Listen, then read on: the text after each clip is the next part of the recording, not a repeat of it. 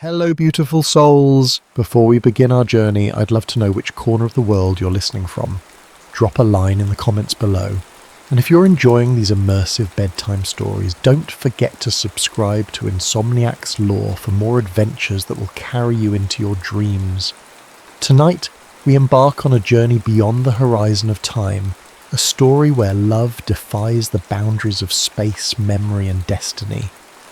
Louis Doyle's fingers danced across the console of Astralis 5, the experimental spacecraft's cabin humming with the quiet intensity of cutting-edge technology. The holographic displays cast a blue glow across his features as he ran through the pre-jump checklist for the third time. At 32, he had already logged more test flights than pilots twice his age, but today's mission carried stakes that made his palms sweat beneath his flight gloves. Reading normal on all fractal alignment matrices called Malcolm Park from the co-pilot's chair. At 35, Malcolm's salt and pepper temples betrayed the stress of their profession, but his eyes still held the eager spark that had drawn Louis to him as a friend and colleague years ago. Malcolm, if these calculations are even slightly off— "They're not," Malcolm interrupted, shooting Louis a knowing look. "I triple-checked them myself. We'll be back in time for Sophia's ultrasound tomorrow." The mention of his wife and their unborn daughter brought a smile to Louis's face. The image of Sophia that morning flashed in his mind, standing in their kitchen, her honey brown hair catching the sunlight, one hand resting on her swollen belly, while the other held their 3-year-old son Oliver on her hip. "Promise you'll be careful," she'd whispered against his lips as they parted.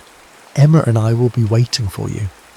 "Initiating fractal expansion sequence," Louis announced into his comm, pushing the thought away. "Quantum space-time dynamics. This is Astralis 5.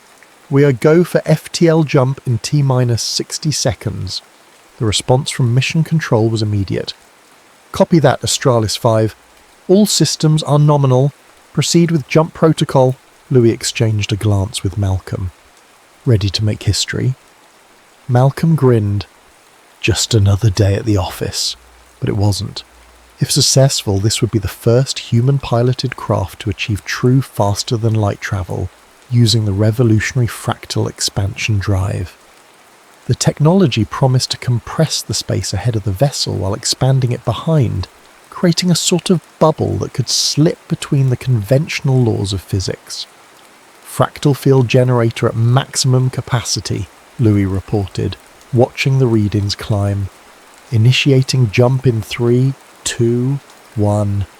He pressed the activation sequence, and the universe seemed to hold its breath. For a heartbeat, nothing happened.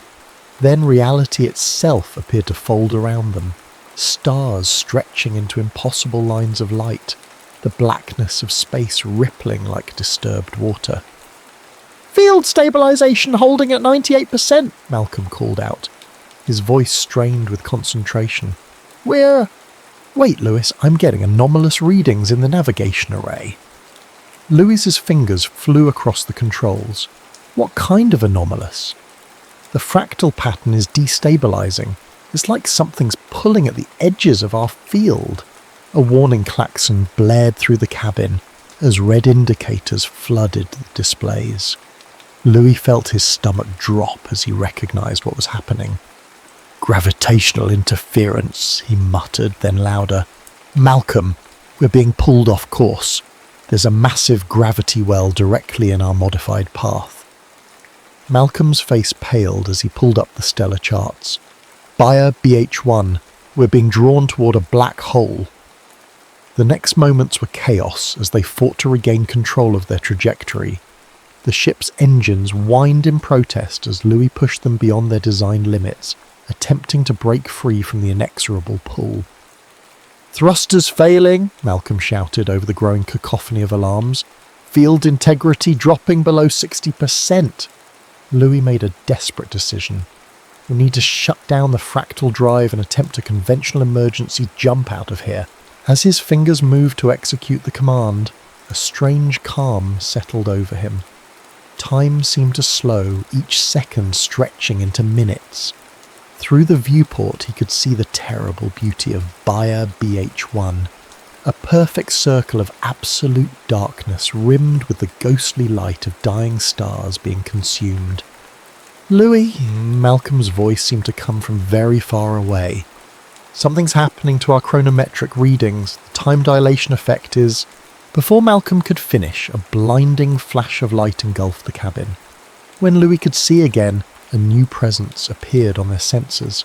An unknown vessel, its design unlike anything in Earth's registry. It moved with impossible grace, positioning itself between Australis 5 and the black hole. "Are they helping us?" Malcolm whispered. As if in answer, their communications array lit up with an incoming data packet. Not words or images, but pure mathematics, equations of such complexity and elegance that Louis felt a chill run down his spine. "It's a correction to our fractal field formula," he realised with sudden clarity. "They're showing us how to compensate for the gravitational distortion." Working with frantic precision, Louis integrated the new calculations into their navigation system. The alien vessel maintained its position, seemingly holding back the full force of the black hole's pull. "Field reforming," Malcolm reported, wonder in his voice. "Fractal integrity at 105%, how is that even possible?" Louis didn't answer, focusing entirely on executing their escape. With the alien mathematics guiding their path, Australis 5 slipped free of the gravitational well and made the jump back toward Earth. The return journey seemed deceptively normal. Their instruments showed they had been gone for less than 6 hours, enough time for some concern at mission control, but nothing catastrophic. It wasn't until they approached Earth orbital space that the truth became clear. "Louis," Malcolm's voice cracked as he stared at the dating display. "According to mission control, we've been gone for 52 years. Louis felt the world fall away beneath him. 52 years. Sophia would be 78 now, Oliver 55, and Emma, his unborn daughter, would be 52 years old, older than he was. As Australis 5 docked with the gleaming orbital station that hadn't existed when they left, Louis stared out at an Earth that looked both familiar and alien. The blue-green marble still spun serenely below, but new orbital structures and unfamiliar spacecraft patterns told of decades of advancement. "What do we do now?" Malcolm asked quietly. Louis unbuckled his harness with numb fingers. "We go home," he said, "whatever's left of it." The descent to Earth felt surreal. Louis stared out the shuttle window at the transformed skyline of New Seattle, where impossibly tall structures of transparent materials caught the sunlight like crystalline forests. Air traffic moved in precise three-dimensional patterns that would have been chaos in his time, but now seemed to follow some intricate dance only these future pilots understood. The medical and psychological evaluations had taken 3 days. 3 days of poking, prodding, scanning, and endless questions while he and Malcolm tried to grasp the enormity of what had happened. The time dilation effect near Bayer BH1 had slowed their subjective experience to a crawl while decades rushed by on Earth. They were living relics, perfectly preserved specimens from the 2120s. "Your cellular structure shows no abnormalities," the chief medical officer had explained, her eyes constantly darting to her neural interface rather than meeting Louis's gaze directly. "Physically, you're both exactly as you were when you left. Your chronological age is 84, but biologically you're still 32. Now, as the shuttle descended toward the landing pad of what had once been downtown Seattle, Louis clutched a small holographic projector in his hand. It contained the current information about his family, data that the officials had reluctantly provided after his insistence. Sophia was alive. She had remarried 15 years after his disappearance, to a man named Thomas Mathis. They'd had no children together, but Thomas had helped raise Oliver and Emma. Thomas had passed away 7 years ago. Sophia now lived in a life extension community in what used to be called Bellevue. Oliver was married with 3 children and 4 grandchildren. Emma had married twice with 4 children and 3 grandchildren. Louis had 11 grandchildren he had never met, some of whom were now older than he was. The shuttle touched down with barely a whisper, and Louis stepped out into a world he no longer knew. A sleek transport pod waited to take him to Sophia. Malcolm had family to find as well, a younger sister who was now an elderly woman living in Tokyo. "We'll meet soon," Malcolm had promised before they parted. "We're probably the only people in the world who understand what the other is going through." The transport pod moved silently through the city, its automated systems requiring no input from Louis. He watched the unfamiliar landscape blur by, catching glimpses of everyday life in 2177. People dressed in fabrics that seemed to shift and change with their movements. Many had visible tech integrated into their bodies, subtle glowing lines beneath the skin, eyes with pupils that adjusted mechanically, hands with extra digits that looked both natural and artificial. When the pod finally stopped, Louis found himself before a sprawling complex of elegant buildings integrated with the natural landscape. Trees grew through and around structures in a harmony of design that would have been impossible in his time. A young woman, perhaps in her 20s, waited at the entrance. Her professional smile and the subtle glow of interface tech at her temples marked her as staff. "Captain Doyle," she greeted him. "I'm Mira. I'll be facilitating your reunion with Mrs. Mathis Doyle. She's been informed of your arrival and is waiting in the garden pavilion." Louis followed Mira through winding paths lined with flowers he couldn't name and trees engineered to bloom year-round. His heart hammered against his ribs. How do you face a woman you said goodbye to yesterday, who has lived more than half a century since then? The pavilion appeared ahead, a graceful structure of living wood and transparent panels that caught the afternoon light. And there, seated in a hoverchair near a small fountain, was Sophia. Time had etched deep lines into her face and turned her honey-brown hair to silver. But her eyes, those eyes that had looked at him with love just days ago in his timeline, were unmistakably hers. They widened as he approached, her weathered hand lifting to cover her mouth. "Louis," she whispered, the single word carrying 5 decades of grief, acceptance and shock. Louis dropped to his knees beside her chair, words failing him entirely. His wife, yet not his wife anymore, reached out with trembling fingers to touch his face. "They told me, but I couldn't believe it," she said, her voice stronger than he had expected. "You haven't changed at all." "Sophia, Louis began. But what could he possibly say? "Sorry I disappeared for 52 years. I still love you as if I saw you yesterday." Instead, tears came, hot and unexpected. Sophia's hand cupped his cheek, her touch both familiar and strange. "Oh, my dear Louis, what a cruel trick time has played on us both." They talked for hours as the sun moved across the sky. Sophia told him of the years after his disappearance, the grief, the long wait, the eventual acceptance. She spoke of raising their children alone until meeting Thomas, a kind man who never tried to replace Louis, but instead honoured his memory. "Oliver was so angry when I decided to marry again," she recalled with a sad smile. "He was 8 by then, and he had convinced himself you were coming back any day. Emma was easier. She only knew you from stories and pictures." Louis listened, trying to piece together the lives that had continued without him. Will they see me?" Sophia nodded. "Emma is coming tomorrow. She's been the most open to this. Oliver," she hesitated. "Oliver needs more time. This is difficult for him in ways I think neither of us can fully understand." As evening approached, Sophia grew tired.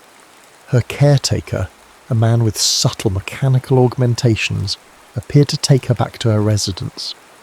"We've prepared accommodations for you here in the community," Mira informed Louis. "Mrs. Mathis Doyle requested you stay close." That night, alone in a room designed for comfort but feeling utterly alien, Louis stared out at the unfamiliar stars. Light pollution had been nearly eliminated, and the sky was clearer than he remembered.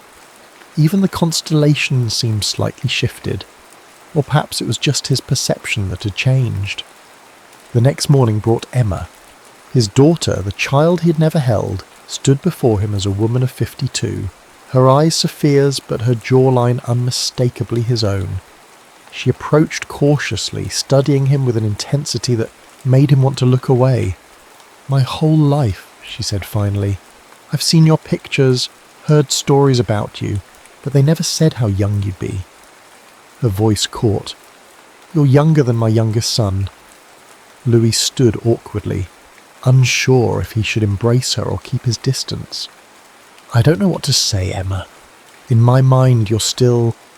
He gestured vaguely toward her midsection. A smile broke through her reserve. "Still unborn? Well, I did turn out rather well, if I do say so myself."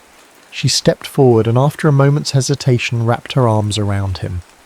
"Welcome home, Dad, even if it's not the home you left." Over the next weeks, Louis met most of his grandchildren. Some approached him with curiosity, others with wariness. To them, he was both family and stranger, a figure from history books suddenly animated and walking among them. Ethan, Emma's youngest at 24, showed the most interest. "It's like meeting a time traveller," he enthused during one visit, peppering Louis with questions about life in the 2120s that made Louis realise just how much had changed. Olive remained distant, agreeing only to a brief video call where tension radiated through the connection. "I need more time," he said stiffly. 52 years wasn't enough to get over losing you. I can't just flip a switch because you've returned." As the weeks passed, Louis felt increasingly displaced. Sophia was kind, but the romantic love they had shared had transformed into something else.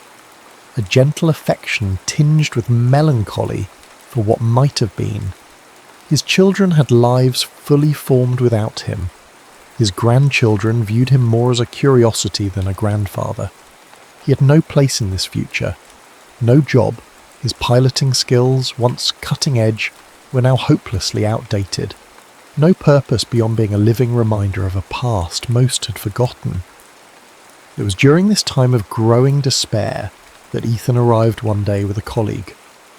"Grandpa Louis, this is Dr. Jasmine Patterson," Ethan said, introducing a striking woman with dark curls and keen, intelligent eyes.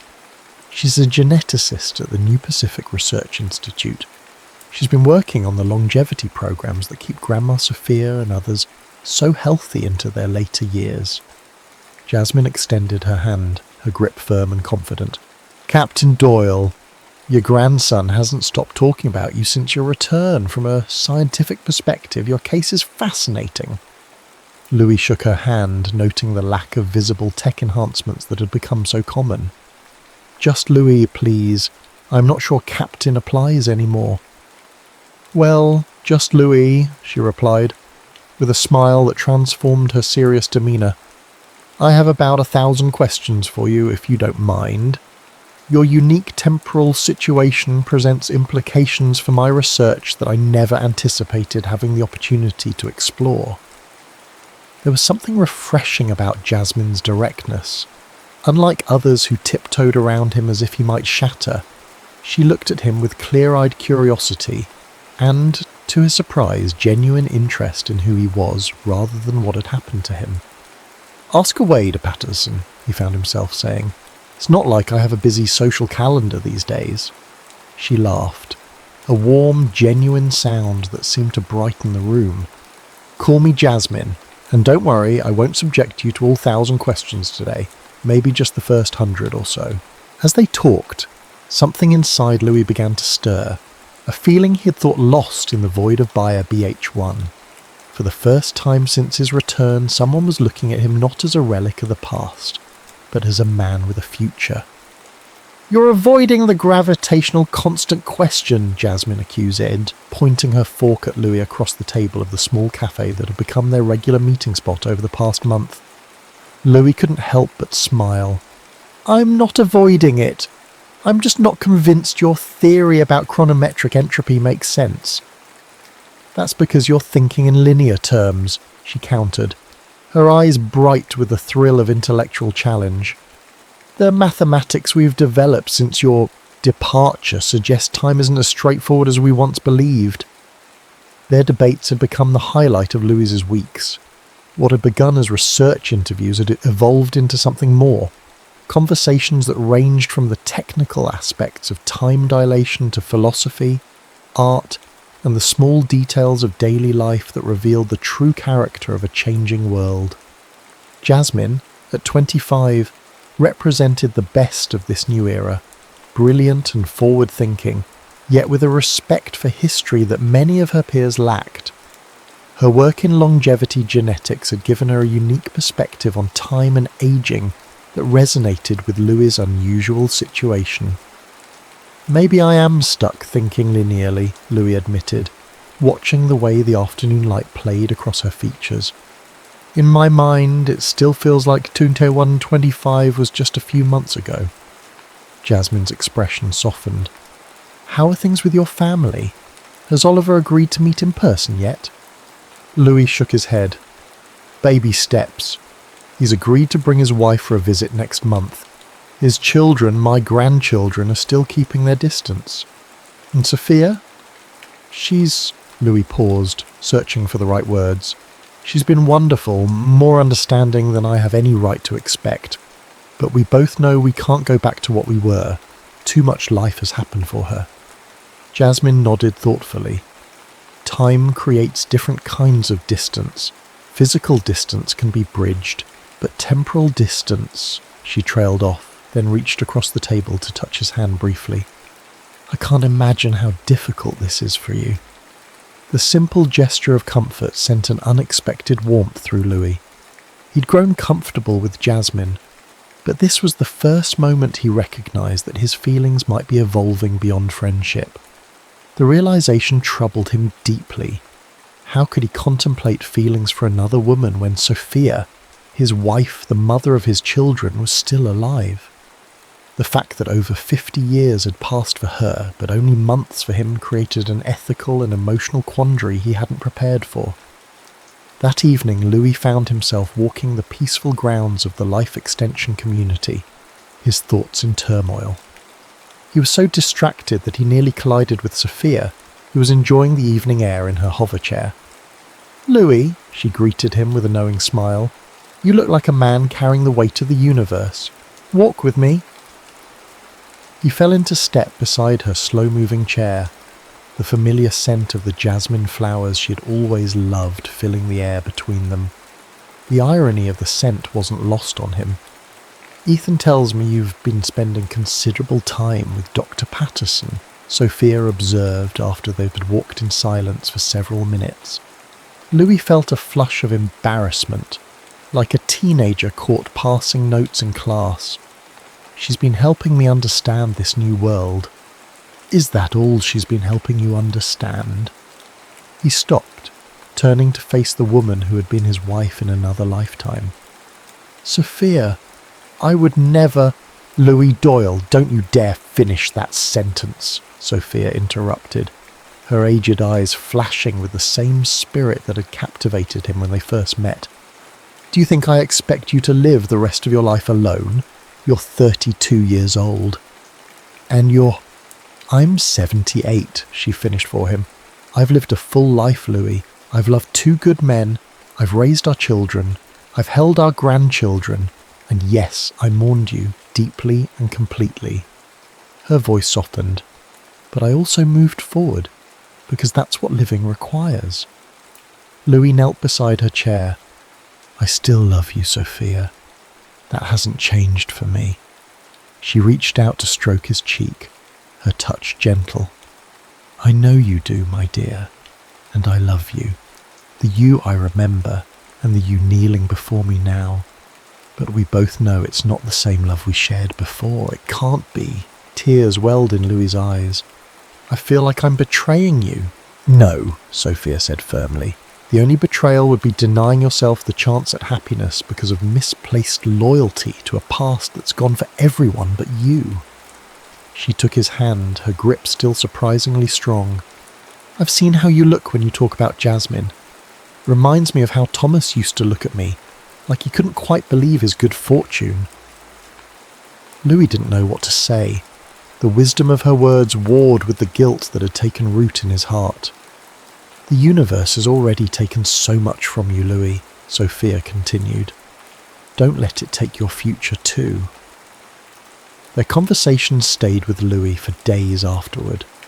He went through the motions of his increasingly structured life, meetings with specialists helping him integrate into modern society, visits with Emma and her family, virtual reality sessions to update his piloting knowledge in case a suitable position became available. But his thoughts kept returning to Jasmine and to Sophia's blessing that felt both liberating and terrifying. When Jasmine called to invite him to a symposium on quantum temporal mechanics, Louis nearly declined. But Sophia's words echoed in his mind. "Don't let it take your future too." "I'd be delighted," he heard himself say instead. The symposium was held in what had once been the Seattle Art Museum, now transformed into a combined cultural and scientific hub. As Louis and Jasmine entered the grand hall, he became acutely aware of the curious glances directed their way. By now, the story of Astralis 5 and its time-displaced pilots had become public knowledge, making Louis something of a reluctant celebrity. "Ignore them," Jasmine murmured, seeming to sense his discomfort. "They'll find some new fascination next week." The lectures were largely beyond Louis's understanding, despite his background in aerospace engineering. The field had advanced so dramatically that he often felt like a student from the medieval era trying to comprehend quantum physics.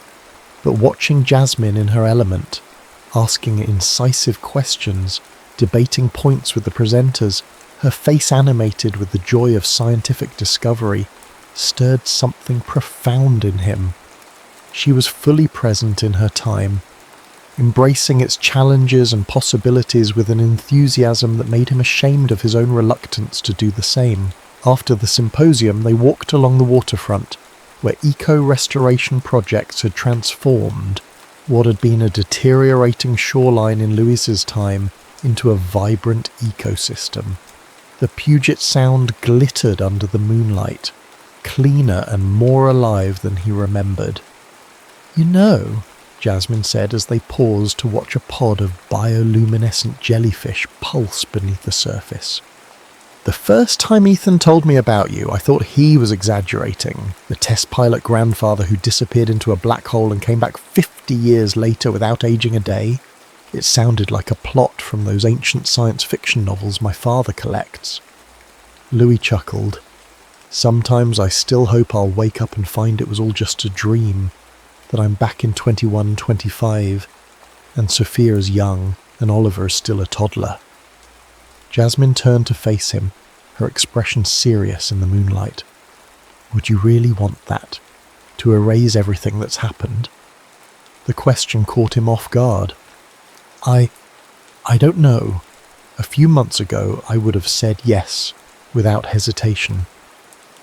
And now?" Louis looked out at the water, considering. "Now I think about what Sophia told me, about the life she built, the happiness she found even after losing me. I think about Emma, who never knew me but became this incredible woman anyway, and I think..." He hesitated, then turned to meet Jasmine's gaze. "I think about the people I wouldn't have met if things had happened differently." Something shifted in the air between them, a recognition of feelings that had been growing despite both their efforts to maintain professional boundaries. "Louis," Jasmine began, her voice uncharacteristically uncertain, "I need to be clear about something. I didn't continue our meetings just for my research." "I know," he said softly. "This is complicated. You have history, literal history, that I can't possibly compete with." Louis shook his head. "It's not a competition, Jasmine.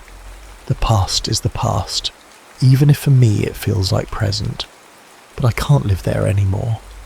Slowly, giving her every chance to pull away, he leaned forward and kissed Emma. It was gentle and questioning, a kiss that asked permission rather than presumed it. To his relief and joy, she responded, her hand coming up to rest against his chest. When they parted, Jasmine's smile held a hint of wonder. "Well, now I can tell people I've kissed a man from another time." Louis laughed, the sound surprising him with its freedom. "Is that going in your research notes to Patterson?" "Definitely," she replied with mock seriousness, "under extremely promising developments." Their budding relationship was not without complications. When news reached Louis's family, reactions were mixed.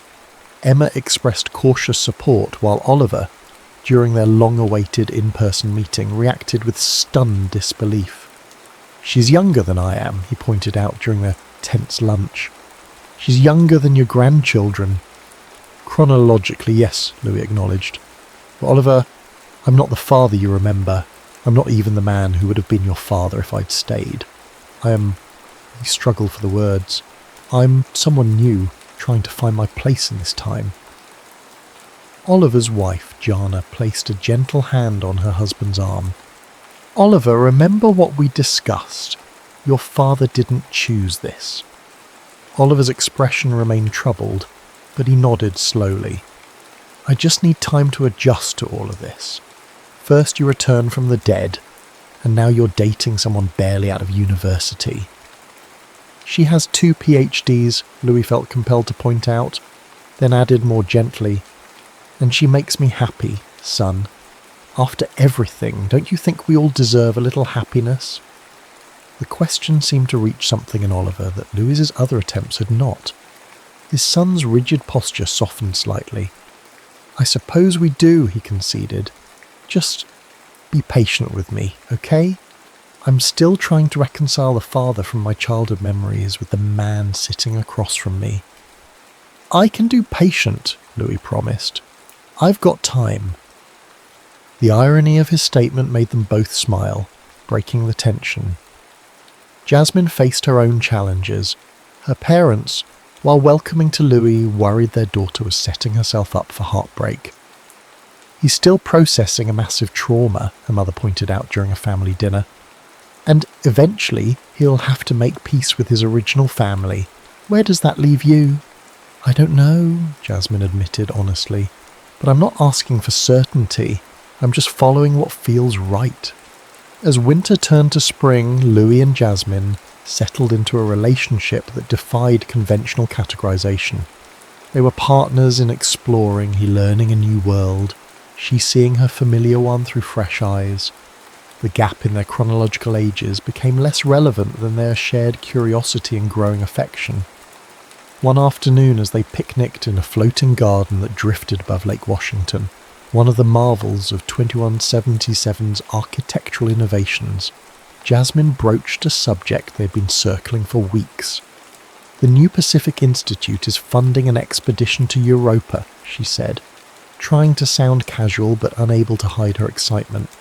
"They're looking for specialists in extreme environment adaptation, which is basically what I've been studying for the past 3 years." Louis set down his glass of synthesized wine, another modern innovation he'd grown to appreciate. "Europa? Jupiter's moon?" She nodded. "The subsurface ocean has shown remarkable potential for supporting modified human habitation. We're talking about establishing the first permanent research base." The implications were clear. "How long would you be gone?" 3 years, Earth time," she replied, watching his reaction carefully. "But here's the thing, they need a pilot with experience in gravitational anomalies. The Jupiter system is tricky to navigate, even with AI assistance.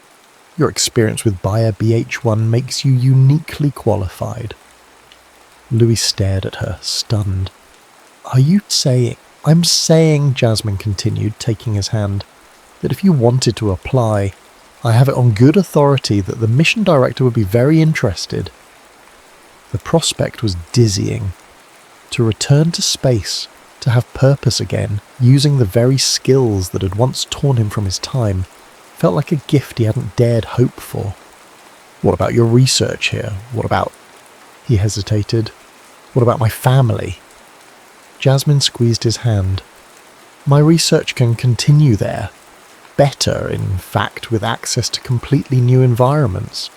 As for your family, she looked at him with understanding, that's a decision only you can make. But Louis, they've built lives that will continue with or without your daily presence. The question is, what life are you going to build? As Louis considered her words, he gazed out at the Seattle skyline, at once familiar in its geography and utterly transformed in its details. In that moment, he realized something profound. He had been given not just a second chance at life, but at love, at purpose, at future.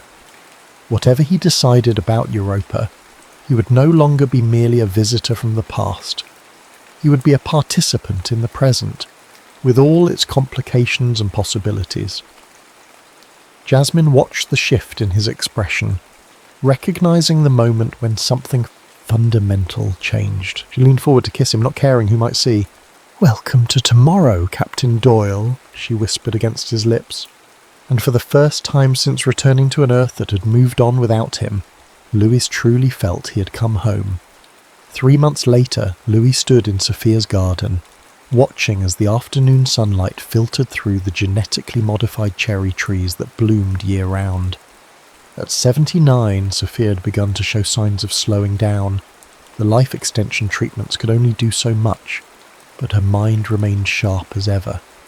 "So you've made your decision," she said, more statement than question. Louis nodded, taking a seat on the bench beside her hoverchair. "I have. The Europa mission leaves in 6 weeks. Jasmine and I will both be going." Sophia smiled, reaching out to take his hand. Her skin felt paper-thin against his, the contrast between his artificially preserved youth and her natural aging more pronounced than ever. "You know, when Thomas asked me to marry him, I almost said no," she confessed, her eyes distant with memory. "I felt like I was betraying you, even though you'd been gone for 15 years by then. Oliver was so angry about it. He was still holding on to the hope you'd return." Louis squeezed her hand gently. "I'm glad you said yes. You deserved happiness, Sophia." "As do you," she replied firmly. "I've watched you these past months, Louis. When you first returned, you were a ghost, present in body, but your spirit was still trapped in 2025. Now," she gestured to his face, "now I see life in your eyes again." They sat in comfortable silence for a few moments, the kind that can only exist between people who have shared a lifetime of love, even if that lifetime took very different forms for each of them. "I wanted to ask you something," Louis said finally. "Something important." "Anything, dear." Louis took a deep breath. "Your blessing. Not just your acceptance or your understanding, but your true blessing. For whatever future Jasmine and I might build together." Sophia's eyes filled with tears, but her smile was radiant. "Oh, Louis, you've had that from the moment I saw how she looks at you, and how you look at her." She reached up to touch his cheek. "Our time together exists in a different world now, but it was real and precious. Nothing can diminish what we shared. But love isn't meant to be preserved like a museum piece. It's meant to grow, to change, to find new expressions." Louis leaned forward to embrace her, careful of her fragility. "I will always love you, Sophia. Always." "I know," she whispered against his shoulder. "And I will always love the young man who promised to come home to me after his test flight. But we're both different people now. You have centuries ahead of you, Louise. Live them fully." As they parted, Louis felt a weight lifting. The last lingering threads of guilt that had bound him to a past he could never reclaim. The weeks that followed were a whirlwind of preparation. The Europa mission required extensive training, even for someone with Louis' experience. The technology had advanced considerably, and while his intuitive understanding of spaceflight principles remained valuable, the practical applications had transformed. Jasmine threw herself into final research preparations, her excitement infectious as she described the studies she hoped to conduct in Europa's unique environment. They spent long evenings discussing the possibilities, her scientific vision complementing his practical experience in ways that made them ideal mission partners. Oliver finally began to thaw, especially after Louis made it clear that his departure for Europa wasn't an abandonment but an opportunity for both of them to move forward. "I missed your childhood," Louis told his son during a rare moment alone. "I can never get that back, but I can be present for whatever time we have now, and when I return from Europa, I want to know the man you've become, not just the memory of the boy I left behind." Something in those words seemed to reach Oliver in a way nothing else had. "I've spent most of my life angry at you for leaving," he admitted, "even knowing it wasn't your choice. I think I need to finally let that go." Their reconciliation wasn't instantaneous or complete, but it was a beginning. Oliver even brought his children, Louis's grandchildren, to the farewell dinner Emma organised 2 weeks before the mission launch. The gathering was held at Emma's home, a beautiful structure nestled in the mountains outside the city. Nearly the entire extended family attended, creating a chaotic blend of generations that left Louis both overwhelmed and deeply moved. "To think," Emma mused as they stood watching the family mingle, "all of this came from you and Mum. All these lives that wouldn't exist if not for you too." Louis felt a profound sense of wonder at her words. Whatever had been lost in his displacement through time, this legacy, these people had been gained. Jasmine fit seamlessly into the gathering, her natural warmth and genuine interest in each family member earning her acceptance even from the initially sceptical. Louis watched with pride as she engaged Oliver's oldest grandson in a spirited debate about the ethics of genetic enhancement, a topic that would have been purely theoretical in Louis's original time. As the evening wound down, Louis found himself on the terrace with Malcolm, who had travelled from Tokyo for the occasion. In the months since their return, they'd kept in regular contact, but the demands of building new lives had limited their time together. "So," Malcolm said, leaning against the railing, "Europa, never thought we'd get back out there, did you?" Louis shook his head. "After everything that happened with Astralis 5, I assumed my flying days were over." "Funny how things work out," Malcolm mused. "You know, I've been offered a position too, consulting on the Ganymede project. Different moon, same neighbourhood." Louis turned to his old friend in surprise. "You didn't mention this before," Malcolm shrugged, a smile playing at his lips. "Just finalised yesterday. Seems the Jupiter system is the place to be for time-displaced pilots." They laughed together, the sound carrying out over the valley below. For a moment, Louis could almost imagine they were back in flight training, young and certain of their invincibility, the future stretching endlessly before them. "Do you ever regret it?" Louis asked suddenly. "The test flight?" Malcolm considered the question seriously. "Sometimes. I missed watching my niece grow up. I missed my sister's middle age. I came back to find many of my friends gone." He paused, looking out at the stars appearing in the darkening sky. "Then I think, how many people get to see the future, really see it, not just imagine it? We've been given something extraordinary, Louis. Not just longevity, but perspective." Louis nodded, understanding exactly what his friend meant. "To new horizons, then?" Malcolm raised his glass. "To new horizons." The night before the launch, Louis took Jasmine to watch the sunset from Kerry Park, a spot that had somehow survived the decades of urban transformation. The view of the city was dramatically different, with buildings that seemed to defy gravity and transport systems that wove through the air like luminous rivers, but the fundamental geography remained unchanged. "My father proposed to my mother here," Jasmine said as they looked out over the bay. "It's funny how some traditions persist, isn't it?" Louis glanced at her, catching the hint of something in her voice. "Traditions?" She turned to face him fully, reaching into her pocket to withdraw a small object that gleamed in the fading light. Not a ring, as might have been traditional in Louis's time, but a delicate bracelet crafted from a material he didn't recognize. "In my family, this is the bonding gift," she explained, her voice steady but her eyes revealing her nervousness. "It's designed to be worn by both partners.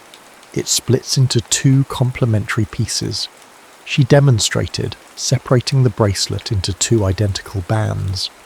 "The material is quantum linked. No matter how far apart we are, they'll always respond to each other's presence." Louis stared at the bands, understanding the significance of what she was offering. "Jasmine, are you asking you to be my partner?" "Yes," she said simply. "Not necessarily in the traditional married sense. That feels too bound to old conventions for what we are to each other. But as my chosen one, the person I want beside me as we explore worlds neither of us has seen before." Louis felt his heart swell with emotion. This woman, who had seen him not as a relic or a curiosity, but as a man worthy of a future, was offering him exactly that, a future unconstrained by the past. "I can think of no greater honour," he said, taking one of the bands and slipping it onto his wrist. It adjusted automatically to fit perfectly, glowing with a soft inner light. "No greater joy than discovering new worlds with you, both out there and within ourselves." As Jasmine placed the companion band on her own wrist, both bracelets pulsed in unison, their lights synchronizing in a dance of quantum connection. She stepped into his embrace, and as they kissed beneath the stars, Louis felt the final piece of his new life click into place. The launch day dawned clear and bright. The spaceport, located on what had once been an island in the Puget Sound, hummed with activity as the Europa mission prepared for departure. The ship, the Galileo's Dream, stood gleaming on its launch pad, a marvel of engineering that made Australis 5 look primitive by comparison. Louis's family had gathered to see them off, even Oliver, who had arrived early to have a final moment alone with his father. "I brought something for you," Oliver said, handing Louis a small weathered object. "Was Mum saved it all these years. After she married Thomas, she put it away, but she never got rid of it." Louis opened his palm to reveal his original wedding band, a simple gold ring that had been removed during the medical evaluations after Australis 5's return and never reclaimed. "I don't know if it means anything to you now," Oliver continued, "but I thought you should have it. Not to wear," he added quickly, glancing at the quantum bracelet on Louis's wrist, "but to remember." Louis closed his fingers around the ring, deeply moved by the gesture. "Thank you, son. It means everything to me." They embraced, and for the first time since his return, Louis felt like he was truly holding his son, not just the stranger who had grown from the boy he remembered. The final goodbyes were emotional but not devastating. There was a sense of rightness to this departure that had been absent from his unintentional one 52 years earlier. Promises were made to communicate regularly. The quantum entanglement networks allowed near real-time communication even across the vast distances of the solar system. As Louis and Jasmine boarded the Galileo's Dream, Sophia raised her hand in a final farewell. Their eyes met across the distance and volumes were spoken in that silent exchange, acknowledgement of a love that had endured across time even as it transformed into something new. In the cockpit, Louis took his position as lead pilot, the familiar sensation of pre-flight anticipation flooding his system.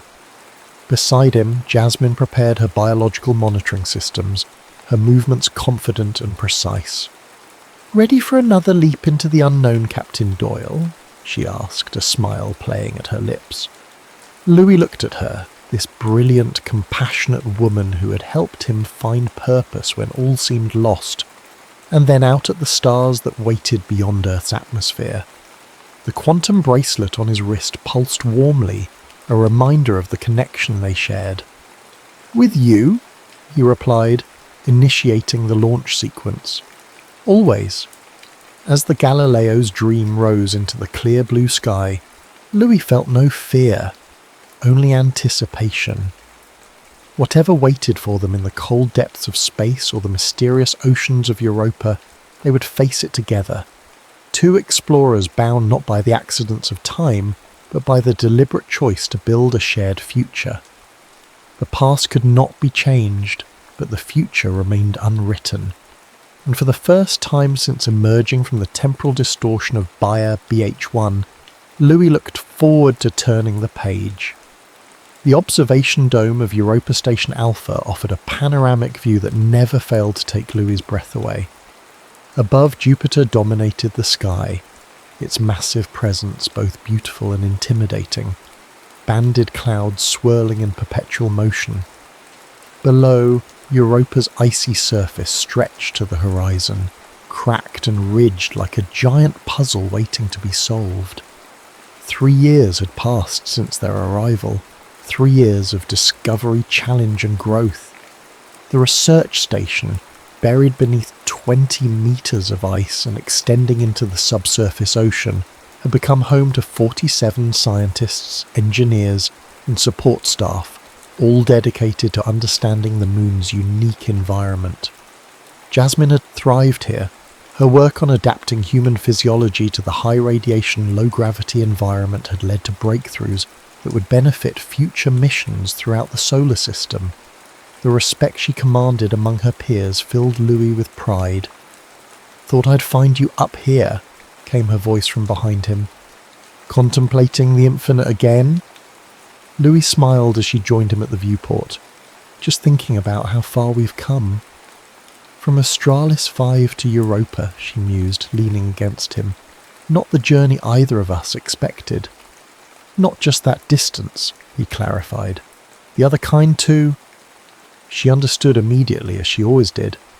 The quantum bracelets they wore pulsed in synchronization, their connection as strong as it had been the day they exchanged them. "I got a message from Emma this morning," Louis continued. "Oliver's youngest granddaughter, my great-granddaughter, just graduated from university. Astrophysics, if you can believe it.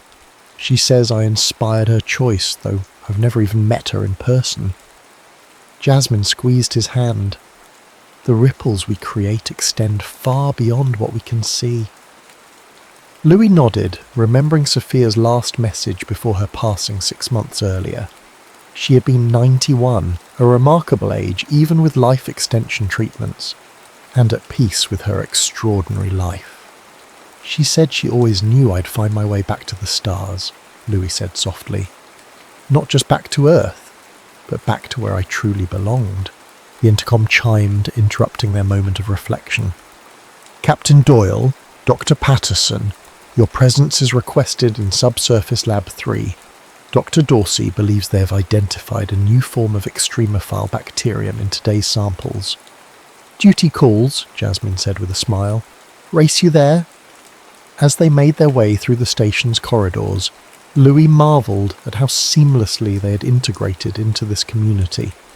Here, his unusual temporal displacement was just another interesting fact about him, not the defining characteristic that had overshadowed everything on Earth. The lab was buzzing with excitement when they arrived. Dr. Leon Dorsey, the expedition's chief biologist, looked up from her microscope with barely contained enthusiasm. "You're going to want to see this," she said, gesturing them over. "The new extremophile isn't just surviving in Europa's ocean, it's manipulating its environment in ways that suggest rudimentary intelligence." As Jasmine bent over the microscope, her face lighting up with scientific curiosity, Louis felt a surge of gratitude for the strange, twisted path that had brought him here. The black hole that had stolen his original future had, in its way, given him this one instead. Later that evening, as they prepared for bed in their shared quarters, Louis retrieved a small box from his desk drawer. Inside lay his original wedding ring from Sophia, the one Oliver had returned to him before the launch, alongside a worn photograph of his first family and a small vial of water. "What's that?" Jasmine asked, noticing the vial. "Malcolm brought it back from Earth on the last supply run," Louis explained. "It's from Puget Sound, near where Sophia's ashes were scattered. I thought, I thought tomorrow we might take the shuttle to the western ice plains. There's a crevasse there that leads directly to the subsurface ocean. I'd like to pour this into Europa's waters." Jasmine's eyes softened with understanding. "A way of connecting your past to your present." Louis nodded. "Is that strange?" "Not at all," she said, wrapping her arms around him. "It's one of the things I love most about you, your ability to honour what was while still embracing what is." They stood together by the small viewport in their quarters, Jupiter's reflected light casting a gentle glow across the room. At 55, chronologically 87, Louis had noticed the first subtle signs of aging since arriving on Europa. The preserved youth gifted by the time dilation was finally giving way to the natural progression of life. Strangely, he welcomed these changes. They connected him to the normal flow of time, to the rhythm of existence that all living things shared. Jasmine, now 28, had committed to aging alongside him, declining the more aggressive longevity treatments that might have maintained her youth far beyond his lifespan. "Do you ever wonder what happened to them?" Louis asked suddenly. "The aliens who saved us from Bayer BH1? Jasmine considered the question. "Sometimes. The mathematical formulas they shared have revolutionized our understanding of space-time, but we've never encountered anything like their vessel again." "I like to think they're still out there," Louis mused. "Maybe they make a habit of rescuing foolish explorers who venture too close to black holes." "Perhaps we'll meet them again someday," Jasmine suggested. "Space is vast, but time is longer." "Time," Louis repeated with a soft laugh. "My old adversary and strange benefactor." They fell silent, content in each other's presence as Jupiter continued its stately progress across their window. Tomorrow would bring new discoveries, new challenges, new wonders. The day after might bring something entirely unexpected, perhaps the decision to extend their mission, or to return to Earth to finally meet the great-granddaughter following in Louis's footsteps. Whatever came next, Louis knew with bone-deep certainty that he would face it without regret. The universe had given him not one life but two, each with its own joys and sorrows, its own unique forms of love. As if reading his thoughts, Jasmine turned in his arms to face him, her eyes reflecting the light of a world neither of them could have imagined in their separate pasts. "To borrow time," she said softly, echoing the toast they had shared on their first anniversary. Louis smiled, his heart full, and to making every moment count. Outside their window, Europa continued its eternal dance around Jupiter, carrying them forward into a future limited only by their courage to embrace it. And in that moment, Louis understood the final lesson of his extraordinary journey through time, that love, in all its forms, was the one force capable of transcending even its relentless passage. For love, unlike time, knew no horizons it could not cross. The end.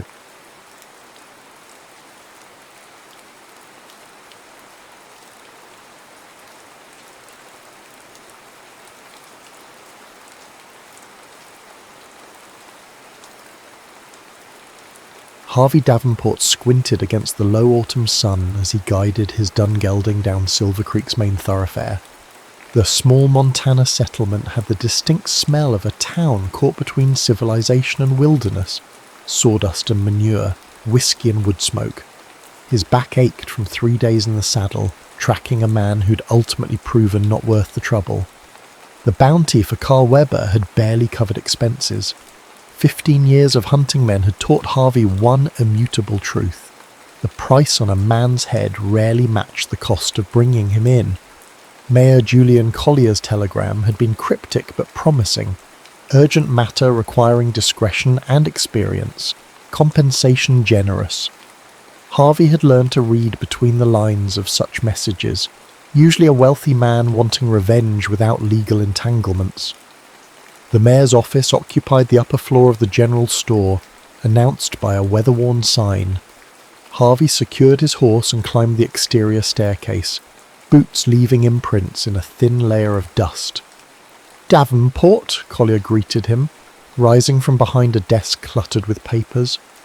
The mayor was a slight man with spectacles and thinning hair, the kind who'd never skinned a knuckle in a fight.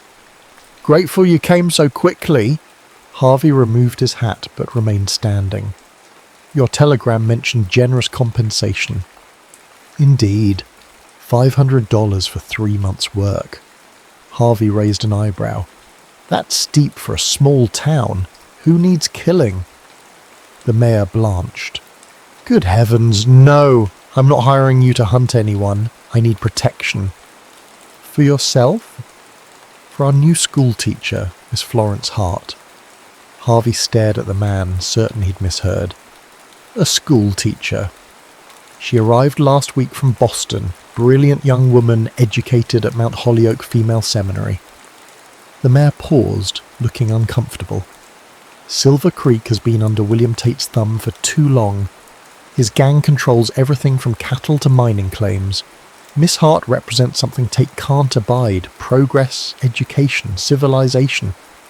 And you think a schoolmarm can change that?" "I think education changes everything, Mr. Davenport. But first she needs to survive long enough to teach."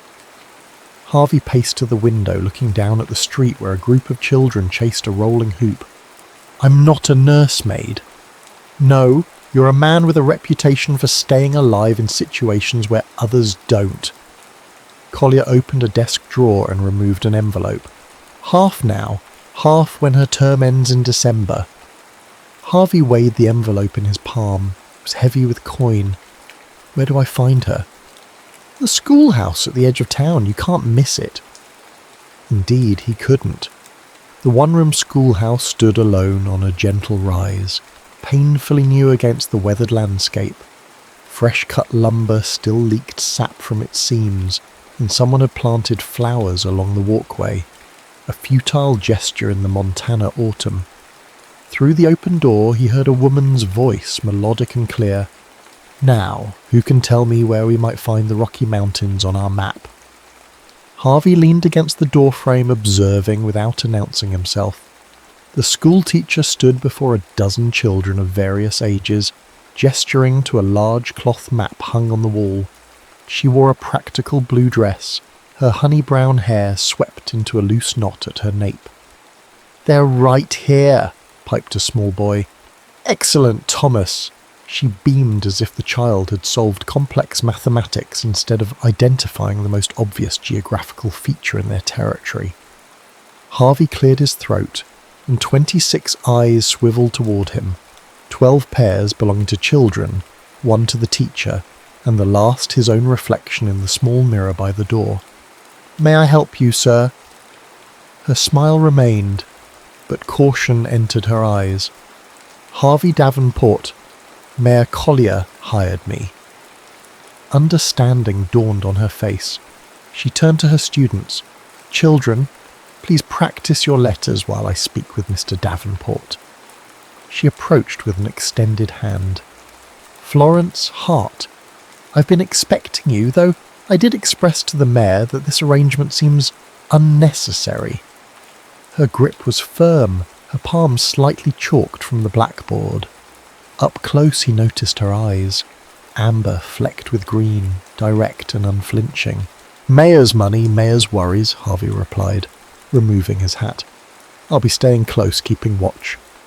"Mr. Davenport, I appreciate the concern, but I've come to teach, not cower. These children need education more than I need protection." "With respect, Miss Hart, you don't know William Tate." "I know men like him exist everywhere, just wearing different clothes. In Boston, they wore fine suits and called themselves businessmen, while exploiting immigrant children in factories." Her chin lifted slightly. "I didn't bend to them, and I won't bend to Mr. Tate." Harvey almost smiled at her naivety. Almost. Those Boston men probably didn't gut people for sport. Colour drained from her face, but her posture remained straight. "I see. Well, I won't be frightened away, Mr. Davenport. These children deserve better." "Most folks deserve better than they get, Miss Hart." doesn't change how things are. Perhaps not, she replied, her voice soft but steel-edged. But it absolutely changes how things will be. Harvey watched her return to her students, marvelling at the peculiar mixture of innocence and determination. 3 months suddenly seemed interminable. He'd met her type before, idealists who believed goodness would triumph simply because it should. They were always the first to fall when reality came knocking with blood-stained knuckles. She wouldn't last a week. That night, as he secured the schoolhouse, Harvey noticed a figure watching from the tree line. He drew his Colt but made no move toward the shadow. A warning shot would only confirm the watcher's suspicions about the schoolteacher's importance. Instead, he deliberately turned his back and continued his checks, keeping the figure in his peripheral vision. The message was clear. I see you, but I'm not concerned. When he turned again, the shadow was gone. Florence's voice interrupted his thoughts. Is someone there? Jamil, she stood in the doorway of the small cabin adjacent to the schoolhouse, a shawl pulled tight around her shoulders. Just the wind, he lied. Go back inside. She studied him for a moment, those amber eyes too perceptive. You're not a very convincing liar, Mr. Davenport. And you're not very good at following directions, Miss Hart. A smile ghosted across her face, a failing my own teachers often noted. Good night, Mr. Davenport. As her door closed, Harvey settled on the porch steps, rifle across his knees. The Montana night unfurled around him, stars pricking the velvet darkness. An owl called from somewhere distant, a lonely sound that echoed his own hollow spaces. 3 months of protecting a woman who believed kindness could overcome cruelty. It was like being hired to shield a candle from a hurricane. The irony wasn't lost on him. Once he'd been the one with faith in humanity's better nature. Once he'd believed in things like justice and hope. Once, before Bitter Creek, the schoolhouse door displayed a fresh-burned message by morning. Leave or bleed. Florence traced the charred letters with her fingertips, leaving sooty smudges on her skin. Well, they certainly lack subtlety. Harvey, who had been inspecting the surrounding ground for tracks, straightened with a scowl. This isn't a joke, Miss Hart. Do I appear to be laughing? She met his gaze steadily. Intimidation tactics are the weapons of small men, Mr. Davenport. I won't dignify them with fear. With that, she retrieved a bucket of whitewash from the supply shed and began coating the damaged door. Her methodical brushstrokes revealed nothing of her thoughts, but Harvey noticed the slight tremor in her hands. You should consider returning to Boston, he said, leaning against the schoolhouse wall. Florence continued painting, not sparing him a glance. I should consider many things, Mr. Davenport. The migration patterns of monarch butterflies, the mathematical principles behind cathedral architecture, the proper preservation of wild berries for winter consumption. She paused, finally looking at him. Abandoning these children isn't among those considerations. The arrival of her students ended their conversation. Harvey watched as Florence transformed, her apprehension tucked away behind genuine warmth as she greeted each child by name. He positioned himself by the window, scanning the tree line while the lesson progressed inside. Mr. Davenport? A small voice interrupted his surveillance. A girl of perhaps 7 stood beside him, clutching a slate. Miss Hart says you might help me with my numbers. Harvey frowned. I'm not a teacher. She says you're good at calculating distances and angles, for shooting. The child spoke matter-of-factly. I don't understand fractions. He glanced at Florence, who was helping another student. She gave no indication of having orchestrated this interaction. Let me see, he said gruffly, taking the slate to. 20 minutes later, Florence dismissed the children for their midday meal. She approached Harvey, who was still working with the girl. 3/4 of a pie and you eat 1/3 of that amount. What do you have left? He was asking. The child's face scrunched in concentration. Half a pie? How'd you figure that? 3/4 times 1/3 is 1/4, so 3/4 minus 1/4 is half. That's right, you're quick. The girl beamed and hurried off to join her friends outside. Sarah struggles with arithmetic, Florence said, sitting beside him on the bench. Her father's a trapper, rarely home. She helps her mother manage their supplies, so fractions are essential for her. Harvey grunted, uncomfortable with her approving gaze. Shooting requires math. Nothing special about it. Florence gathered papers from a nearby desk. You know, Mr. Davenport, for a man so determined to appear heartless. You have remarkable patience with children. Children are different, he said after a moment. They haven't had time to become monsters yet. And adults have? Most. He stood, eager to escape her scrutiny. I'm going to patrol the perimeter. Over the following weeks, an uneasy routine developed. Harvey kept watch while Florence taught. Occasionally, despite his resistance, he found himself drawn into lessons, explaining tracking methods for geography, demonstrating how to calculate a horse's travel distance for mathematics. The children, initially wary of his scarred face and taciturn manner, gradually began greeting him each morning. One boy even presented him with a whittled wooden horse, crudely carved but recognizable. Mr. Davenport, might I ask a favour? Florence approached him one afternoon as the children departed. Depends on the favour. I need to visit Miller's Crossing tomorrow. There's a shipment of books arriving by stage, and supplies I ordered for our harvest celebration. Harvey frowned. This crossing is 15 miles. Indeed, which is why I've arranged to borrow Mr. Peterson's wagon. We could depart after breakfast and return before dark. We? Unless you plan to abandon your duties for the day, she challenged, a hint of mischief in her eyes. The journey began in awkward silence. Florence attempted conversation several times, only to receive grunts or one-word answers from Harvey. After an hour, she sighed dramatically. This will be a tedious journey if you're determined to remain mute, Mr. Davenport. Not much worth saying. I disagree.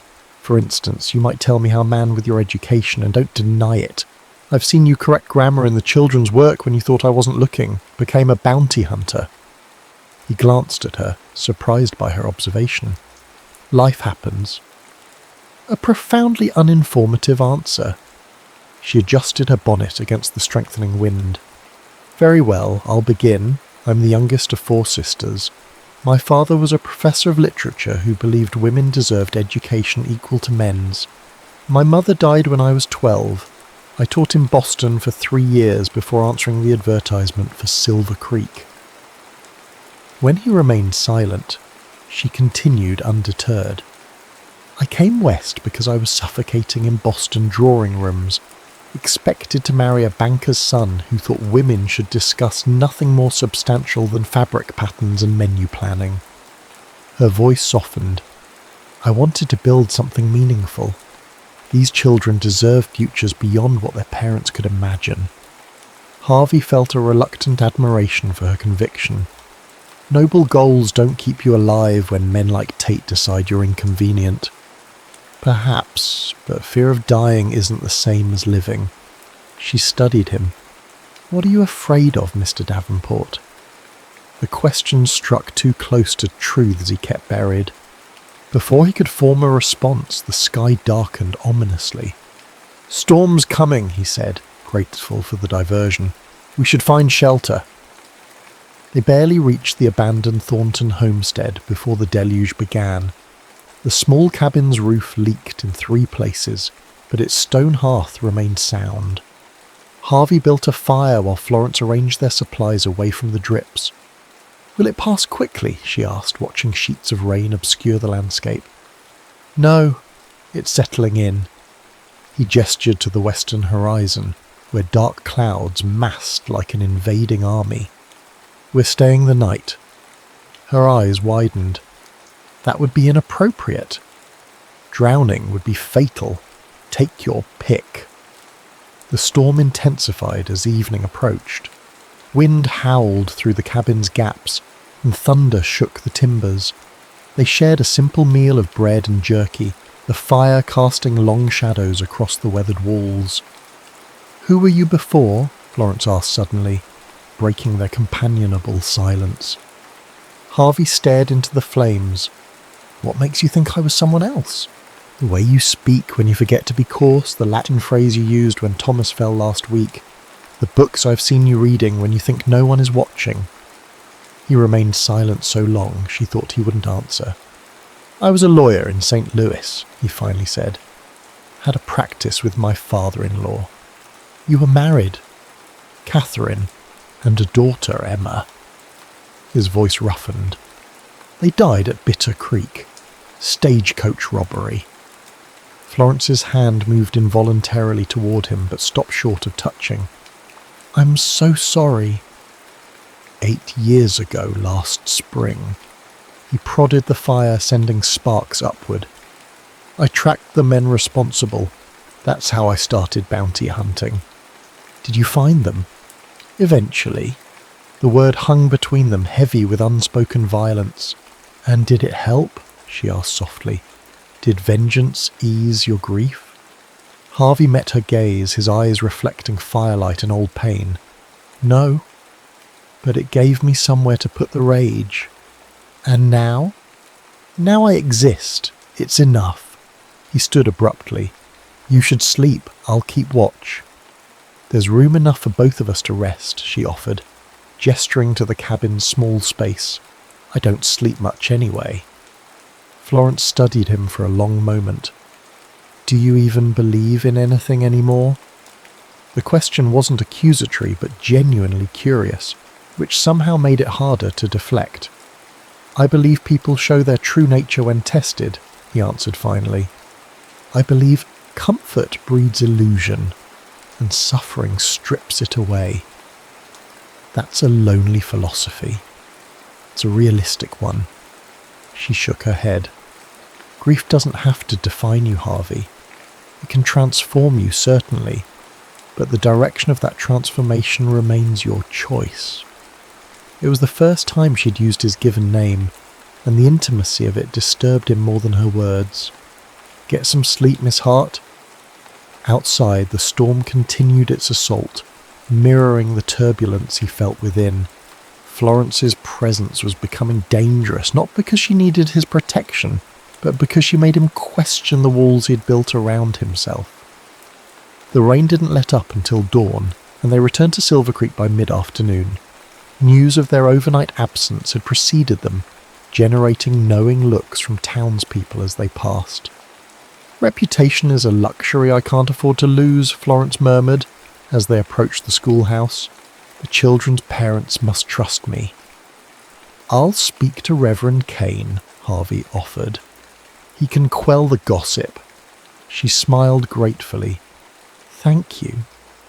As she unlocked the schoolhouse door, Harvey noticed a folded paper nailed to the frame. He snatched it before she could see. "The teacher or the children, your choice."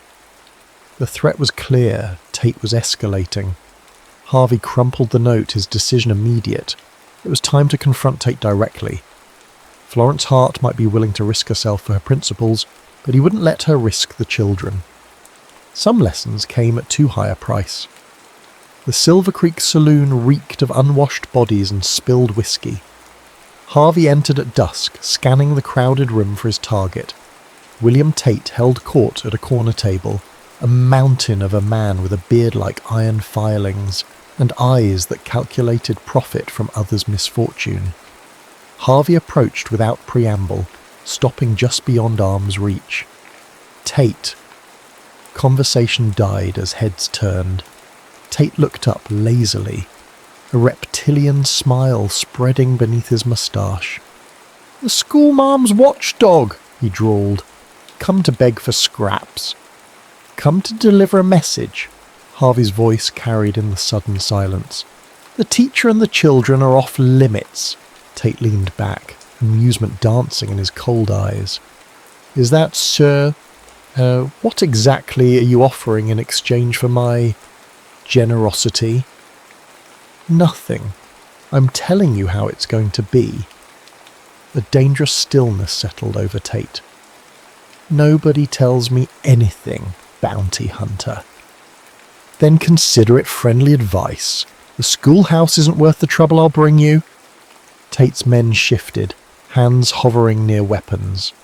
Harvey remained motionless, his calm exterior belying the calculated awareness of every potential threat in the room. You know, Tate said conversationally, I heard an interesting rumour about that pretty teacher. Seems she spent a night alone with you at the old Thornton place. He smirked.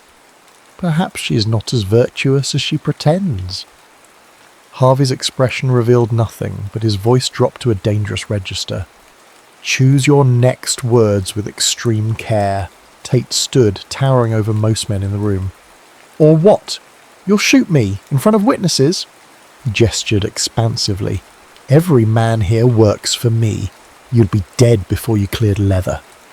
Probably, Harvey agreed, but you'd still die first. Something in Harvey's eyes, the absolute certainty of a man who'd already calculated the cost and found it acceptable, gave Tate pause. 3 days, Tate finally said. The teacher has 3 days to leave. After that, he shrugged. Well, schoolhouses burn easily. Children too. Harvey's hand moved faster than perception could track. Suddenly his knife pressed against Tate's jugular, drawing a bead of blood. Listen carefully, Harvey whispered, his mouth close to Tate's ear. I've killed men in 23 territories. I've hunted human beings like animals and ended them without losing sleep. If anything happens to Miss Hart or those children, anything at all, I will dedicate whatever remains of my life to finding new ways to make you suffer. He stepped back, sheathing his knife with fluid grace. Sleep well, Tate. The saloon remained centered as he departed, the batwing doors swinging in his wake. Outside, Harvey exhaled slowly, adrenaline ebbing. He'd bought time, but also accelerated the inevitable confrontation. Tate wouldn't tolerate such a public challenge. The only question was whether he'd come for Harvey first or strike at Florence to prove his dominance. Harvey found her still at the schoolhouse, arranging books on newly built shelves. You should go home, he said from the doorway. It's late. Florence looked up, a smudge of dust on her cheek. There's so much to organise before tomorrow's lesson. Tomorrow might not come if you exhaust yourself tonight. She smiled. A surprisingly philosophical observation, Mr. Davenport. He didn't return her smile. I spoke with Tate. The book in her hands faltered. I see. Was it productive? No. She placed the book carefully on its shelf. What happens now? You leave. Tonight, preferably. Return to Boston. That's not happening. Harvey crossed the room in 3 strides, frustration breaking through his composure. This isn't a negotiation, Florence. Tate threatened the children explicitly. All the more reason I can't abandon them. Colour rose in her cheeks. If I leave, Tate wins. He'll ensure no teacher ever comes again. These children will grow up under his shadow, believing might makes right. They'll grow up, Harvey emphasised. Alive. Existing isn't living, she echoed his words from the cabin. You taught me that. He turned away, struggling against emotions he'd thought long buried. I can't protect everyone all the time. I'm not asking you to. Her voice softened. But I can't run from this, Harvey. I won't. The use of his given name again deliberate this time. He faced her, finding her closer than expected. The lamplight gilded her features, revealing determination alongside fear she wasn't bothering to hide. You're the most stubborn woman I've ever met, he said, the accusation lacking heat.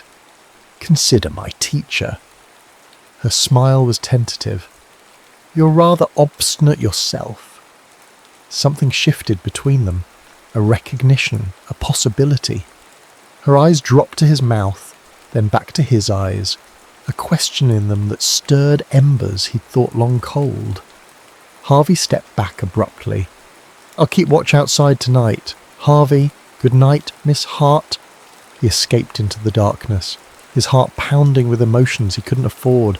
Attachment was weakness. Weakness got people killed. The night passed without incident, but Harvey's vigilance didn't waver. By morning, exhaustion dragged at him, yet he escorted Florence to school as usual. Children arrived, lessons proceeded. Florence taught with her characteristic enthusiasm, though Harvey noted the frequent glances she cast toward the windows. Shortly after noon, a commotion outside drew their attention. Mayor Collier hurried up the path, his face ashen. "Thomas Jenkins is missing," he announced, breathing heavily. "His mother says he never arrived at school this morning." Florence paled. "I marked him absent. I assumed he was ill. His mother sent him with his lunch pail at 8 o'clock. Collier's eyes shifted to Harvey. "She found this nailed to their door an hour ago." The note contained a single sentence. "Education has its price." "Tate," Harvey growled. Florence pressed a hand to her mouth. "This is because of me." "No," Harvey countered firmly. "This is because Tate is a monster who uses children as pawns. Gather the other students and take them to the church. Stay with Reverend Kane until I return." "Where are you going?" Collier asked. "To find Thomas." Florence caught his arm. "Harvey, Tate wants you to come after him. It's a trap." "I know." He gently removed her hand. "But Thomas is still alive. Tate wants leverage, not a body." "Let me come with you," she pleaded. "I'm the one he wants to intimidate." "Absolutely not." His tone brooked no argument. "Your job is to protect the other children. Mine is to bring Thomas back." Her amber eyes shimmered with unshed tears. "Promise me you'll be careful." "I'm always careful." The lie came easily. Harvey tracked Tate's men to an abandoned silver mine 3 miles outside town. The entrance was poorly guarded, an intentional invitation. He dispatched the sentries silently, using the hilt of his knife rather than the blade. This wasn't about killing, it was about the boy. The mine shaft descended into darkness, the air growing damp and cold as he ventured deeper. Voices echoed from a side chamber, including a child's frightened sob. Harvey assessed his options. 5 men, based on the voices, 1 terrified boy, a confined space with limited visibility. The odds were poor, but he'd faced worse. He removed his boots, setting them aside to enable silent movement on the rocky floor. Then he drew his revolver, checked the loads, and slipped into the shadows. The first man fell to a blow to the base of his skull. The second turned at the sound of his companion collapsing and received Harvey's fist to his throat. Both would live, but neither would participate further. 3 remaining. In the chamber ahead, lantern light spilled across a macabre tableau. Thomas sat bound to a chair, tears streaking his dirty face. Tate himself lounged nearby, watching, as one of his men played with a knife, deliberately frightening the boy. "Thought you'd come alone," Tate called out, not bothering to look toward the entrance where Harvey stood. "Predictable. Let the boy go, Tate. Your quarrel's with me. My quarrel's with anyone who challenges my authority in Silver Creek." Tate finally turned, his eyes glinting in the lantern light. "The school teacher refuses to leave. Perhaps seeing what happened to her favourite pupil will change her mind." Thomas whimpered as the knife-wielding man drew the blade across the boy's cheek, not cutting, but threatening. "Last chance," Harvey warned, his gun trained on Tate. "You won't risk hitting the boy," Tate smirked, "and my men have clear shots at you." Harvey smiled thinly. "Who said anything about shooting?" He kicked the lantern, plunging the chamber into darkness. Gunfire erupted immediately, bullets striking stone as Harvey dropped to the ground. He crawled forward, guided by Thomas's terrified cries, and reached the boy's chair. "It's Mr. Davenport," he whispered, cutting the ropes. "Stay down." A bullet grazed his shoulder as he shielded the child with his body. Harvey returned fire, aiming at the muzzle flashes. A scream confirmed at least one hit. "Can't hide forever, Davenport," Tate's voice echoed. "Don't need forever." Harvey guided Thomas toward the entrance. "Just long enough." Another shot rang out. Pain exploded in Harvey's side as the bullet found flesh. He staggered, but remained upright, pushing Thomas ahead of him. "Run," he commanded, turning back to cover their retreat. Harvey fired 3 rapid shots, forcing Tate and his remaining man into cover. Then he backed away, following Thomas up the shaft toward daylight. They nearly reached the entrance when Harvey stumbled, the blood loss taking its toll. He fell to one knee, vision swimming. "Mr. Davenport, Thomas cried, turning back. "Keep going," Harvey gasped. "Get help." The boy hesitated, then bolted for the entrance. Footsteps approached from behind, Tate coming to finish what he'd started. Harvey summoned his remaining strength and turned, gun raised. Tate emerged from the shadows, his own weapon levelled. "Should have minded your own business, bounty hunter." "The children are my business now," Harvey replied, his finger tightening on the trigger. 2 shots thundered in the narrow passage. Harvey felt the impact like a mule kick to his chest. He slumped against the wall, watching with detached fascination as Tate collapsed, a crimson stain spreading across his shirt. Darkness crept into the edges of Harvey's vision. His last conscious thought was of Florence, her amber eyes, her stubborn hope, her belief that even the most bitter soul could find redemption. He hoped she was right. Harvey dreamed of Bitter Creek, not the blood and gunfire that haunted his usual nightmares, but the moments before, Catherine's laugh as she tucked a flower behind Emma's ear, his daughter's gap-toothed smile when she spotted him waiting by the stagecoach. "They're beautiful," a voice said, not from the dream but somewhere beyond it. Harvey struggled toward consciousness, fighting through layers of pain. He opened his eyes to find Florence beside his bed, her fingers gently intertwined with his. "Catherine and Emma," he rasped, his throat desert dry. "You were in my dream." She reached for a water glass. "You spoke their names." Supporting his head, she helped him drink. "Dr. Whitman wasn't sure you'd wake up." Memory returned in jagged pieces. The mine, gunfire, Tate. Thomas? Safe? Her smile trembled. "You saved him, Harvey. He hasn't stopped telling everyone how you fought off 100 outlaws in the dark." Harvey tried to sit up and immediately regretted it. Pain lanced through his chest and side, stealing his breath. "Don't," Florence pressed him back gently. "The bullet missed your heart by less than an inch. You've been unconscious for 3 days. Tate? Dead." Her expression held no joy in the news, only tired relief. His remaining men fled Silver Creek afterward. The town is organising a proper sheriff's office now that his shadow is lifted. Harvey's eyes travelled past her to the unfamiliar room. "Where am I?" "My home." At his questioning look, she continued. "The doctor's office was unsuitable for extended recovery, and the hotel is too noisy. I have the spare room, so," she shrugged, a faint blush colouring her cheeks. "Your reputation is the least of my concerns." Her tone brooked no argument. "Reverend Kane visits daily to check on you, which provides sufficient propriety to satisfy the gossips." Harvey managed a weak smile.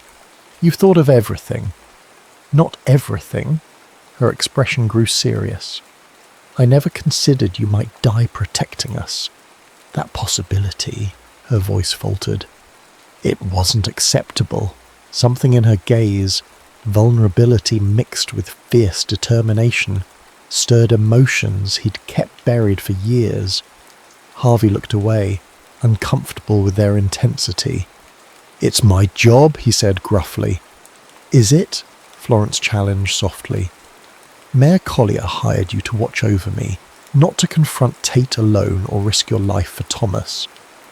When he didn't respond, she continued, You pretend to be untouched by what happens around you, Harvey Davenport, but your actions reveal a different truth. Don't make me into something I'm not, he muttered. I'm not a hero. I never said you were. Her fingers tightened around his. Heroes exist in storybooks, Harvey. I'm talking about a man who couldn't walk away when a child was in danger, even when it would have been easier, safer. I have walked away from plenty. Perhaps, she acknowledged, but not this time, not from us. The word hung between them. Us, small but significant. Harvey found himself unable to deny its truth. Somewhere between reluctant protection and genuine care, these people had become his responsibility, his choice. You should rest, Florence said, rising. The children made you cards. I'll bring them later. As she reached the door, Harvey called out, Florence. She turned, silhouetted in the doorframe. Thank you, he said simply. Her smile was radiant. You're welcome. Recovery was neither quick nor painless. Harvey chafed at confinement, his restless nature ill-suited to invalidism. Florence proved both a gentle nurse and an implacable warden, insisting he follow Dr. Whitman's instructions to the letter. The children visited daily, bringing drawings, wildflowers, and endless questions about his adventures. Harvey found himself sharing carefully edited stories from his travels, omitting the violence but preserving the wonder of distant mountains and prairie vastness. You're good with them, Florence observed one evening, after shooing away the last persistent visitor. They adore you. Harvey, now able to sit in a chair by the window, watched a hawk circle above the distant hills. Children are easy. They haven't learned to hide their feelings yet. Unlike certain adults I know, she settled across from him, her hands busy with mending. Dr. Whitman says you can return to light duties next week. Something twisted in Harvey's chest that had nothing to do with his healing wound. I suppose Mayor Collier will be reducing my wages given the threats eliminated. Florence's needle paused mid-stitch. Actually, the town council voted to maintain your position through winter. A security for the school. That seems unnecessary now. Perhaps, she resumed sewing, not meeting his eyes, or perhaps they recognise the value of your presence beyond mere protection. And you? The question escaped before he could reconsider. What do you think? Now she looked up, her expression unguarded. I think you belong here, Harvey. I think you've been wandering long enough. He turned back to the window, unwilling to let her see how deeply her words affected him. I'm not suited for settled life. Aren't you? Her voice held gentle challenge. These past weeks, despite your injuries, you've seemed more at peace than when you arrived. Pain has a clarifying effect, he deflected. So does purpose. She set aside her sewing and moved to stand beside him at the window. You've been running from happiness because losing it once nearly destroyed you. Her insight was too accurate, too raw. Florence, I know about loss, Harvey. Her voice softened. Not like yours, but enough to understand that grief changes us, doesn't have to diminish us. And if I can't be what you need, the question revealed more than he intended. I'm not asking you to be anything other than who you are. She touched his shoulder lightly. I'm asking you to stop pretending you don't care. Their gazes held, the moments stretching between them like a tightrope. Harvey found himself leaning toward her, drawn by something he'd thought long dead within him. A knock at the door shattered the moment. Florence stepped back, colour rising in her cheeks. That will be Reverend Kane for his evening visit. As she went to answer the door, Harvey remained at the window, his heart pounding with emotions both familiar and terrifying. What Florence offered wasn't just connection, but possibility. a future he'd convinced himself was forever closed to him. But wanting something and deserving it were different matters entirely. By the following week, Harvey had moved back to his room at the hotel, though he took his meals with Florence most evenings. The school thrived, with 3 new families enrolling children, now that Tate's shadow no longer loomed over the town. One crisp October afternoon, Harvey sat on the schoolhouse steps, whittling a small wooden bird while waiting for Florence to finish organising her classroom. The scent of approaching snow hung in the air, a promise of winter's imminent arrival. Mayor Collier approached, his breath fogging in the chill. "Davenport, good to see you on your feet." Harvey nodded acknowledgement. "Something I can help you with, Mayor?" "Actually, yes." Collier looked uncharacteristically hesitant. "The town council met yesterday. We'd like to offer you a position. I'm already employed until December. This would be permanent. Silver Creek needs a sheriff, someone who can maintain order without..." He adjusted his spectacles. "Without Tate's methods." Harvey stared at the man. "I'm a bounty hunter, not a peacekeeper." "You've been more than that these past months." Collier gestured toward the schoolhouse. "What you did for Thomas, for all the children. That's the kind of law this town needs. Firm, but just." "I'm not staying in Silver Creek." "Aren't you?" Collier's gaze was knowing. "Miss Hart seems to think otherwise." Heat rose in Harvey's neck. "Florence doesn't speak for me." "Perhaps not," the mayor conceded. "And she sees what the rest of us do.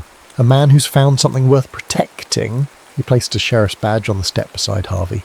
"Think about it." As Collier departed, Florence emerged from the schoolhouse. "Was that the mayor I heard?" Harvey pocketed the badge before she could see it. "Just checking on my recovery." Her smile suggested she didn't quite believe him. "I was thinking we might visit that new photographer in Miller's Crossing this weekend. The children have been asking for a class portrait before winter sets in." "Makes sense," Harvey agreed, his mind still caught on Collier's offer. Sheriff of Silver Creek. The idea was simultaneously absurd and compelling. "You seem distracted," Florence observed, sitting beside him. "Just thinking about winter," he half-lied. "Stage routes get unpredictable once the snow falls." Understanding dawned in her eyes. "You're considering leaving?" "My work here is finished." The words felt hollow even as he spoke them. "Is it?" Her voice remained steady, but he caught the slight tremble in her hands as she adjusted her shawl. "Tate may be gone, but Silver Creek still needs good men." "I'm not. If you say you're not a good man one more time, Harvey Davenport, I may be forced to take drastic measures." Despite her light tone, her eyes held intensity. "I've watched you with the children. I've seen how this town responds to you now with respect, not fear. Don't tell me who you think you are. I know who you've shown yourself to be." Her conviction staggered him. In her eyes he glimpsed not the man he'd been, but the man he could become, if he had the courage to claim that future.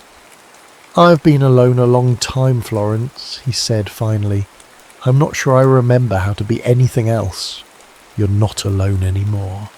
She covered his scarred hand with her own. "Unless you choose to be." The simplicity of her statement belied its profound challenge. Harvey looked down at their joined hands, hers smooth from chalk and books, his rough from years of hard living. Different paths that had somehow converged in this unlikely place. "I don't want to fail you," he admitted quietly. "Then don't." She smiled. "I'm not asking for guarantees, Harvey. Love isn't about certainties. It's about choosing each other every day, even when it's difficult. Especially then." The word hung between them. Love, neither questioned nor explained. Harvey felt something long dormant unfurl within him, fragile as a spring leaf but undeniably alive. Slowly, deliberately, he leaned forward and kissed her.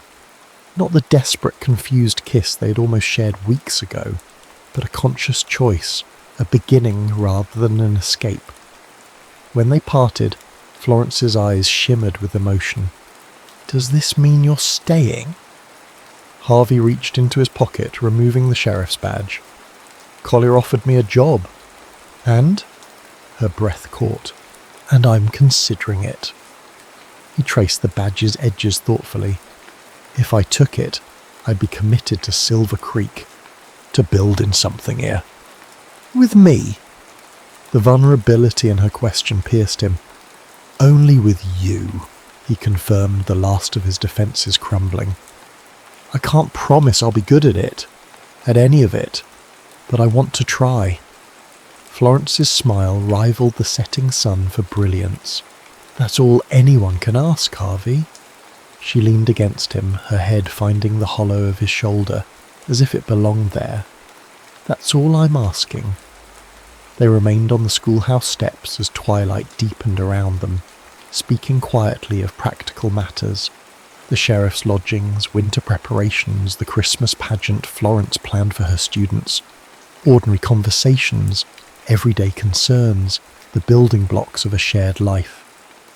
For the first time in 8 years, Harvey allowed himself to imagine a future beyond the next bounty, the next town. A future with roots and purpose, with love. He knew there would be challenges ahead. His nightmares wouldn't vanish overnight. His past would follow him even in this new beginning. But as Florence's hand remained steady in his, Harvey felt something he'd abandoned at Bitter Creek finally return. Hope. 1 year later. December 1886.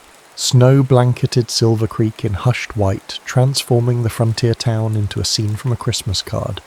Garlands of pine-decorated storefronts, and lanterns cast golden pools across fresh-fallen snow as townsfolk hurried through the early evening darkness. In the newly expanded schoolhouse, excitement buzzed like electricity. Children in their Sunday best practiced songs and recitations while parents arranged benches and hung paper stars from the rafters. The Christmas pageant, Florence's ambitious vision, brought to life through weeks of preparation, would begin in less than an hour. Sheriff Harvey Davenport leaned against the back wall, watching the controlled chaos with amused tolerance. His silver badge caught the lamplight as he absently fingered the small box in his pocket for perhaps the 20th time that evening. "Nervous, Sheriff?" Reverend Kane asked, appearing beside him with 2 steaming cups. He offered one to Harvey. "Cider, Mrs. Peterson's special recipe." "Appreciate it." Harvey accepted the drink. "And I'm not nervous." The Reverend's knowing smile suggested otherwise. "Of course not. I imagine proposing marriage is routine for a man who's faced down outlaws." Harvey nearly choked on his cider. "Who told you?" "No one needed to tell me," Kane chuckled. "You've been carrying that ring box for 3 days, checking your pocket every few minutes like it might sprout legs and run away." Harvey sighed. Small towns and their observant residents would be the death of him. "I was waiting for the right moment. After tonight's pageant would be ideal," Kane suggested. "When she's flush with success and surrounded by the community you've both helped build." He patted Harvey's shoulder. "She'll say yes, you know." Before Harvey could respond, a crash from the front of the room drew their attention. One of the larger paper stars had fallen, taking a garland down with it. Florence hurried to address the minor disaster, her green dress swirling around her ankles as she directed repairs with a characteristic efficiency. She caught Harvey watching and flashed him a smile that still, after a year, sent heat through his chest. He raised his cup in silent salute, marvelling at how completely she'd transformed not just the school, but the entire town. And him most of all. The past year had brought changes neither could have predicted that autumn day on the schoolhouse steps. Harvey's transition from bounty hunter to sheriff had raised eyebrows initially, but his fair-minded approach to law enforcement gradually won respect. He worked with neighbouring towns to establish regular patrols, making the stage routes safer for travellers and commerce alike. Florence's school flourished, expanding to 2 rooms with the addition of Miss Collins, a young teacher from Denver who shared Florence's progressive ideas about education. Together they'd established Silver Creek's first lending library, operating from a corner of the general store until a proper building could be constructed. Their courtship had progressed with a blend of public propriety and private intensity that still made Harvey's collar feel tight when he thought about it. Florence, to his continual amazement, loved him not despite his scars, both visible and hidden, but as an integral part of who he was. She never flinched from his darkest memories, never pretended his past hadn't shaped him. In return, he supported her ambitions without reservation, even when they challenged convention. When she proposed evening classes for adults who wished to improve their reading, Harvey was the first to volunteer his time. When she advocated for women's suffrage at a town meeting, he stood beside her, silently daring anyone to object. They balanced each other, her optimism tempering his pragmatism, his caution anchoring her idealism. They argued, certainly. Florence remained stubbornly idealistic about human nature, while Harvey's ingrained suspicions sometimes proved difficult to overcome, but they always found their way back to common ground, stronger for the journey. Sheriff Scoria. Thomas Jenkins, now 11, and sporting his first proper suit, interrupted Harvey's reflections. "Miss Hart says we need more chairs. There's folks coming from Peterson's Ridge and Miller's Crossing." "I'll handle it," Harvey assured him, handing his empty cup to Reverend Kane. "Tell Miss Hart not to worry." As he organised a group of men to bring additional seating from the church, Harvey marvelled at the change in Thomas. The terrified boy from the mine had grown into a confident young man who excelled in mathematics and talked of becoming an engineer. Harvey had begun teaching him to track and shoot, skills still necessary in Montana territory. But Thomas's true passion was for building and design. He'd sketched plans for the schoolhouse expansion that had impressed even the professional carpenter brought in from Helena. Florence predicted Thomas would design bridges or buildings in Chicago someday, and Harvey didn't doubt it. The boy had a future limited only by opportunity, not circumstance. Exactly what Florence had envisioned for her students. By the time the pageant began, the schoolhouse overflowed with attendees. Harvey stood at the back, preferring to maintain a view of both the performance and the crowd. Old habits died hard, even in times of celebration. Florence took centre stage, her smile radiant as she welcomed families from 3 communities. Tonight, we celebrate not just the Christmas season, but the power of education to unite us across differences and distances. As she spoke, Harvey surveyed the audience. Ranchers sat alongside shopkeepers. A Chinese family who'd opened Silver Creek's laundry occupied front row seats, their daughter playing Mary in the nativity scene. Former adversaries who'd stood on opposite sides during Tate's reign now exchanged friendly nods. The community Florence had envisioned was taking shape, imperfect but striving, diverse but finding common purpose. The performances proceeded with the charming imperfection of children's pageants everywhere. Lines were forgotten, songs occasionally veered off key, and the cardboard Star of Bethlehem briefly caught fire from a nearby candle before Harvey swiftly extinguished it. Throughout it all, Florence beamed with pride at her students, meeting Harvey's gaze occasionally with looks that spoke volumes. This moment, this place, these people, was what they'd built together. After the final carol, as families mingled and enjoyed refreshments, Florence made her way to Harvey's side. Her cheeks were flushed with excitement, a few strands of honey-brown hair escaping her careful arrangement. "Was it wonderful?" she asked, slipping her hand into his. "Tell me honestly." "It were perfect," he assured her, and meant it. "You've accomplished something remarkable here, Florence." She squeezed his hand. "We have. I couldn't have done any of this without you." "I think you underestimate yourself." He guided her toward the door. "Take a walk with me? I need some air." Outside, the night had turned crisp and clear, stars pricking the velvet darkness above freshly fallen snow. Their breath formed clouds in the still air as they followed the path toward the small gazebo the town had built in the square that summer. "You're awfully quiet," Florence observed as they reached the shelter. "Is something troubling you?" Harvey shook his head, gathering his thoughts. He'd never been particularly eloquent, but she deserved better than stumbling words for what he needed to say. "I've been thinking about promises," he began, turning to face her. "About the ones we make to others and the ones we make to ourselves." Florence's expression softened as she recognized his serious tone. "What promises are on your mind tonight?" 8 years ago, I promised myself I'd never risk loving anyone again." He took both her hands in his. It seemed safer. For me. For them. Loss had nearly destroyed me once. She remained silent, allowing him space to continue. "But then you arrived with your books and your stubborn belief in possibility."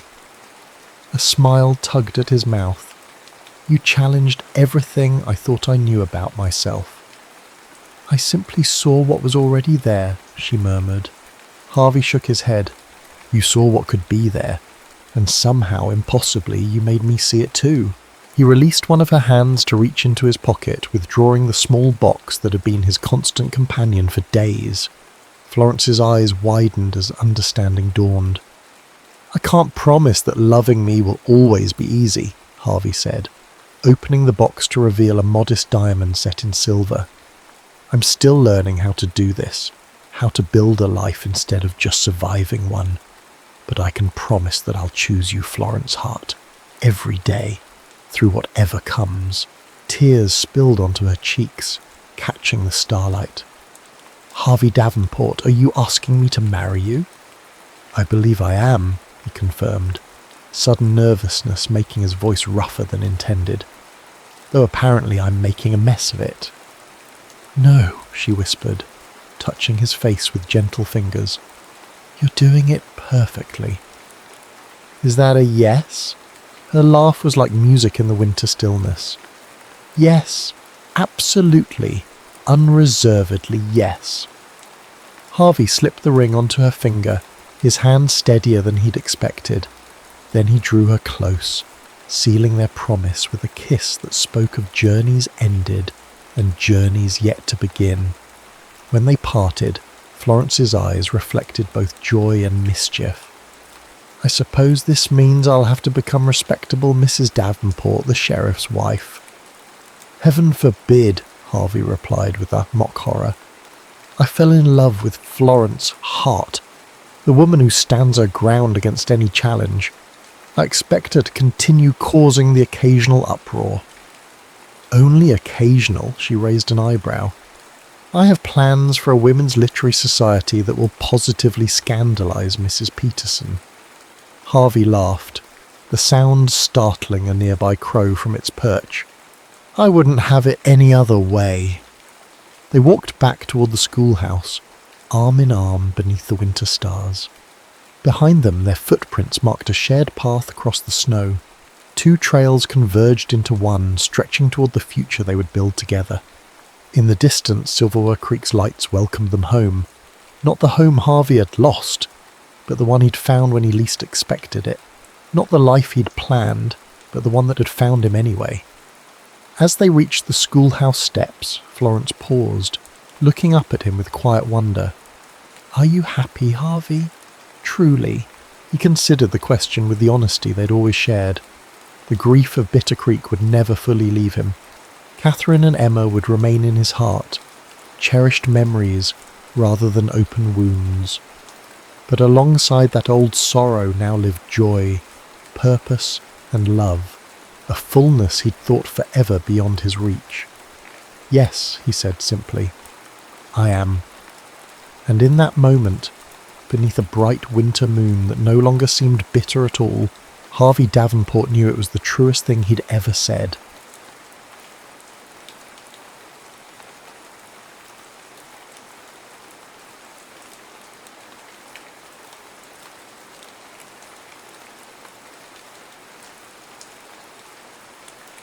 Cherry blossoms fell like snow as Lady Hana Hoshimoto, stared at her reflection in the polished bronze mirror. The white Shiramuku wedding kimono draped her slender frame, heavy with the weight of family expectation rather than joy. Today she would marry Lord Ryoji Takeda, the man they called the demon of the battlefield, a marriage forged not in love, but in blood-soaked peace treaties. "You look beautiful, my lady," whispered Suzu, her faithful attendant since childhood, as she placed the traditional Tsunokakushi headdress on Hana's elaborately styled hair. The white hood was meant to hide the bride's horns of jealousy, but Hana felt it more aptly concealed her simmering rage. "Beauty is a poor consolation prize for being sold to one's enemy," Hana replied, running her fingers over the calligraphy brush she'd hidden in her obi sash, her one true companion. The Takeda and Hoshimoto clans had waged war for as long as Hana could remember.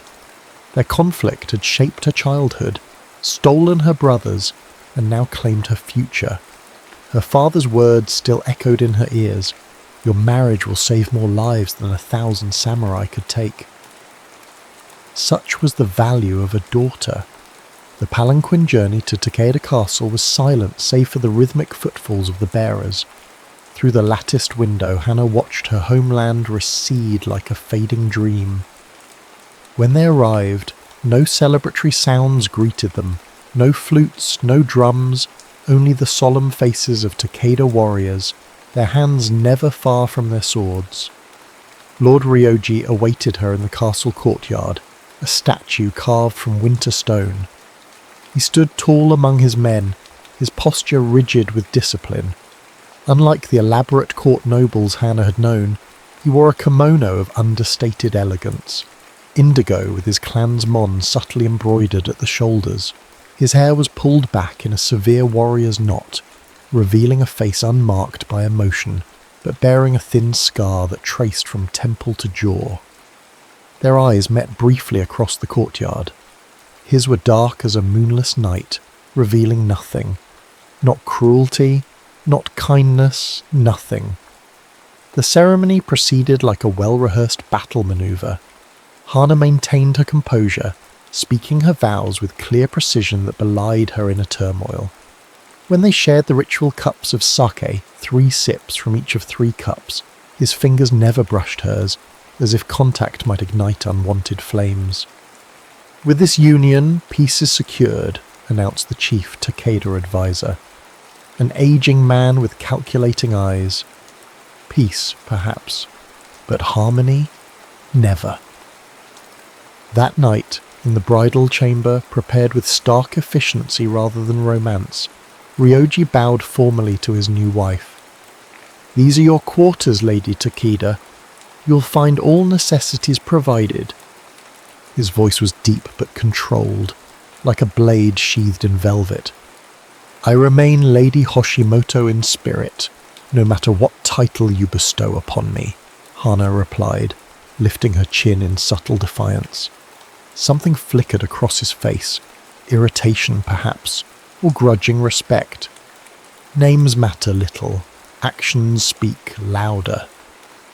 "Then my actions shall be my voice, my lord." "Indeed." He stepped toward the door. "Rest. Tomorrow you'll be introduced to the household." "You do not stay?" The question escaped before she could contain it. He paused, his back to her. "Our marriage serves its purpose through its existence, not its consummation. Good night, Lady Takeda." Left alone, Hana released the breath she hadn't realized she'd been holding. She removed the elaborate wedding attire layer by layer until she stood in a simple yukata. From her sleeve she withdrew her writing implements, inkstone, water dropper, brush, and a small scroll of rice paper she had smuggled from home. By lamplight she began to write, her brush dancing across the paper. "Cherry blossoms fall on the battlefield of hearts." Winter lingers still. The days that followed established a cold routine. Ryoji rose before dawn to train with his men, returning only for formal meals and clan meetings. Hana was expected to oversee the household, a task she approached with minimal enthusiasm and maximum resistance. "The Takeda women arrange the flowers thus," instructed the stone-faced housekeeper, demonstrating an austere arrangement. Hannah nodded politely, then proceeded to create a wildly different composition, incorporating elements that symbolized strength and rebellion in the language of flowers. When the rice wine was served too hot at dinner, she did not flinch as the household staff did. When Ryoji's advisors spoke over her, she raised her voice rather than lowering her eyes.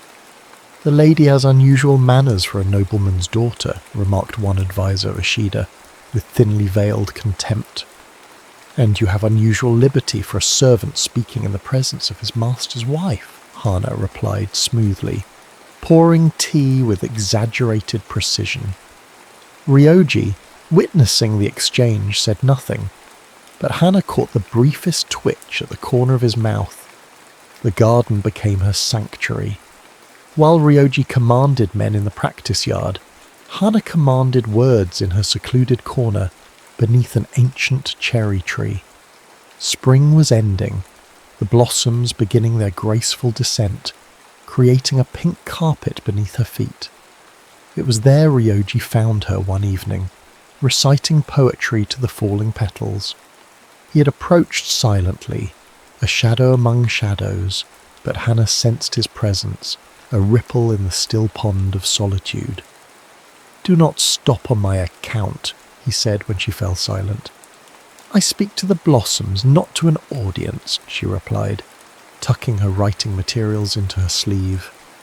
He stepped closer, moonlight throwing his features into sharp relief. "What do you tell them?" "That they are fortunate. Their beauty lasts but a moment before they die. They need not endure the long winter that follows."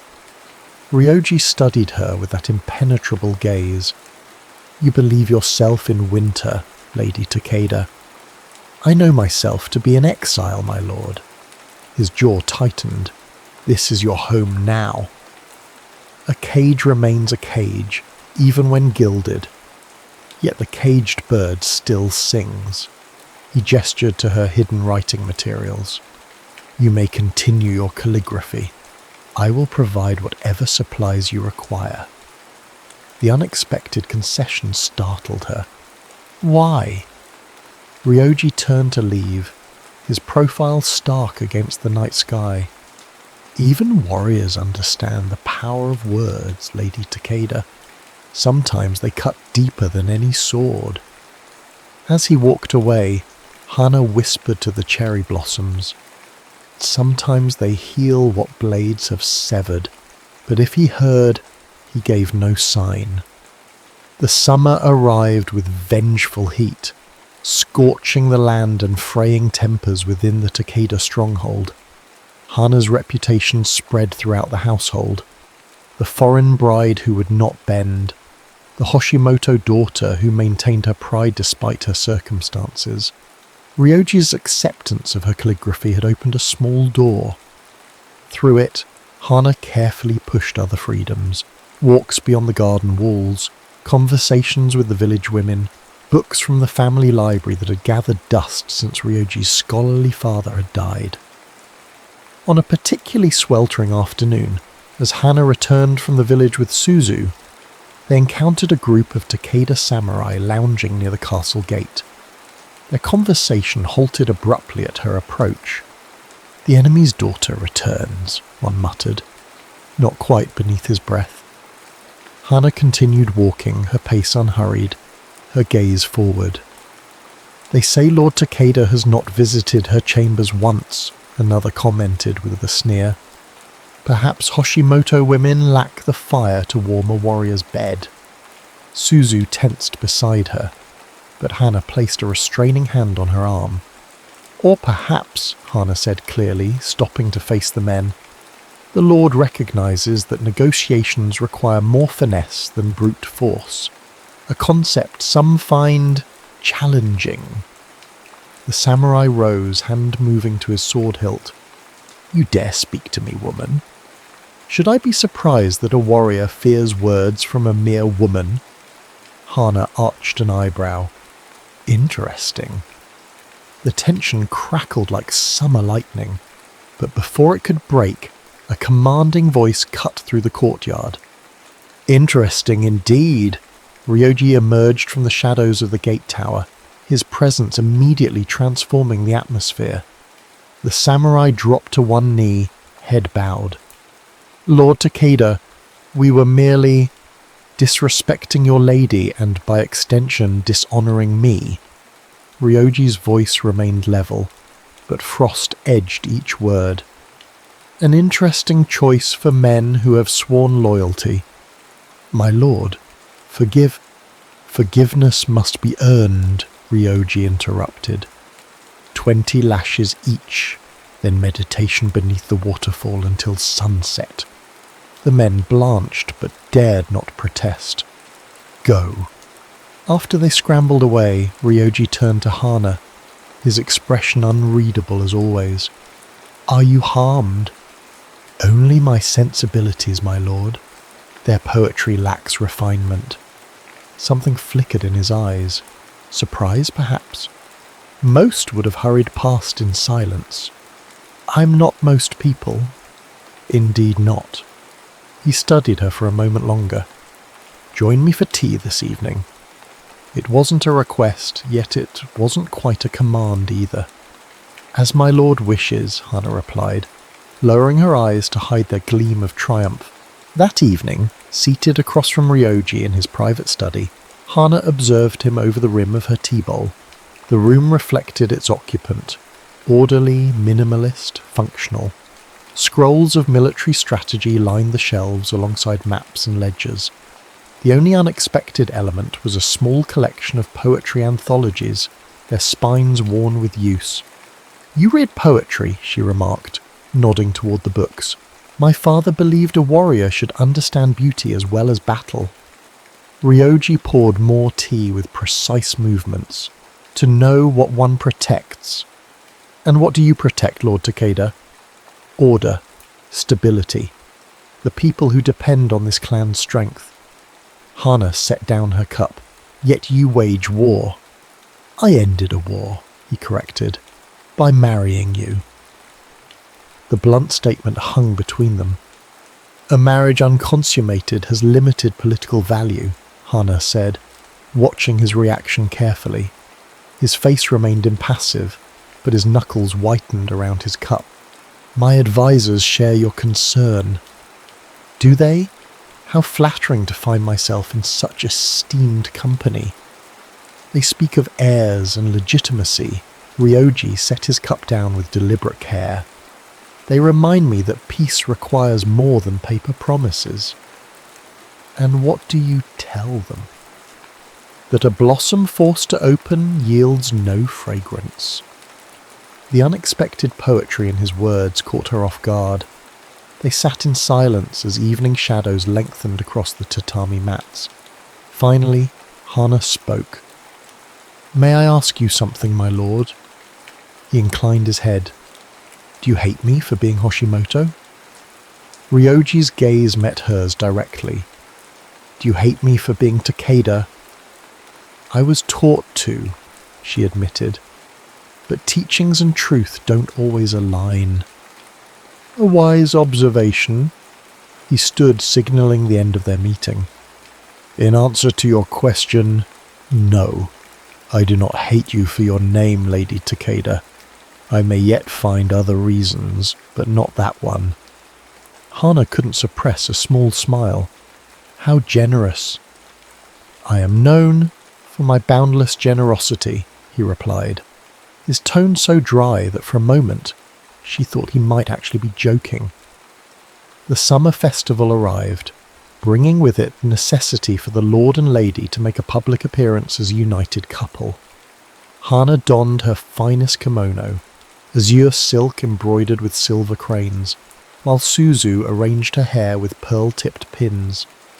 The people will be watching closely, Suzu warned, as she applied a touch of safflower rouge to Hana's lips. They whisper about the cold marriage. Let them whisper, Hana replied, though anxiety fluttered in her chest like caged birds. What happens between Lord Takeda and myself is no one's concern but our own. Yet when she descended to the courtyard where Ryoji waited, something in his expression made her pause. He looked at her, truly looked, as though seeing her for the first time. His customary armour of indifference slipped, revealing something warmer beneath. "You honour our house with your beauty tonight," he said, offering his arm. Hana accepted it, feeling the solid strength beneath his ceremonial robes. "And you honour me with your courtesy, my lord." They proceeded to the village square where lanterns hung like earthbound stars and the scent of festival foods perfumed the air. The villagers bowed as they passed, curiosity evident in their furtive glances. Drums began to beat, signalling the start of the dancing. Couples formed circles, moving in time to the ancient rhythms. Hana and Ryoji stood apart, observers rather than participants, until an elderly village woman approached with a deep bow. "My lord, my lady, the dance brings blessings to all who join. Would you honour us?" Hana felt Ryoji tense beside her, and prepared herself for his refusal. Instead, he turned to her with a question in his eyes. Surprised, she gave a slight nod. He led her to the circle, his movements fluid despite his warrior's frame. They joined hands with the villagers, and as the music swelled, Hana found herself moving in perfect counterpoint to Ryoji's steps. He danced with the same precision he brought to swordplay, yet there was something else, a grace that spoke of the boy he must have been before war claimed him. Their eyes met across the circle, and for the first time Hana saw Ryoji smile, a small genuine curve of lips that transformed his stern features. Something shifted between them, subtle as the changing tide. Later, as they walked back to the castle through the moonlit gardens, cherry trees now heavy with summer leaves, their steps slowed by unspoken mutual consent. "You dance well for a fearsome warlord," Hana said, breaking the comfortable silence. "And you move gracefully for someone so stubbornly rooted and defiant," he replied. Hana laughed, a sound so unexpected in the stillness that they both seemed startled by it. They stopped beneath the cherry tree where she often wrote, its branches now a canopy of deep green. "I have read your poems," Ryoji admitted suddenly. Hana stiffened. "You've been in my chambers?" "No, you leave them beneath this tree sometimes. The wind carries them to my window." He reached into his sleeve and produced a folded paper. "This one speaks truth." Hana recognized her calligraphy in the moonlight. Two rivers meet. Neither yields its course yet. One stream emerges. She looked up at him, seeing vulnerability beneath his composed exterior. He stood close enough that she could sense the warmth of his body, could see the subtle movement of his chest with each breath.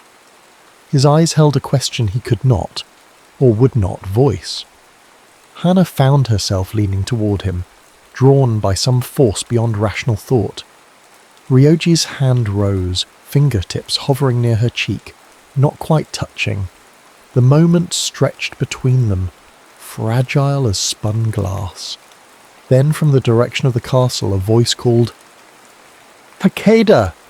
An urgent message arrives." The spell shattered. Ryoji's hand fell away, his expression closing like a fortress gate. Without a word he turned and strode toward the castle, leaving Hana alone beneath the cherry tree, her pulse racing with what might have been. Autumn painted the landscape in fiery hues, but within the Takeda stronghold a different heat was building. Since the night of the festival, a subtle change had altered the rhythm of life between lord and lady. They no longer avoided each other's company. Instead, they circled like wary dancers, neither willing to lead nor follow. Meals were shared in a silence that had evolved from hostile to expectant. Ryoji began inviting Hana to council meetings, where her insightful observations on northern trade alliances earned reluctant respect from his advisors. In turn, Hana requested his presence when village women brought disputes for resolution, noting how his stern fairness contrasted with her diplomatic compassion. They were building something, not quite partnership, Not quite friendship, but something undeniably alive, which made the whispers Hannah began to overhear all the more troubling. It started with fragments caught in shadowed corridors. Too soft since the marriage, influence of the Hoshimoto woman, weakness cannot be tolerated. Hannah dismissed them initially as the grumblings of samurai uncomfortable with change. But one evening, as she returned from the village, she passed the private room where Ishida, Ryoji's chief advisor, met with several high-ranking warriors. Lord Takeda's father would never have allowed a foreign bride such freedom, a voice hissed. She walks among the common people, spreading Hoshimoto ideas. She sits at council now, another added. Next she'll command our armies from her pillow. Ishida's voice cut through the others. The alliance was necessary, but perhaps Lord Takeda himself has become compromised. His treatment of Hasegawa for merely speaking to his wife was excessive. What do you suggest? Lord Takeda's cousin Masashi has expressed concerns about the direction of the clan. He remains unburdened by emotional entanglements. Hana's blood turned cold. The implication was unmistakable. When? Someone asked. The winter solstice hunt. Accidents befall even the most skilled warriors in the mountain forests. Hana slipped away, heart pounding against her ribs. Her first instinct was to run to Ryoji with this information, but caution stilled her feet. What if he didn't believe her? What if he thought this a Hoshimoto plot to sow discord? Worse, what if he believed her but chose to confront the conspirators directly, forcing them to act sooner? She needed to be certain, to gather more evidence before approaching him. For days Hana watched and listened, noting which samurai clustered around Ishida, which servants carried messages to the remote eastern compound where Ryoji's cousin Masashi resided. She documented everything in coded calligraphy that appeared to be innocuous poetry to casual observers. What she didn't notice, however, was that she herself was being watched. On a chill autumn evening, as Hana returned from the garden, a rough hand clamped over her mouth, dragging her into an unused storeroom. In the dim light she recognized one of Ishida's personal guards. "The advisor wishes to speak with you, Lady Takeda," he sneered. "About your excessive curiosity." Fear lanced through her, but Hana forced herself to remain calm. She nodded, and the guard removed his hand, keeping a firm grip on her arm. "I'll accompany you to his quarters," she said with dignity. "There's no need for this crude approach." The guard laughed. "Oh, he's not in his quarters. He thought a more private location would better suit the conversation." Outside, a covered palanquin waited. Alarm bells rang in Hannah's mind. If she entered that conveyance, she might never return. "I require my attendant," she stalled. "It's inappropriate for me to travel alone with men, not my husband." "Your concern for propriety comes rather late," the guard mocked, shoving her toward the palanquin. Hana stumbled, then whirled, yanking the hairpin from her upswept hair. With precision born of calligraphy practice, she stabbed it into the soft spot between the guard's neck and shoulder. He howled in pain, releasing her to clutch at the wound. She ran, skirts gathered, toward the main courtyard where lanterns blazed and voices indicated safety in numbers. Behind her she heard the guard curse and give chase. The heavy kimono restricted her movements, and she knew she couldn't outrun him. Ahead, the practice yard came into view, and with it, the unmistakable figure of Lord Ryoji, supervising evening sword drills. Hana's lungs burned as she pushed herself toward that sanctuary. "Lord Takeda!" she called, her voice carrying over the clash of practice swords. Ryoji turned, his expression shifting from annoyance at the interruption to sharp focus when he saw her dishevelled state and the pursuing guard.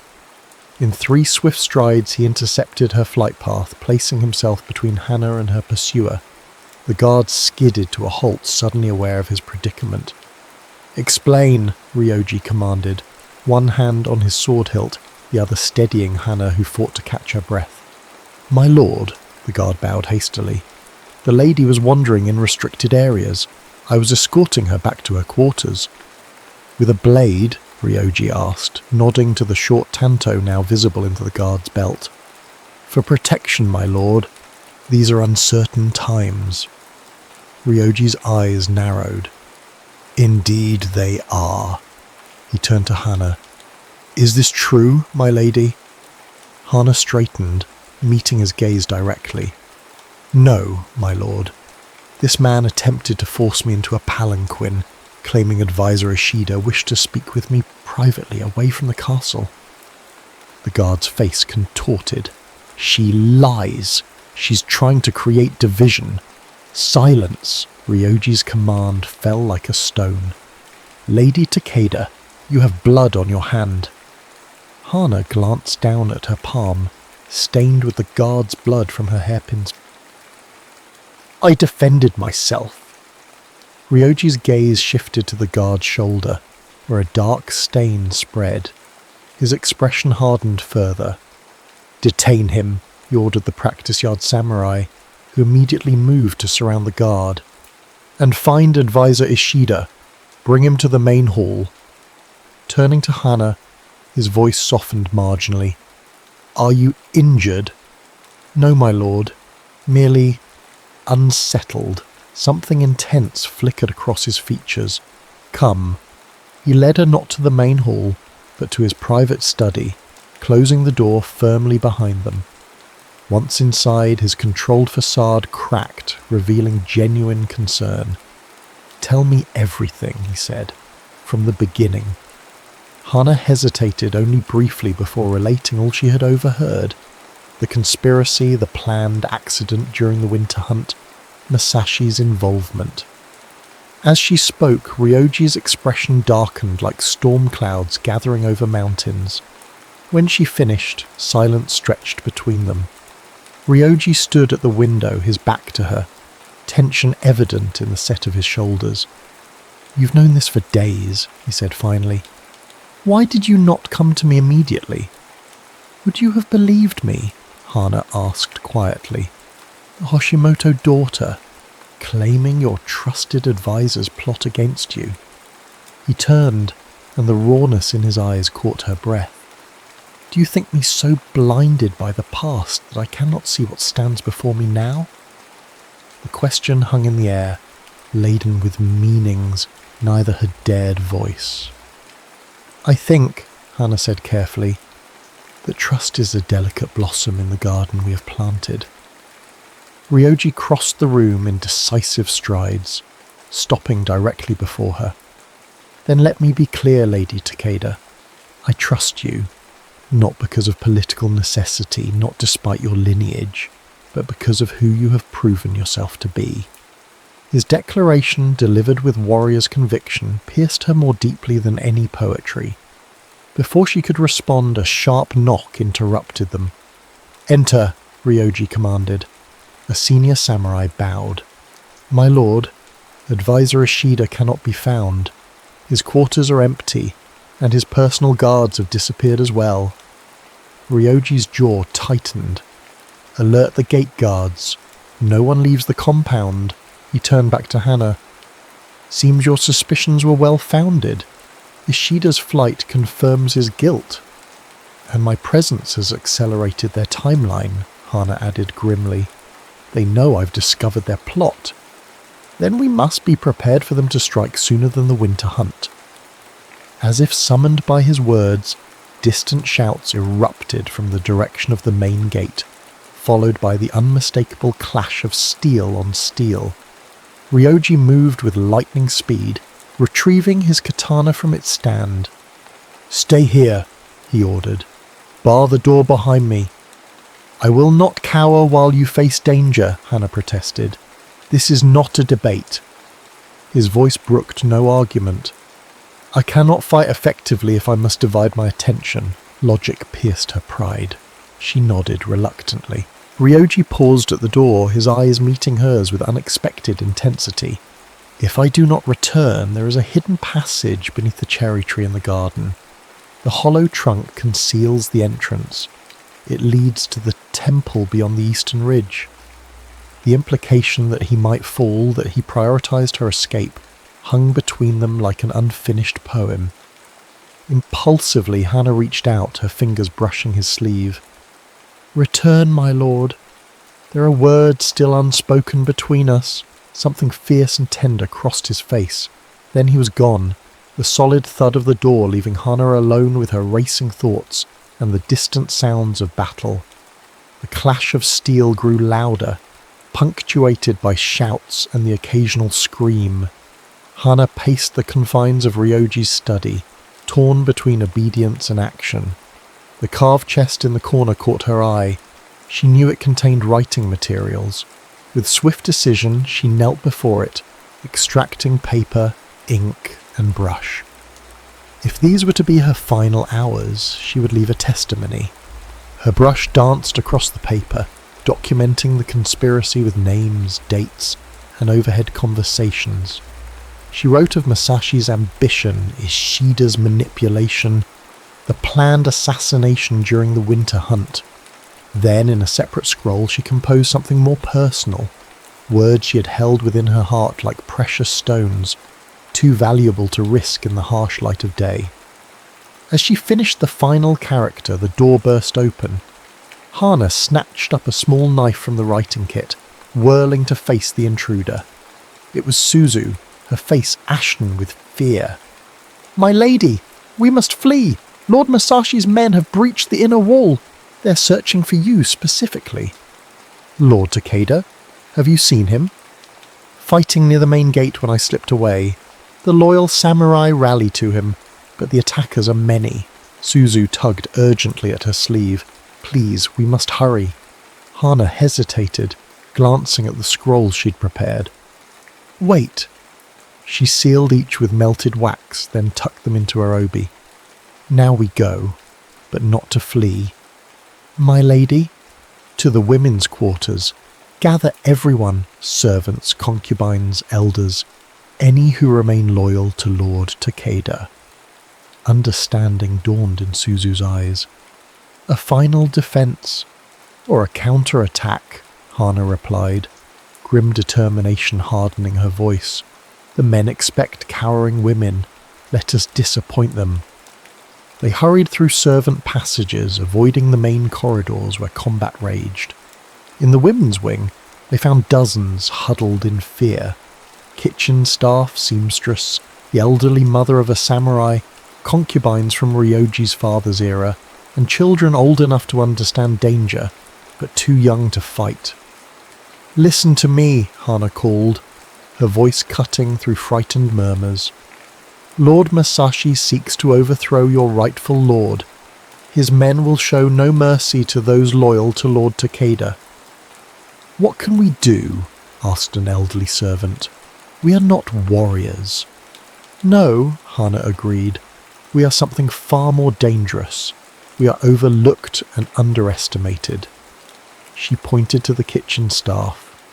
"You have knives, boiling water, knowledge of which foods cause sickness. You," she turned to the seamstresses, "have needles, scissors, intimate knowledge of the castle's hidden passages." Understanding kindled in their faces. "Divide into groups," Hannah commanded. "The elderly and children will conceal themselves in the storage rooms beneath the kitchen. The rest of us will defend the inner courtyard and harry the enemy's flanks." As they dispersed to gather impromptu weapons, Suzu touched Hannah's arm. "My lady, when did you become a military strategist?" Hannah's smile was grim. "I've spent months watching Lord Takeda train his men. More importantly, I grew up with 3 warrior brothers. I listened when they thought I was merely embroidering." The women's resistance began as Masashi's forces penetrated deeper into the compound. Kitchen staff hurled pots of scalding water from upper walkways. Seamstresses used their knowledge of the castle's construction to redirect attackers into dead ends, where concubines, skilled in entertainment arts, used their heavy hair ornaments as deadly projectiles. Hannah, with Suzu at her side, led a group through the garden passages, emerging behind a cluster of Masashi's samurai.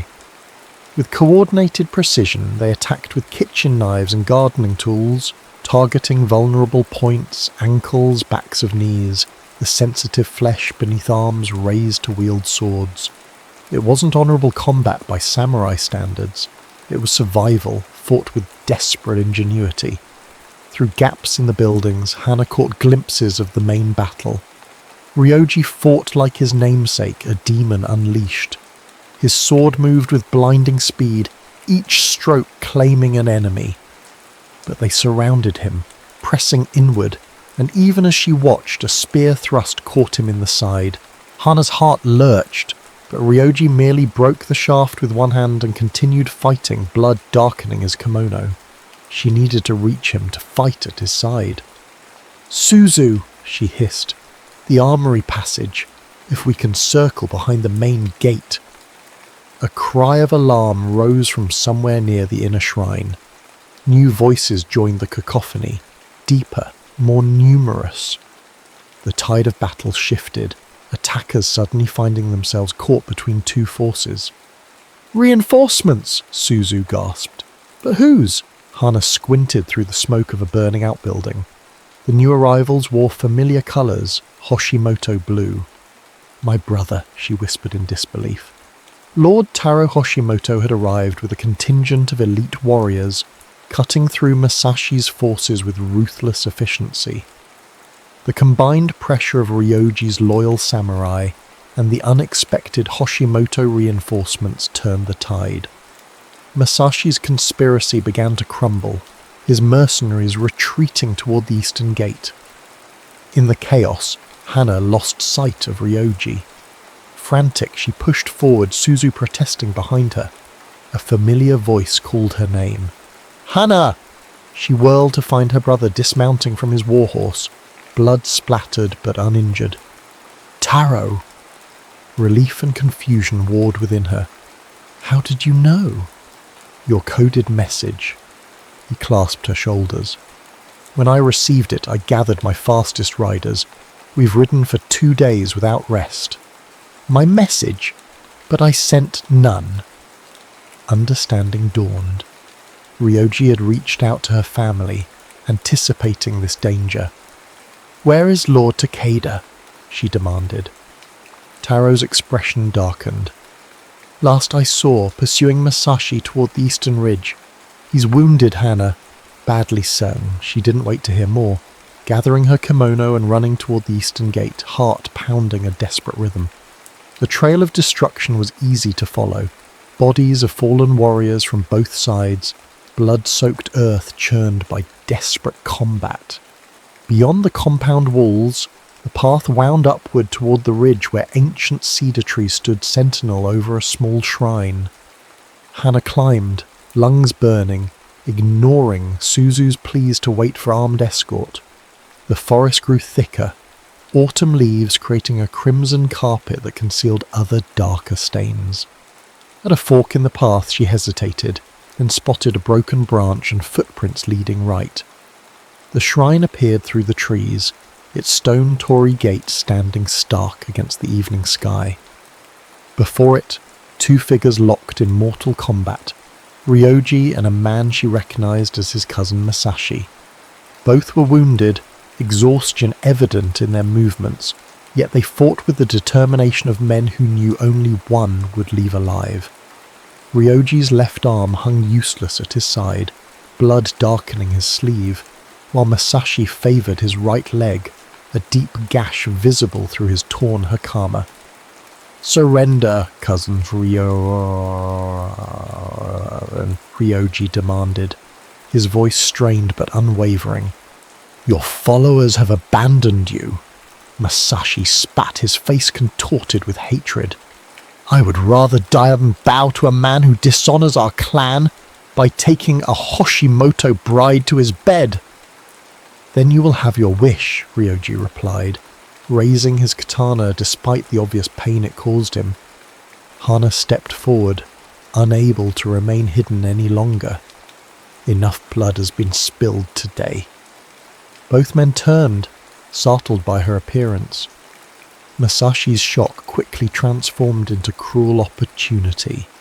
With a savage cry, he lunged not at Ryoji, but at Hana, his blade aimed at her heart. What happened next seemed to unfold in suspended time. Ryoji threw himself forward, intercepting Masashi's blade with his already wounded body. His katana found its mark simultaneously, piercing Masashi's chest with deadly precision. The cousins collapsed together, Masashi's life bleeding out in seconds, while Ryoji fell to his knees, Masashi's sword protruding from his shoulder. "No!" Hana's scream echoed through the cedar trees as she rushed to Ryoji's side. He slumped against her, his breathing ragged, face ashen beneath the blood and grime of battle. "Why?" she demanded, cradling his head as she lowered him gently to the ground. "Why would you shield me with your body?" His eyes, usually so guarded, held hers with naked honesty. "'Cause a world without you in it is not one I wish to inhabit."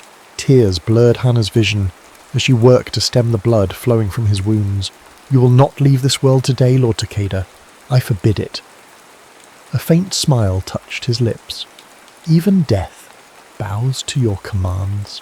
"It must," she insisted, her voice breaking. "We have too many unfinished conversations." From below, shouts indicated approaching allies. Taro's men and Ryoji's loyal samurai searching for their lords. Help would arrive soon, but Ryoji's breathing grew more laboured with each passing moment. Hana bent close, her lips near his ear.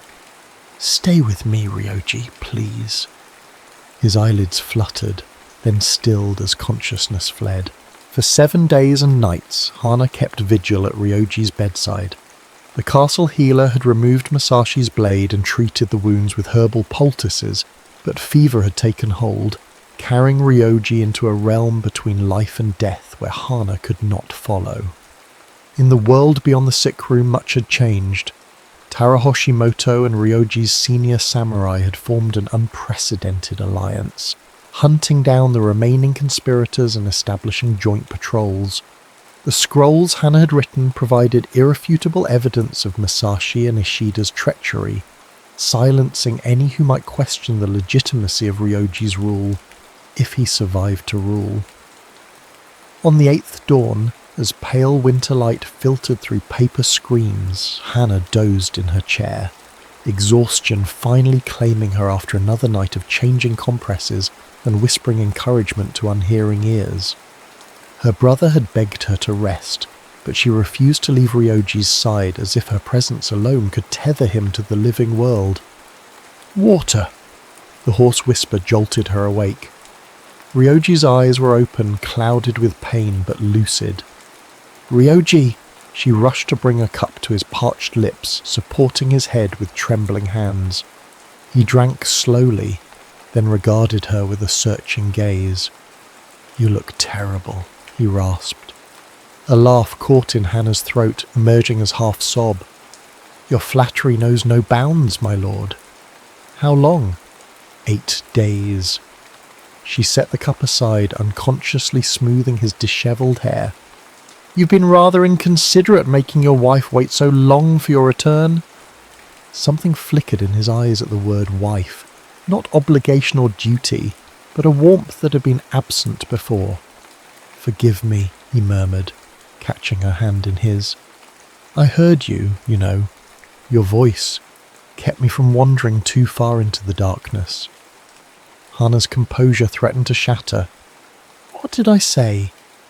That we had unfinished conversations?" His thumb traced circles on her palm, a small intimacy that sent shivers up her arm. "And something about forbidding me to die." "I maintain that position," she replied, blinking back tears. "So I see." He attempted to sit up, wincing as the movement pulled at his wounds. "Don't," she protested. "The healer said, I've spent enough time horizontal." With stubborn determination, he managed to prop himself against the wall, breathing heavily from the exertion. "Tell me everything." Despite his weakness, the command held the familiar authority of the warlord. Hana provided a concise account of all that had transpired: Masashi's death, Ishida's capture, while attempting to flee to a neighbouring province, the unexpected alliance with the Hoshimoto forces. "Your brother remains here?" Ryoji asked, surprise evident. "He said he wouldn't leave until he was certain of your recovery." Hana hesitated. "And of my safety?" Ryoji's expression softened. "He doubts I can protect my own wife. He doubts I need protection at all, after hearing how the women defended the inner compound." A smile tugged at her lips. "Apparently I've developed quite a fearsome reputation." "I could have told him that the day we met." Ryoji's attempt at humour faded into seriousness. "I owe you my life, Hana. Not just for your care these past days, but for uncovering the conspiracy, without your warning." "We protected each other," she corrected gently, "as allies should." "Is that what we are? Allies?" The question hung between them, laden with possibilities neither had dared voice in the months of their marriage. Hana took a deep breath. "I believe we are whatever we choose to be." Ryoji's gaze held hers, unwavering. "And what would you choose, if the decision were yours alone?" The moment of truth had arrived, stripped of political necessity and clan obligation. Hana reached for the inner pocket of her kimono, withdrawing the personal scroll she had written the night of the attack. "This is my answer," she said, placing it in his hand, "written when I believed I might not survive to speak the words." With deliberate movements, Ryoji broke the seal and unrolled the hull. His eyes moved across her elegant calligraphy, widening slightly as he absorbed her most private thoughts, her initial resentment transforming into reluctant respect, then genuine admiration, her recognition of the man beneath the warlord's mask, her growing understanding that what had begun as political expedience had blossomed into something far more profound. The final lines, written in her most beautiful hand, read, "If fate allows, I would choose to walk beside you, not as Hoshimoto, not as Takeda, but as Hana and Ryoji, two souls who found each other beneath the cherry blossoms." When he looked up, vulnerability naked in his face, Hana saw the answer before he spoke. "I would choose the same," he said softly. "I have chosen it already, though I lack the poet's words to express it." He extended his hand, and Hana moved closer, their fingers interlacing as naturally as streams joining to form a river. "The cherry trees will bloom again in spring," Ryoji murmured. "Will you stand beneath them with me, not as my political bride, but as my chosen partner?" "Yes," Hana whispered, tears finally breaking free. "Though I warn you, I remain stubborn and defiant." I would expect nothing less. The smile that transformed his face was no longer the fleeting glimpse she had cherished from the festival night, but a full expression of joy, unbound by warrior's restraint. "And I remain disciplined and reserved." "Most of the time," she teased gently. "Most of the time," he conceded, drawing her closer until their foreheads touched, breath mingling in the quiet intimacy of hard-won truth. Winter deepened outside the castle walls, coating the sleeping cherry trees with crystalline frost that sparkled in the pale sunlight. Within, a different kind of frost melted away as Lord and Lady relearned each other, not as political pawns moved by clan strategy, but as man and woman chosen by their own hearts. Taro Hoshimoto departed once Ryoji regained enough strength to stand on his own, but not before the two clan leaders signed a formal alliance that went beyond the marriage contract. The lands that had seen decades of warfare would know peace for generations to come. As the first breath of spring warmed the air, servants prepared a special tea ceremony beneath the cherry trees, whose buds swelled with imminent blossoming. Ryoji, still leaning slightly on a carved walking stick, led Hana to the same spot where they had almost kissed many months before. He knelt carefully, pouring tea with the same precision he brought to swordplay, while Hana prepared ink and paper, not for solitary reflection, but for a joint creation. Together they composed a poem to commemorate their true union, his strong brush strokes complementing her fluid characters. Winter's ice recedes, spring awakens dormant hearts. Cherry blossoms fall, not in death but celebration of two streams now flowing one. As they wrote the final character, the first cherry blossom detached from its branch, drifting down to land upon their joined creation, a blessing from nature itself upon the love that had grown not despite adversity, but because of it. Ryoji's hand found Hana's, his calloused palm against her softer skin. They say cherry blossoms are the most beautiful because their lives are brief, he observed. But I prefer to think their beauty lies in their return. No matter how harsh the winter, they always find their way back to bloom. Like us, Hana said softly. Like us, he agreed, and sealed their covenant with a kiss beneath the falling petals. No longer the demon of the battlefield and the reluctant bride, but simply Ryoji and Hana, writing their own story beneath the cherry blossom.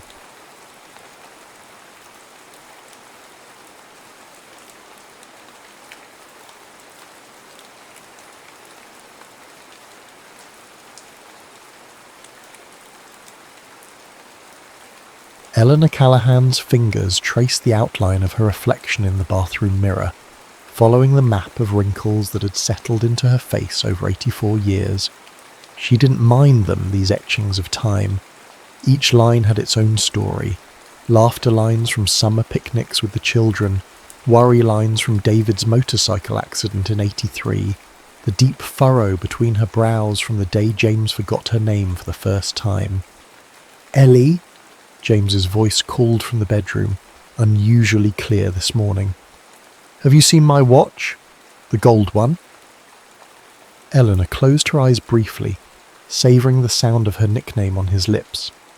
These moments of lucidity had become rare treasures, appearing without warning and now appearing just as quickly, like fireflies in the growing dusk of his mind. Coming, love? She called back, quickly dabbing Chanel No. 5 behind her ears, a ritual she maintained, despite knowing he rarely noticed anymore.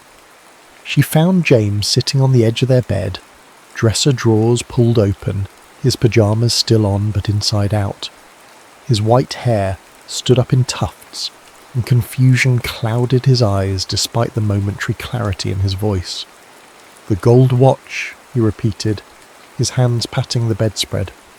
My father's watch, I need it for... Eleanor knelt carefully before him, her knees protesting the movement. For our anniversary dinner tonight, she finished, reaching for his hand. 60 years, James. Can you believe it? His eyes, still that remarkable shade of hazel that had made her stumble over her words at a dance hall in his 63, flickered with something, recognition perhaps, or just the reflection of her own hope. 60, he murmured, squeezing her fingers.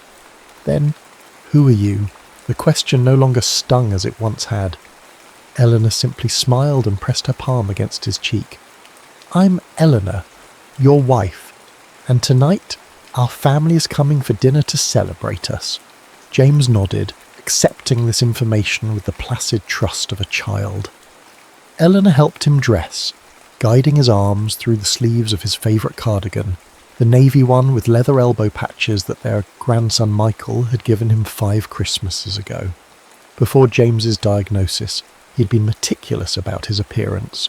Pressed shirts, polished shoes, his silver hair always neatly combed. She maintained these standards for him now, a small act of preservation. The doorbell rang as she was adjusting his collar. That'll be Margaret, Eleanor said, kissing his forehead. Our daughter. She's bringing those lemon squares you like. James blinked at her, and for a terrifying moment, Eleanor thought she saw not confusion, but utter blankness in his gaze, as if looking through her into an endless void. Then he smiled, the crooked, charming smile that had once made her knees weak on dance floors and in darkened movie theatres. I like lemon squares, he said simply. Margaret's voice carried up the stairs, followed by the deeper tones of her husband Robert and the excited chatter of their daughters, Lily and Emma. Eleanor guided James toward the door. "Dad!" Margaret's face lit up when she saw him, and she embraced him carefully. At 57, Margaret had inherited Eleanor's petite frame and James's expressive eyes. "Happy anniversary." "Thank you," James replied automatically, social graces still deeply ingrained even as other parts of him slipped away. "Grandpa!" Emma, 16 and luminous with youth, bounded forward. "I brought you something!"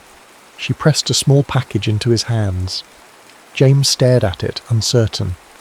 "Open it, dear," Eleanor encouraged. His fingers moved slowly, methodically unwrapping the gift. Inside was a small digital picture frame, its screen coming to life with a slideshow of family photos. "See, Grandpa," Emma explained, standing close. "It has all our pictures in it. Look, there's you and Grandma at the beach house, and there's when you taught me to fish." James watched the images flicker past, his expression unreadable. Then, with startling suddenness, he said, "Cape Cod, 1988. David fell off the dock." The room went still. Eleanor exchanged a glance with Margaret, whose eyes had widened in surprise. The photo on screen indeed showed their vacation home in Cape Cod, though from a more recent trip. "That's right, Dad," Margaret said carefully. "You remember David falling in? Mum had to fish him out because you were laughing too hard to help." James nodded, a small smile playing at his lips. He splashed like a seal, all arms. Eleanor felt a familiar tightness in her chest, hope and heartache intertwined. She had learned not to expect these moments of recollection, nor to expect them to last. David arrived 30 minutes later with his wife Tara and their son Michael, now 28, and sporting a beard that made him look startlingly like James in old photographs. The house filled with the comfortable chaos of family, coats being hung, food being arranged, furniture being shifted to accommodate everyone in the living room where Eleanor had set up for dinner. "Mom, this looks beautiful," David said, helping her arrange the table. At 59, her firstborn still had the gentle demeanour that had made him the peacemaker of the family. "How are you holding up, really?" Eleanor considered the question as she straightened the linen napkins she'd ironed that morning, a small indulgence for a special occasion. "I'm still here," she said finally. "We both are in our own ways." David's eyes, so like his father's, softened with understanding. "Remember what Dad always said about marriage?" Eleanor smiled. "It's not about the years, it's about the moments." "Yes." "Well," David said, glancing over to where James sat in his armchair, watching Michael adjust the sound system, 60 years is a lot of moments." Eleanor followed his gaze. "Yes," she whispered, "a lifetime of them." What no one mentioned, what had become an unspoken understanding, was that these days, those moments existed only for her. For James, they appeared and disappeared like raindrops on hot pavement, evaporating almost as soon as they fell. Margaret appeared at her elbow. "Mum, we found the record." Eleanor turned, her heart quickening. "You did? I thought it was lost in the move."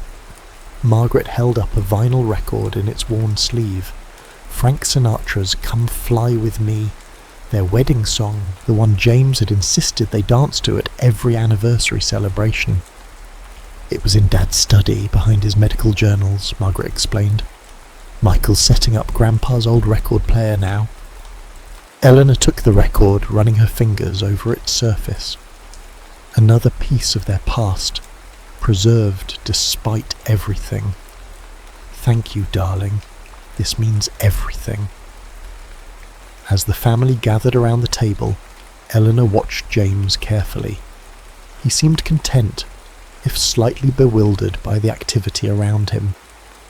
He ate methodically when food was placed before him, smiled politely at conversation directed his way, but remained largely disconnected, a benevolent observer at his own celebration, until Margaret raised her glass for a toast. "To Mum and Dad," she said, her voice wavering slightly. 60 years of showing us what love looks like, in good times and in hard ones. You've taught us that love isn't just the grand gestures, it's in the everyday moments of kindness, patience, and choosing each other again and again. James suddenly straightened in his chair, his gaze sharpening. He reached for his water glass with unusual precision. "To my beautiful wife," he said clearly, looking directly at Eleanor, "the love of my life." The room fell silent.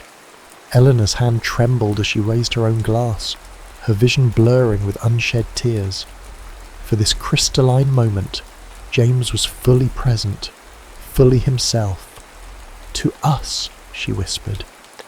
As the evening progressed, Eleanor found herself alternating between host and caretaker, making sure everyone had enough to eat while monitoring James for signs of fatigue or confusion.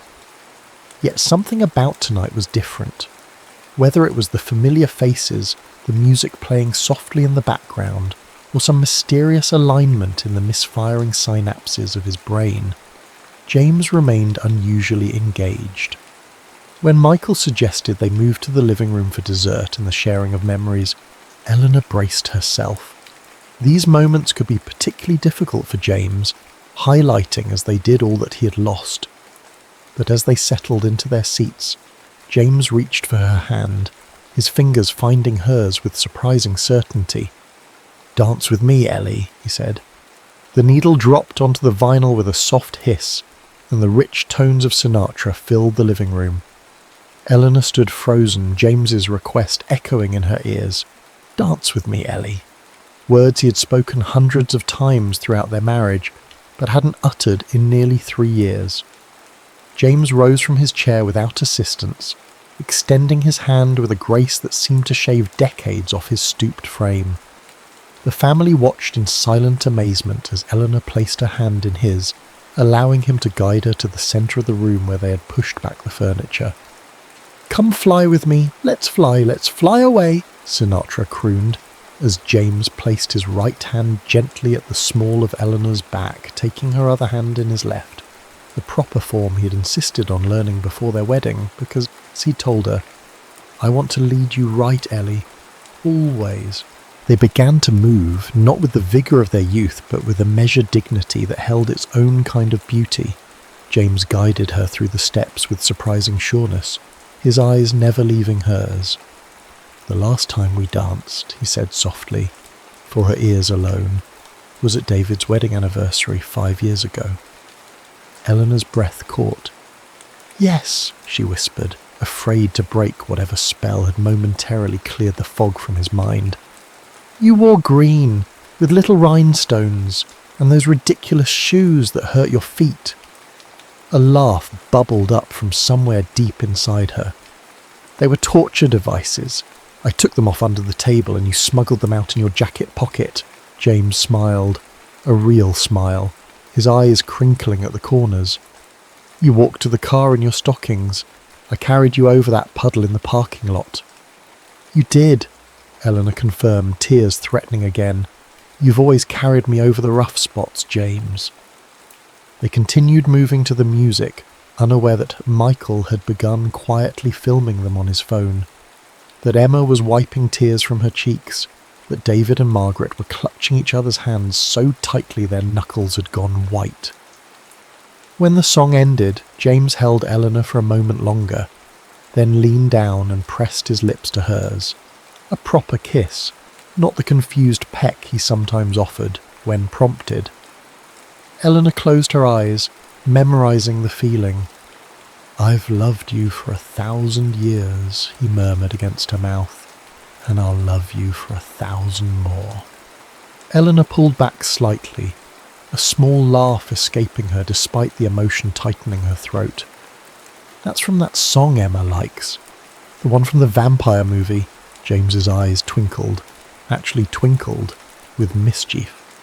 "Did I get it wrong? I was trying to be romantic." Eleanor cupped his face in her hands. "You've never gotten romance wrong a day in your life, James Callahan." They returned to their seats to enthusiastic applause from the family, James giving a small courtly bow that made the grandchildren giggle. As they settled back into their chairs, Eleanor felt a strange mix of elation and terror. These moments of clarity were precious beyond measure, but they also sharpened the pain of what would inevitably follow, the confusion returning, the light in his eyes dimming once more. "Should we share some memories now?" Margaret suggested. "That's what we planned, right, Mum?" Eleanor nodded, pushing aside her apprehension. "Yes, let's do that." One by one, the family began to speak, sharing stories of James as father, grandfather, husband. David recalled fishing trips where James had shown infinite patience untangling lines and baiting hooks. Margaret spoke of how he had driven 8 hours to her college dormitory when she'd called home homesick and ready to quit. How he had walked the campus with her all weekend until she remembered why she'd wanted to be there in the first place. Michael talked about his grandfather teaching him to change the oil in his first car, and how James had slipped him an extra $20 afterward, whispering, "Don't tell your grandmother I'm undermining your allowance system." Lily remembered being terrified of thunderstorms as a child until Grandpa explained that thunder was just the clouds bowling, and every time we heard it, it meant someone had gotten a strike. Emma, the youngest at 16, spoke last. "When I was little and stayed over, Grandpa would make pancakes in funny shapes. Not just Mickey Mouse ears. He'd try to make pancakes that looked like us, or animals we liked. They were always terrible," she said with a laugh. "Like nightmare-inducing terrible. But he was so proud of them, and he would make up stories about each pancake as we ate them." She turned to James, her expression softening. "You always made me feel like the most important person in the room, Grandpa. You still do." Throughout these recollections, James listened with unusual attentiveness. Sometimes he nodded or smiled in apparent recognition. Other times he looked puzzled, as if hearing about a stranger's life.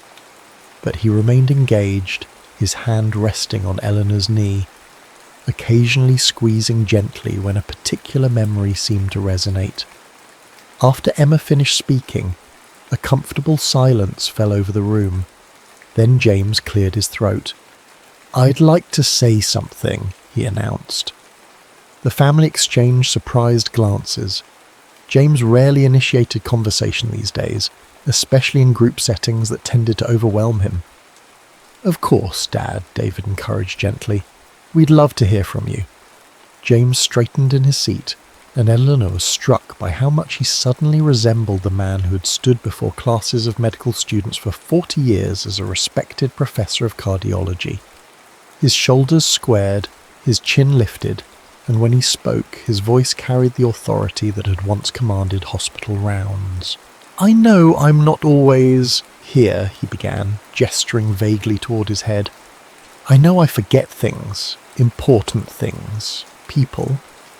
His eyes found Eleanor's. "I forget you sometimes, my love, though never for long. Your face might slip away, but the feeling, the knowing that you are my heart, that stays." Eleanor pressed her hand to her mouth, unable to speak. "The doctors explained what would happen," James continued. "Back when I could understand it, like water draining from a bathtub, they said. But that's not how it feels. It's more like standing in a dense fog. Sometimes the fog thins, and I can see everything clearly, your faces, my life, all of it. Then it thickens again, and I'm lost." He paused, looking around at the family with remarkable clarity. "Tonight the fog has lifted more than usual. I don't know why. I don't know how long it will last. But I want to use this moment to tell you all that even when I can't express it, even when I seem far away, I carry your love with me. It's the thread I follow through the fog." Margaret was openly weeping now, her shoulders shaking as Robert held her. David stared at his father with naked love and grief etched on his face. The grandchildren watched in solemn wonder, witnessing a grandfather they had begun to lose suddenly, miraculously return to them. And Eleanor, James turned fully toward his wife, taking both her hands in his. My Ellie, 60 years isn't nearly enough. I'd marry you again tomorrow. I'd marry you every day for another 60 years if I could. In that moment, Eleanor felt the weight of every day they had shared. The births of their children, the deaths of their parents, vacations and illnesses, arguments and reconciliations, the quiet Tuesday evenings and the momentous celebrations. All of it, every second, had led to this room, this moment, these words. You would? She asked softly. In a heartbeat, he replied. Then, with a flash of his old humour, he added, though according to my most recent ECG, my heartbeats are rather irregular these days, so you might need to be patient with me. The family laughed through their tears, and Eleanor felt something tight in her chest begin to loosen. This moment of perfect clarity, of James fully present and aware, recognising and loving his family, this was the anniversary gift she had never dared to wish for. After James's speech, the evening took on a dreamlike quality. They ate Margaret's lemon squares and drank coffee. They looked through old photo albums, James occasionally offering startlingly precise details about pictures taken decades ago. They played another record, Nat King Cole this time, and James hummed along, his foot tapping in perfect rhythm. But as the clock crept past 9, Eleanor noticed the sign she had learned to recognise. The slight furrow returning to James's brow, his responses becoming more halting, his gaze beginning to wander. The fog was rolling back in. Perhaps we should wrap up for the evening, she suggested gently. It's been a wonderful celebration, but I think we're both getting tired. The family understood immediately. Goodbyes were exchanged, hugs given, promises to visit again soon offered. As they gathered their coats and leftovers, each family member took a moment with James, holding his hand or kissing his cheek, trying not to betray their awareness that the grandfather and father who had been so vibrantly present all evening was already beginning to recede. We'll help clean up before we go, David offered, but Eleanor shook her head. Leave it, darling. I'll take care of it tomorrow. Are you sure, Mum? Margaret asked, concern evident in her voice. Eleanor nodded. I want some quiet time with your father now while he's still... She didn't finish the sentence. She didn't need to. As the front door closed behind the last of their family, Eleanor turned to find James standing in the middle of the living room looking lost. Who were all those people? He asked. Eleanor felt the familiar pang sharper tonight after hours of having her real husband back. She crossed to him, taking his hand. That was our family, love. Our children and grandchildren. They came to celebrate our anniversary. James nodded slowly, processing this information without fully comprehending it. Anniversary, he repeated, the words seeming to float disconnected from any meaning. 60 years of marriage, Eleanor explained patiently. Diamond anniversary. Though I told you long ago I didn't need more diamonds. She led him toward the stairs, moving slowly to accommodate his hesitant steps. You gave me something much better tonight, James. You gave me yourself. He followed her, docile now. The commanding presence that had held the room captivated just an hour ago vanished like morning mist under a strengthening sun. Yet even in this state there was something gentle and dignified about him. The essence of James, his fundamental kindness, his quiet grace, remained intact even as his memories fractured and dispersed. In their bedroom she helped him undress and put on his pyjamas. This intimate ritual had evolved over the past few years from something occasionally embarrassing for them both to a comfortable routine. Eleanor had been a nurse before retiring, and she brought that professional efficiency to the task, though she never stopped seeing her husband's body with love. The broad shoulders now stooped, the stomach that had softened with age, the surgical scar on his left knee from a skiing accident in his 50s. Arms up, she instructed gently, helping him into his pyjama top, then guiding him to sit on the edge of the bed while she removed his slippers and helped him into the pants. "You're very kind," James said, the formal politeness he often adopted when confusion set in. "I'm your wife," Eleanor replied simply. "I promise to love you in sickness and in health." She helped him into bed, tucking the covers around him the way he liked, making sure the pillow was positioned properly under his head. Then she moved to her vanity to remove her makeup and change into her own nightgown. In the mirror, she could see James watching her, his expression peaceful though distant. She wondered what he was thinking, if he recognised her at all now, or if she had become simply a kind caretaker, familiar but unnamed. "You look beautiful," he said suddenly. Eleanor turned, surprised. "Thank you, James." "Are you coming to bed soon?" he asked, patting the space beside him. "Yes, love. Just washing up." When she slipped under the covers a few minutes later, James reached for her hand in the darkness. Eleanor's heart quickened.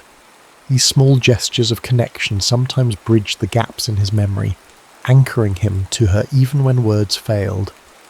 "I don't remember everything," he said softly, "but I remember you smell like flowers." Eleanor turned toward him, close enough to feel his breath against her face. "Chanel No. 5, she whispered. "You gave me my first bottle the day David was born. Said every new mother deserved something that made her feel beautiful." "David," James repeated. "Aoi." "Yes." "He fell in the water at the beach house." Eleanor smiled in the darkness. "That's right. Cape Cod, 1988. James was quiet for a long moment, and Eleanor thought he might have drifted to sleep. Then he spoke again, his voice barely audible. "I'm sorry, Ellie." "For what, my love?" "For forgetting. For leaving you alone while I'm still here." Eleanor propped herself up on one elbow, finding his face in the dim light filtering through the curtains. His eyes were open, looking directly at her with a lucidity that took her breath away. "You haven't left me," she said fiercely. "You're right here. And I'm right here with you, James Callahan. I always will be." He reached up to touch her face, his fingers finding the wetness on her cheeks that she hadn't realised was there. "You're crying," he observed. "Happy tears," she assured him, covering his hand with her own. "Tonight was perfect. Dance with me again tomorrow?" he asked, his voice already growing drowsy.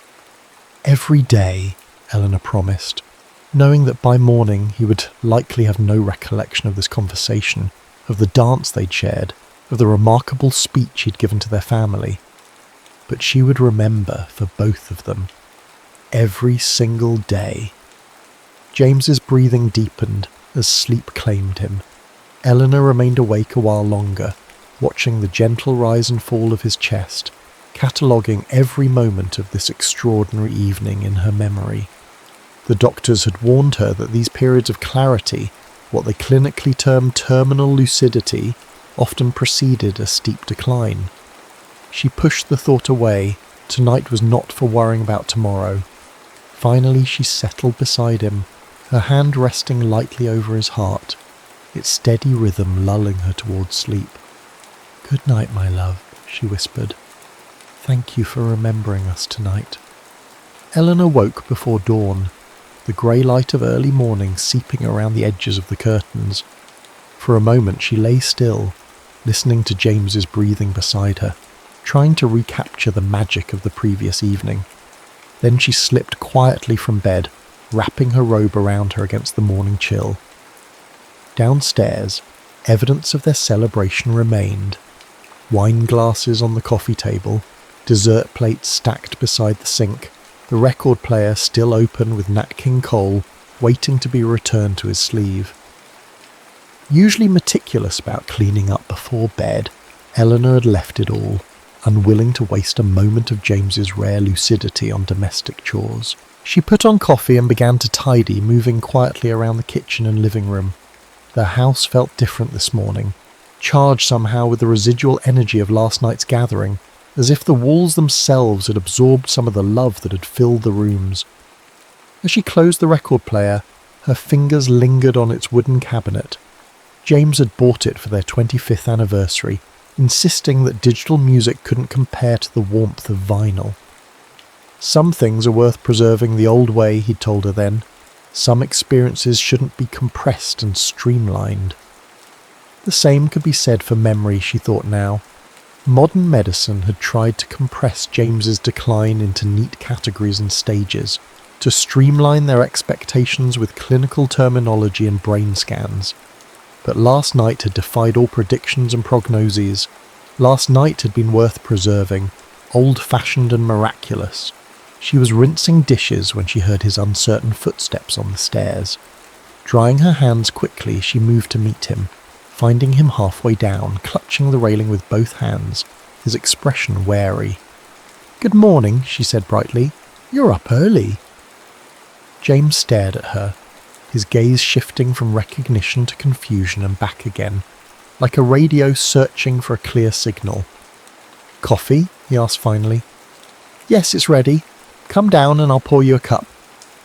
She helped him navigate the rest of the stairs, then guided him to his seat at the kitchen table, the one with the view of the bird feeder he had built decades ago, and which Margaret's husband now kept filled with seed. As Eleanor poured his coffee, black with one sugar, the way he'd taken it for 60 years, she studied him surreptitiously, looking for any hint of the man who had danced with her just hours ago, who had spoken so eloquently about love and memory. But his movements were hesitant again, his gaze unfocused. The fog had returned, perhaps thicker than before. "There's a cardinal at the feeder," she said, setting his cup before him. "Your favourite." James turned to look out the window, a small smile lifting the corners of his mouth. "Redbird," he said, the simple observation containing a hint of delight. "That's right." Eleanor sat opposite him with her own coffee. "Do you remember what we did yesterday, James?" He frowned slightly, concentrating. "We had visitors?" "Yes, the family came for dinner for our anniversary." "Anniversary," he echoed, the same disconnected repetition as last night. Then unexpectedly, 60 years. Eleanor's heart leapt. "That's right, 60 years of marriage." James took a sip of his coffee, his expression clearing briefly. "Did we dance?" "Yes," Eleanor whispered, her throat tight with emotion. "Yes, we danced to Frank Sinatra." "Come fly with me," James said, nodding as if confirming a fact to himself. "You wore blue." Eleanor looked down at her robe, a faded floral pattern, in pinks and greens. "Last night I wore blue," she agreed. "The same colour as my dress on our first date. Do you remember that night, James? At the Starlight Ballroom?" But James's attention had shifted back to the window, to the cardinal now joined by its more subdued mate. "Two birds," he observed. Eleanor followed his gaze. "Yes, the pair always comes together. They mate for life, you know." James turned back to her, and for a brief, heart-stopping moment, she saw complete clarity in his eyes. "Like us," he said. "Yes," Eleanor agreed, reaching across the table to take his hand. "Exactly like us." The days following their anniversary settled back into familiar patterns. James's remarkable lucidity had indeed been fleeting, though Eleanor treasured the small fragments that seemed to have remained. He sometimes hummed "Come fly with me" when she helped him dress, and once he called her Ellie unprompted, the diminutive sending a shock of joy through her. A week after the celebration, Margaret came by while James was napping, to help Eleanor organise the photographs and mementos from the evening. "Michael put together this album," Margaret had said, placing a leather-bound book on the kitchen table. "He included printouts of the pictures and the video he took of you and Dad dancing." Eleanor opened it carefully, her breath catching at the first photograph. James leading her in their dance, both of their faces illuminated with joy. "Oh, Margaret! It's beautiful." "There's a USB drive in the back with all the digital files," Margaret explained. "And Michael uploaded everything to the family cloud account too. He said to tell you nothing will ever be lost." Eleanor nodded, unable to speak for a moment. Their children and grandchildren had become the keepers of their memories, a role reversal both poignant and necessary. "Has Dad had any more moments?" Margaret asked carefully, setting a cup of tea before her mother. "Like at the party?" Eleanor shook her head. "Not like that night, no, but he's been, I don't know how to describe it, more present somehow, as if part of him remembers remembering, if that makes any sense." Margaret covered her mother's hand with her own. "It does. And Mum," she hesitated, choosing her words carefully, "what you do for him every day is the most profound act of love I've ever witnessed." Eleanor looked up from the photo album, meeting her daughter's gaze. "It's not a burden, if that's what you're thinking." "I know it's not," Margaret assured her, "but it's still remarkable, the patience, the dignity you give him." She paused. "We've been talking, David and I, about getting you some more help. Just a few hours each day, someone to peer while you run errands or have lunch with friends or just take a nap." Eleanor's first instinct was to refuse, as she had previous offers of assistance.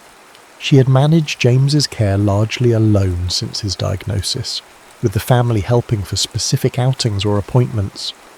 "Maybe," she said instead, surprising herself with a concession. "Not every day, but maybe a few afternoons a week might be nice." Margaret's relief was palpable. "Really? You'll consider it?" Eleanor smiled, running her finger over the photograph of her and James dancing.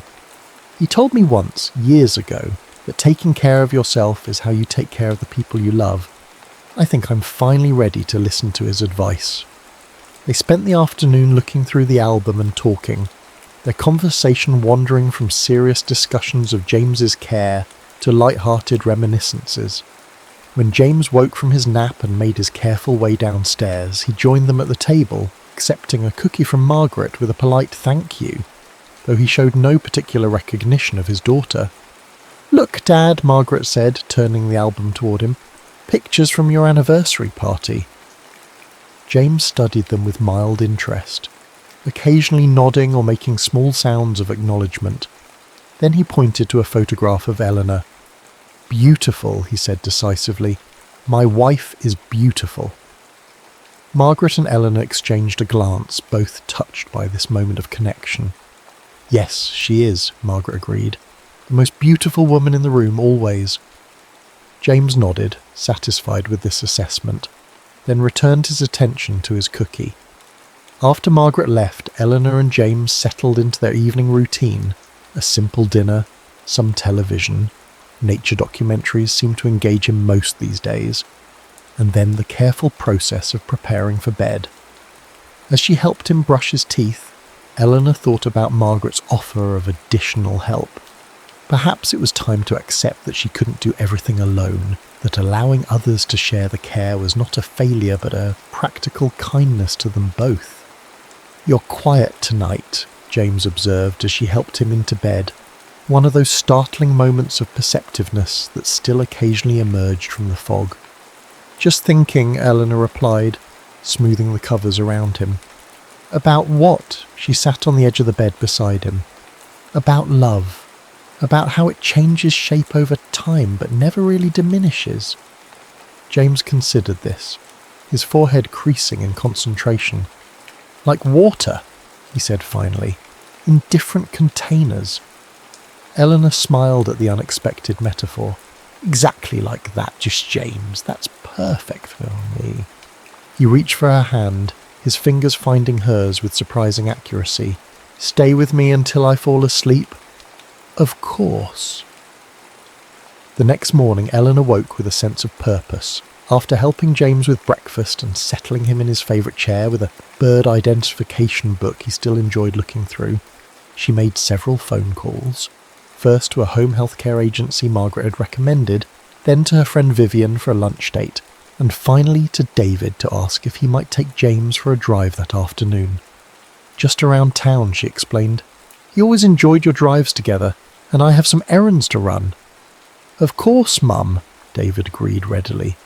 "I can come by around 2 if that works." "Perfect," Eleanor said. "And David, Thank you. For what? Taking my dad for a drive? It's nothing. For understanding, Eleanor said simply. For helping me see that accepting help doesn't mean I'm giving up. There was a short silence on the line. Then David said, You've never given up on anything in your life, Mum, least of all Dad. After she hung up, Eleanor joined James by the window. He was studying a page of warblers, his finger tracing the colourful illustrations. Little birds, he said when she sat beside him. Yellow ones. Yellow warblers, Eleanor confirmed. We saw them at the Audubon Sanctuary last spring, remember? You were so excited you almost fell into the pond leaning over the rail. James looked up from the book, a flash of indignation crossing his features. I did not almost fall in, he protested. I was perfectly balanced. The unexpected clarity of his response, coupled with the familiar, stubborn tone that had characterized so many of their good-natured arguments over the decades, made Eleanor laugh out loud. James Callaghan, you had 1 foot off the ground and were windmilling your arms like a cartoon character. If David hadn't grabbed your belt, you'd have been swimming with the tadpoles. James harumphed, returning to his book with exaggerated focus, but Eleanor caught the small smile playing at the corners of his mouth. These moments, these brief, precious windows when her real husband emerged from the fog, had become her sustenance. David arrived promptly at 2, greeting his father with the easy warmth he'd always shown. Ready for a drive, Dad? Thought we might cruise by the old hospital, maybe stop for ice cream at Wilson's. James looked at Eleanor, a habit formed over recent years as his own decision-making had become more difficult. Go on, she encouraged. I've got some things to take care of here. You two have fun. After they left, Eleanor stood in the quiet house, momentarily at a loss. It had been months since she'd been alone for more than the briefest intervals. The silence felt both strange and luxurious. She moved through the rooms slowly, seeing their home with fresh eyes. The sunlight streaming through the kitchen windows illuminated 60 years of accumulated life. Photographs crowding the refrigerator door. The collection of painted ceramic birds James had started bringing her from medical conferences around the world. The small crack in the counter from when David had dropped a frozen turkey in 1992. In James's study, largely untouched since his retirement 5 years ago, his medical textbooks lined the shelves alongside mystery novels and biographies. His desk remained organised with the precision that had defined his professional life. Pens aligned, notepad centred, the leather blotter Margaret had given him for his 70th birthday still pristine. Eleanor ran her fingers along the spines of his books, then paused at a small wooden box tucked between volumes on cardiology. She recognised it immediately, the box James had carved during a woodworking phase in his 60s, inspired by a similar piece they'd seen in an antique shop in Vermont. Inside, she found what she knew would be there, a collection of small mementos he had saved throughout their marriage, movie ticket stubs from their first date, the hospital bracelet from when David was born, a pressed flower from their 20th anniversary trip to Hawaii, a small smooth stone from the beach at Cape Cod. Each item represented a moment he had deemed worth preserving. Eleanor held the stone in her palm, remembering the day he had found it, a perfect oval, streaked with white quartz that caught the light. Like your hair in the sun, he had said, tucking it into his pocket. She replaced the items carefully and returned the box to its spot. These tangible pieces of their history had always been important to James, as if he had somehow known that one day his internal archive of memories would begin to fail, and he would need these physical touchstones. The irony wasn't lost on Eleanor that she, who had spent 6 decades being teased for her terrible memory, "You'd forget your own birthday if I didn't remind you," James often joked, was now the sole keeper of their shared past. All those times she had relied on him to remember the name of a restaurant they had visited, or the year they had taken that road trip through New England, and now their roles were reversed. She glanced at her watch, realising she had spent nearly an hour lost in reminiscence. Vivian would be waiting at the cafe. Eleanor changed quickly into a blouse she knew James particularly liked, a soft lavender that brought out the green in her eyes, applied a touch of lipstick and grabbed her purse. The freedom of driving alone felt almost illicit after months of careful planning around James's needs. She rolled down the windows, letting the warm spring air tousle her silver hair, and impulsively turned up the radio when one of James's favourite jazz standards came on. Vivian was already seated at an outdoor table when Eleanor arrived, her dramatically red hair, dyed since her 40s, though she vehemently denied it, visible from the parking lot. The two women had been friends since their children were in elementary school together, their bond strengthened by shared experiences of motherhood, career transitions, and now widowhood for Vivian and caregiving for Eleanor. "Look at you," Vivian exclaimed as Eleanor approached. "You're positively glowing. Must have been some anniversary celebration." Eleanor slid into the chair across from her friend, accepting the glass of iced tea Vivian had already ordered for her. "It was extraordinary," she admitted. James was himself again, Viv. Really himself for hours. She described the evening, the dancing, James's speech, the moments of perfect clarity that had seemed like a miracle. Vivian listened with the attentiveness of someone who understood exactly what such a gift would mean. "Oh, Ellie," Vivian said when Eleanor finished, reaching across the table to squeeze her hand. "I'm so happy you had that. What a precious thing." "It was," Eleanor agreed, "and it made me realise something. I've been so focused on what we're losing, on all the ways his mind is failing, that I sometimes forget to appreciate what remains." Vivian nodded. The essence of him, the James underneath the confusion. Exactly. And I need to take better care of myself if I'm going to be there for him properly. Eleanor sipped her tea. "I'm hiring some help, just a few hours a week to start." Vivian's eyebrows shot up in exaggerated shock. "Eleanor Callahan accepting help? Alert the media? Has hell frozen over?" Eleanor laughed, the sound surprising her with its freedom. When had she last really laughed? I know, but I'm trying to be sensible." "About time," Vivian pronounced, lifting her glass in a toast. "To sensible decisions and extraordinary men, even when they drive us crazy." "Even then," Eleanor agreed, clinking her glass against her friend's. They spent a leisurely 2 hours at the cafe, their conversation meandering from serious topics to gossip about mutual friends, punctuated by Vivian's irreverent humour. By the time Eleanor headed home, she felt lighter somehow, as if she had set down a burden she hadn't fully acknowledged carrying.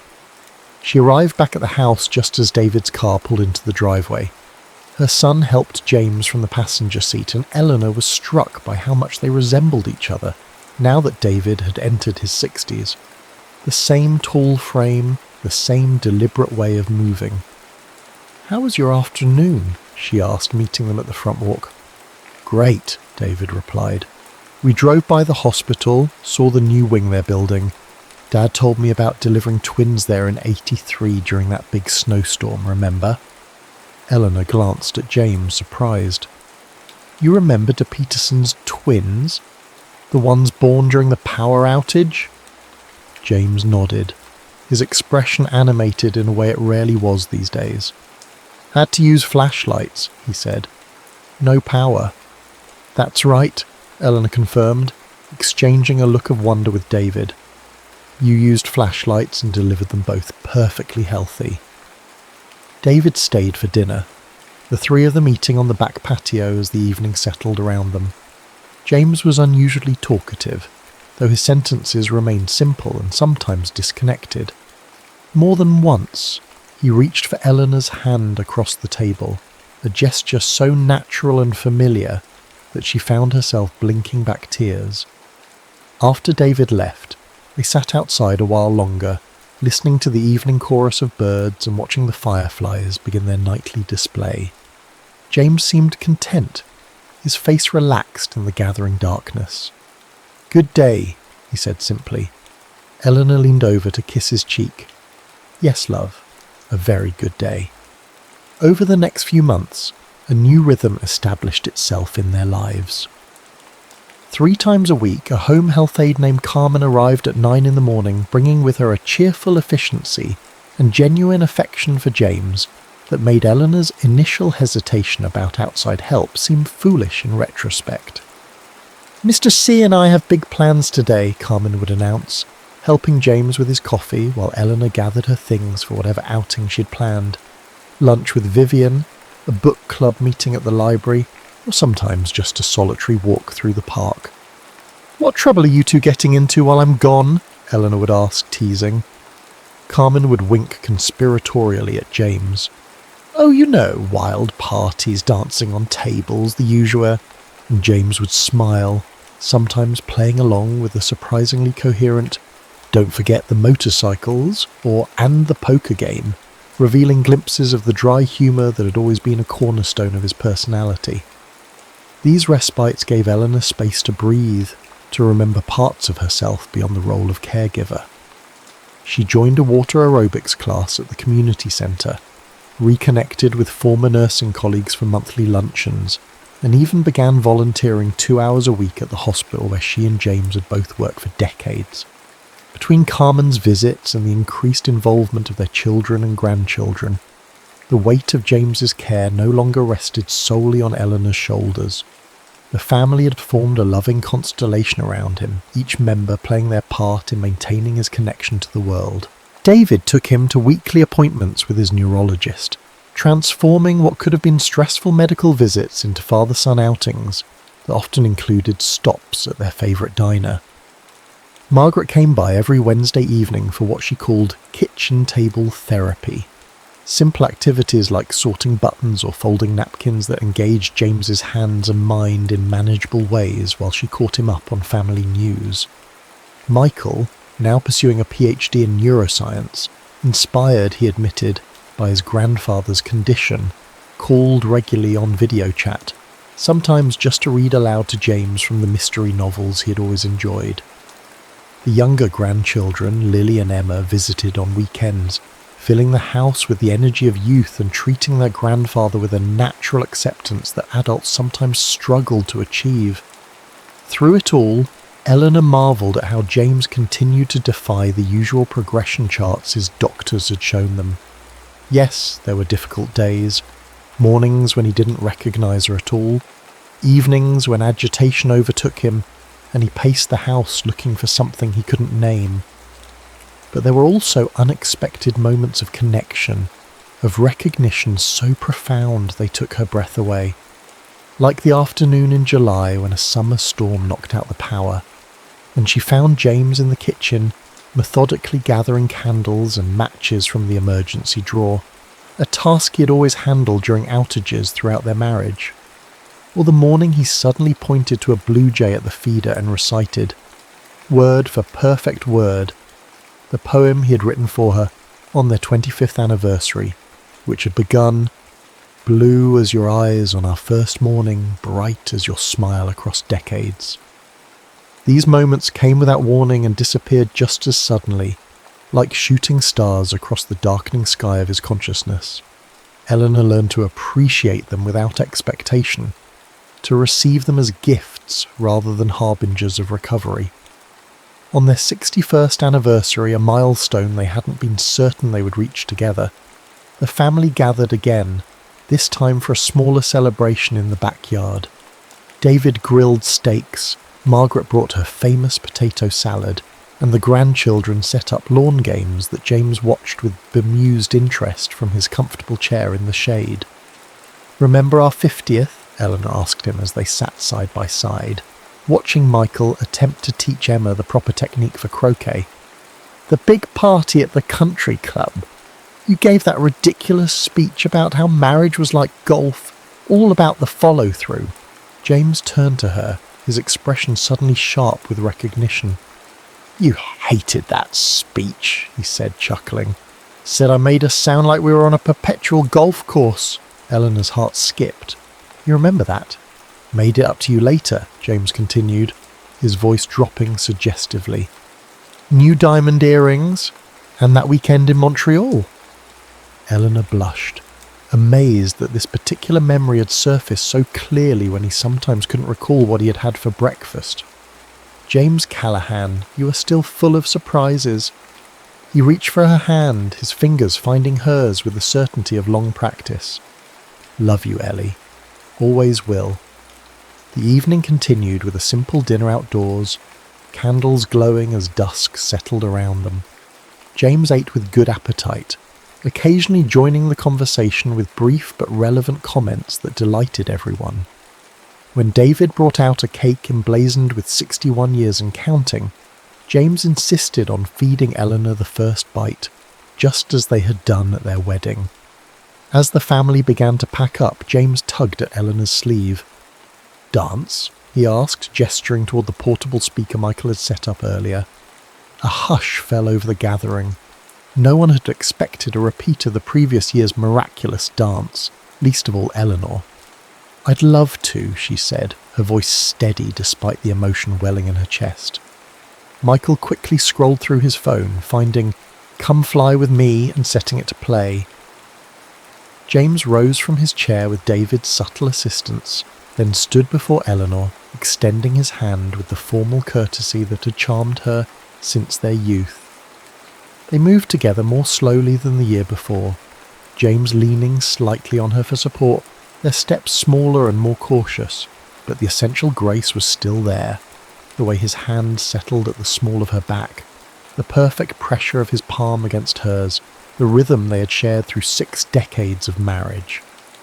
The family watched in silent awe as the elderly couple moved across the patio, in the soft glow of string lights and candles. Margaret wiped tears from her cheeks, and David stood with his arm around Tara, both of them witnessing something they understood went beyond words. When the song ended, James didn't immediately release Eleanor. Instead, he held her gaze with unusual intensity. "Next year," he said clearly, "let's dance to that song from the vampire movie." Eleanor laughed, startled and delighted by the joke, a callback to their conversation after last year's dance. "The one about loving you for 1,000 years? James nodded, a mischievous glint in his eye. Always wanted to be immortal.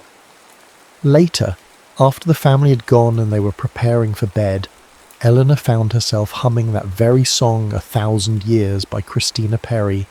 As Emma had informed her, with the slightly condescending patience teenagers reserve for explaining pop culture to their elders. "What are you singing?" James asked as she helped him into bed. "Just a silly love song," Eleanor replied, "about loving someone forever." James settled against his pillow, his expression thoughtful. "Forever's not long enough," he said softly. Eleanor paused in the act of straightening his blankets, struck by the lucidity of the observation. "No," she agreed, "it isn't." She finished her own bedtime routine and slipped under the covers beside him, finding his hand in the darkness as she had done for more than 22,000 nights. His fingers curled around hers, warm and familiar. "Ellie," he murmured, already half asleep. "Yes, love?" "When I forget, you remember for both of us. Promise?" Eleanor pressed closer to him, resting her head against his shoulder. "I promise, James. Always." In the quiet darkness of their bedroom, surrounded by the artifacts of their shared life and the intangible presence of 6 decades of love, Eleanor made her silent vow. She would remember it all, every dance, every argument, every ordinary Tuesday, every extraordinary celebration. She would hold their history safe within her heart, preserving it against the inevitable losses that time and illness would bring. And in the moments when the fog lifted, when James returned to himself even briefly, she would be ready with their memories, waiting to dance with him again through the cherished landscape of their life together. Because love, she had learned, was not just in the remembering. It was in the constancy, the dailiness, the quiet acts of care that continued long after the grandest gestures had faded. It was in the space between heartbeats, in the gentle pressure of hands that had held each other through joy and grief, health and sickness, clarity and confusion. It was in the dance that continued, even when the music had changed, even when the steps grew slower and less certain, even when one partner sometimes forgot the rhythm, while the other remembered for them both. As James's breathing deepened into sleep beside her, Eleanor whispered into the darkness, 1,000 years, James Callahan, and then 1,000 more.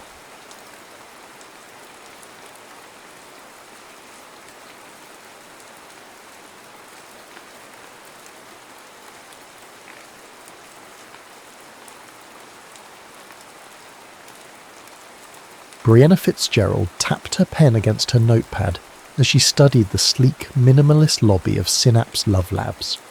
Everything about the place screamed cutting-edge technology, from the neural network patterns etched into the frosted glass partitions to the subtle blue lighting that mimicked the glow of synapses firing in the brain. It was all so perfectly orchestrated that it made her journalist's instincts itch with suspicion. Ms. Fitzgerald? A woman with a pristine bob and a tablet approached. I'm Dr. Eleanor Chen, lead researcher. We're thrilled you've chosen to participate in our pioneer program. Brianna smiled her most convincing smile. I'm excited to be part of scientific history. The lie rolled off her tongue with practiced ease. What she couldn't say was that she was here to expose what she believed was an elaborate scam. A dating service that claimed to use neural compatibility algorithms to match perfect partners with 98.7% accuracy. Her editor had practically salivated at the pitch. 30 days of deception inside the Love Lab scam. Please follow me for your final briefing. Brianna was led into a conference room where 5 other researchers in white lab coats were gathered around a holographic display. On the screen rotated 2 profile images, hers and a man she assumed was her scientifically perfect match. This is Dr. Kevin Jones, Eleanor said, gesturing to the image of a man with thoughtful eyes and a reserved smile. Psychologist specializing in attachment theory. Your compatibility score is... Eleanor paused for dramatic effect. Unprecedented. Brianna fought the urge to roll her eyes. Of course it was. As you know, the parameters of the experiment are strict, continued Eleanor. 30 days in complete isolation with your match. No outside contact, no internet, no entertainment beyond the books we provide. If both of you remain for the full duration, you each receive $100,000. If either leaves, the experiment terminates for both parties with no compensation. Brianna nodded. The money wasn't her motivation, but it would make for a nice bonus on top of the career-defining article she planned to write. Your match is waiting in the transport vehicle. You'll be taken to the location together. Any questions before we proceed? Just one, Brianna said. How manufactured is this compatibility? Are you monitoring us for entertainment value? Eleanor's smile didn't waver. We're scientists, Ms. Fitzgerald, not reality TV producers. The isolation home has no surveillance inside, only security perimeters and emergency systems. What happens between you and Dr. Jones is entirely authentic and private. Right, Brianna thought. And I'm supposed to believe that a company valued at $1.8 billion is just interested in the purity of love. 20 minutes later, Brianna found herself sitting across from Kevin Jones in the back of a luxury SUV with tinted windows. He was taller than his hologram suggested, with a quiet intensity that made the confined space of the vehicle feel even smaller. So, he said after a stretch of silence, what made you sign up for this? His voice was deeper than she expected, with a thoughtfulness that matched his eyes. Brianna recited her cover story. Curiosity, skepticism, a desire to test the limits of compatibility science. That much wasn't entirely a lie. And you? Aren't psychologists supposed to know better than to trust algorithms with their love lives? A subtle smile creased the corners of his mouth. Maybe that's precisely why I'm here. We study attachment and connection our whole careers, but rarely do we get to experience it as a controlled variable. You really believe in this, don't you? She asked. unable to keep the incredulity from her voice. "I believe in the possibility," he corrected there, "which makes me wonder why someone so obviously skeptical would commit to 30 days of isolation with a stranger." Their eyes locked, and Brianna felt an unexpected flutter of something that felt disturbingly like interest. She quickly attributed it to her journalistic instincts kicking in. This man was going to be the primary subject of her exposé after all. "I guess we're both experimental in our own ways," she replied. The vehicle began climbing upward, the city falling away beneath them as they ascended into the mountains. After another hour of sparse conversation interspersed with increasingly uncomfortable silence, they arrived at what would be their home for the next month. A stunningly modern cabin perched on the edge of a cliff, all glass and sustainable timber, with panoramic views of wilderness in every direction. "Home sweet home," Kevin murmured as they stepped inside. The interior was spacious yet intimate. An open concept design with a chef's kitchen, a living area centered around a fireplace, and floor-to-ceiling bookshelves stocked with everything from classics to contemporary fiction. A hallway led to 2 bedrooms flanking a shared bathroom, and a deck wrapped around the entire structure, offering a meditation space that seemed to float above the forest canopy. "Only 2 bedrooms? How disappointing," Brianna quipped. "I thought we were supposed to be perfect for each other." Kevin raised an eyebrow. "Compatibility doesn't mean we skip straight to sharing a bed, Ms. Fitzgerald." "Brianna," she corrected, feeling oddly flustered. "If we're going to be trapped here together, we might as well use first names." "Brianna," he repeated, and something about the way her name sounded in his voice made her immediately regret the suggestion. That night, as Brianna lay in her unfamiliar bed, listening to the sound of nothing but wind in the trees and the occasional creak of the cabin, settling, she pulled out her contraband, a small notebook hidden in the lining of her suitcase. She began documenting her first impressions. Day 1, arrived at the isolation house with subject K. Initial observations suggest he genuinely believes in the experiment's premise. Either that, or he's a better actor than I am. The house itself is designed to eliminate distractions and foster connection. There's literally nowhere to escape conversation except our bedroom. No TV, no internet, not even a radio, just books, cooking, and each other. First impression of Kay, infuriatingly calm, observant in a way that makes me feel exposed, attractive in an understated way that I refuse to acknowledge further. Tomorrow I begin probing for inconsistencies in the experiment design. I give him 5 days before he starts to annoy me beyond endurance. I give myself 10 before I'm climbing the walls from lack of external stimulation. This is going to be the longest month of my life. She closed her notebook and stared at the ceiling, listening to the unfamiliar sounds of another person moving around in the bathroom. 30 days suddenly seemed like an eternity. What Brianna didn't write down, what she barely admitted to herself, was the unsettling feeling that had taken root from the moment she'd met Kevin's gaze. It wasn't the irritation she'd been expecting, or even the professional curiosity she'd prepared for. It was the disturbing sense that for the first time in years, someone was actually seeing her. By day 5, Brianna had established a routine designed to minimize interaction. Early morning runs on the trails surrounding the cabin, followed by coffee and reading on the deck while Kevin meditated indoors. Afternoons were spent writing in her room or exploring the property's boundaries, carefully timing her kitchen appearances to avoid meal overlap. It was, she told herself, a strategic approach to maintain objectivity for her article. It had nothing to do with the discomfort she felt whenever Kevin's perceptive gaze lingered on her a moment too long. "You're very committed to avoiding me," Kevin observed on the morning of day 6, catching her as she returned from her run. He stood in the kitchen, methodically slicing fruit for his breakfast.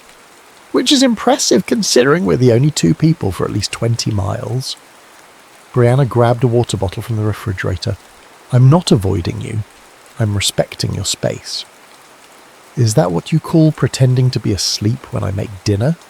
Then sneaking out to eat after I've gone to bed? His tone wasn't accusatory, merely curious, which somehow made it worse. I'm a night owl, she deflected. You're a journalist, he replied simply, placing a slice of mango in his mouth. Brianna froze. Excuse me? You're a journalist, he repeated, not a marketing executive like your profile claims. The careful distance she'd maintained collapsed in an instant. How did you... I recognized your name, he said. You wrote that series on tech companies exploiting psychological vulnerabilities in their users. It was excellent work, very thorough. Brianna's mind raced. Her cover was blown, and with it, potentially her entire investigation. Are you going to report me? Kevin considered the question while arranging his fruit in a precise pattern on his plate. That depends. Are you here to do a hatchet job, or are you genuinely investigating whether our compatibility is manufactured? The distinction surprised her. Does it matter? Either way, I'm not the perfect match your algorithms promised. Actually, he said, pushing a plate of fruit toward her, the fact that you're skeptical enough to investigate makes you exactly who my profile indicated I'd be compatible with. Someone who questions systems rather than blindly accepting them. He smiled slightly. Though perhaps the scientist didn't anticipate quite this level of skepticism. Brianna reluctantly took a piece of mango. So you're not here looking for true love? I'm a researcher, Brianna. I'm interested in whether emotional connection can be predicted and facilitated through controlled environmental factors. The experiment's premise, two strangers becoming intimately connected through isolation and structured interaction, is essentially a condensed version of how most relationships historically developed, before technology gave us the illusion of unlimited choice. She studied him, searching for signs of deception. You're not angry that I lied? Would being angry change the fact that we're still stuck here together for the next 24 days? He pushed a folder across the counter toward her. Besides, I think you'll find this more interesting than my emotional state. Inside the folder was a series of daily questions and exercises labelled Intimacy Development Protocol. What's this? She asked. Today's arrived in the communication box this morning. Apparently we're supposed to complete these together each day. Structured conversations designed to accelerate emotional bonding. Brianna flipped through the pages with growing suspicion. Like the 36 questions that supposedly make people fall in love, this is manipulation, not science. It's an accelerated version of the getting to know you phase, Kevin corrected, and it's entirely optional. We can ignore it and continue our mutual avoidance strategy for the remaining days. But you don't want to ignore it. I came here to participate in an experiment, he said simply, not to stare at my bedroom ceiling for a month. Later that afternoon, they sat facing each other on the deck, the intimacy questions between them like a ticking bomb. This is ridiculous, Brianna said, reading the first question. What would constitute a perfect day for you? It's like a bad first date. Kevin leaned back in his chair. You're overthinking it. Just answer the question. Fine, she said, crossing her arms. A perfect day would be breaking a major story that exposes corporate malfeasance and actually leads to systemic change instead of a 2-day news cycle followed by collective amnesia. Specific and cynical, he noted, but I suspect that's your professional perfect day. What about personally? The question caught her off guard. I don't separate the two. Everyone separates the two, he countered. Even workaholics have personal desires. Brianna felt a flash of irritation at his presumption. Fine. A cabin by a lake, thunderstorm, good book, no cell reception, no people expecting things from me. She raised her chin slightly. Your turn. Kevin considered the question with what seemed like genuine thought. Morning hike to watch the sunrise, afternoon spent helping someone work through a breakthrough in therapy, evening conversation with someone who challenges my thinking. Rain on a tin roof while falling asleep. He looked directly at her. Not so different from yours, actually. Except your perfect day includes other people. Just specific ones, he clarified. Quality over quantity. They moved through the questions from innocuous preferences to more probing inquiries about family relationships and formative experiences. To Brianna's surprise, the conversation flowed with unexpected ease. Kevin answered each question thoughtfully, but without the performative vulnerability she'd anticipated. When they reached the question about their greatest fears, however, Brianna hesitated.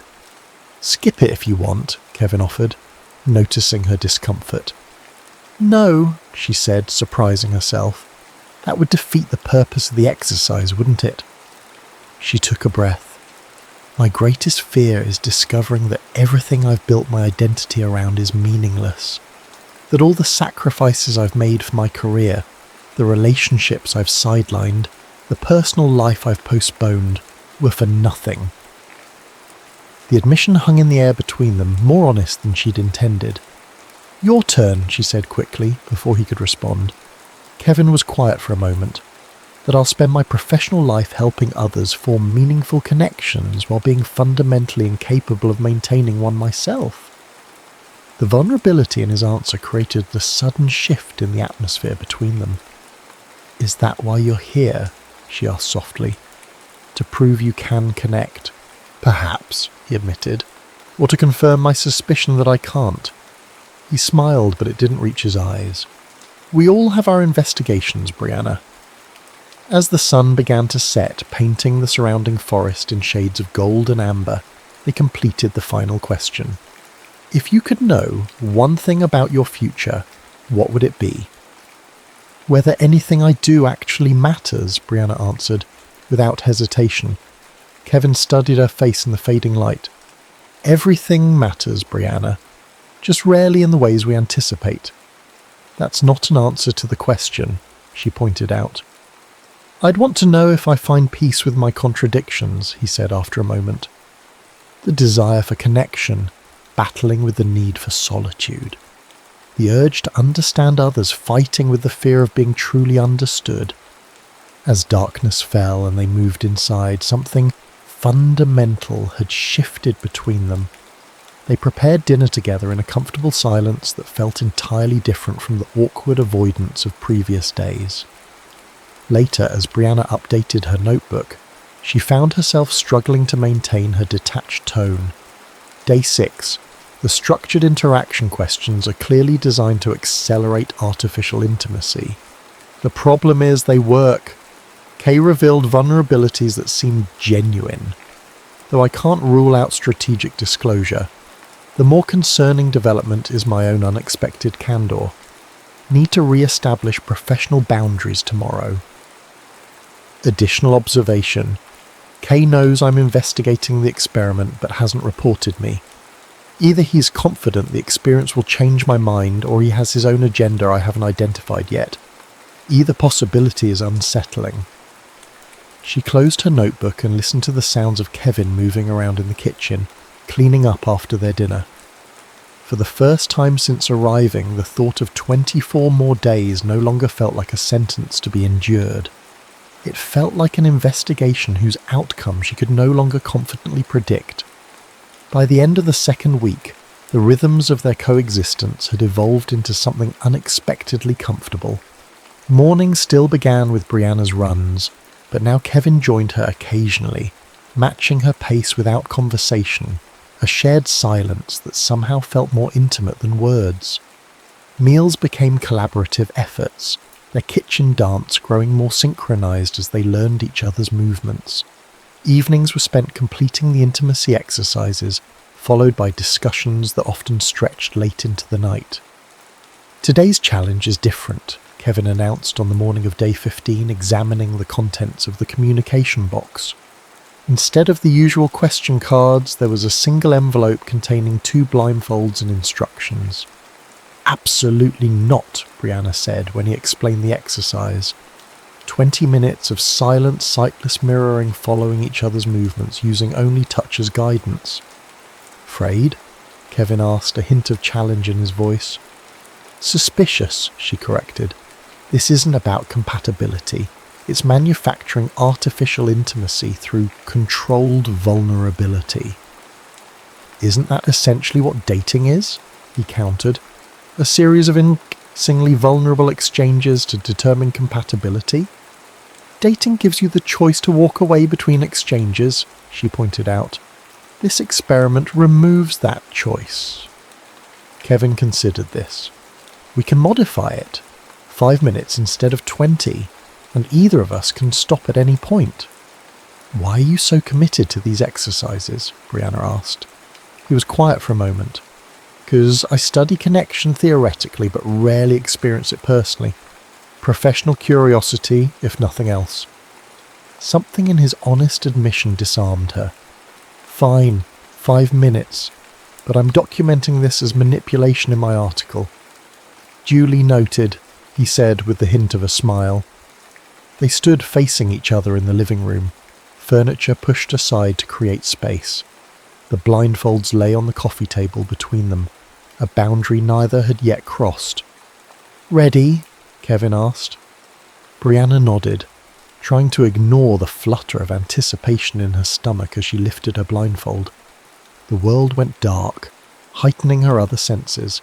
The sound of Kevin's breathing, the scent of his soap, the subtle shift in air pressure as he moved closer. Hands up, palms forward, he instructed softly. She complied, feeling vulnerable and slightly ridiculous until her palms met his, warm, steady, and slightly larger than her own. The simple contact sent an unexpected current through her. I'll lead first, he said, his voice closer now. Just follow the pressure. He began with simple movements, hands up, down, outward, which Brianna followed easily. As the minutes passed, the movements became more complex. Circles, waves, one hand leading, while the other followed a different pattern. Without sight, their entire focus narrowed to the points where their palms connected. Your turn to lead, Kevin murmured after what felt like both seconds and hours. Brianna initiated a pattern, marvelling at how quickly he adapted to her rhythm. There was something oddly exhilarating about the wordless communication, the way their bodies learned each other without visual cues. When Kevin suggested they try mirroring without hand contact, just sensing each other's movements through the air between them, Brianna knew they had far exceeded the 5-minute limit but couldn't bring herself to stop. The exercise had transcended its artificial constraints, becoming something else entirely. A conversation without words, a negotiation of space and energy that felt strangely profound. The timer's unexpected beep startled them both. For a moment, neither moved to remove their blindfolds. That was, Brianna began, but words felt inadequate. I know, Kevin replied simply. When they finally removed the blindfolds, blinking in the sudden light, Brianna was struck by the intensity in Kevin's eyes, a mixture of vulnerability and something deeper that made her look away first. Well, she said, striving for a lightness she didn't feel, I can see why they included that one in the manipulation protocol. Is that what you experience? He asked.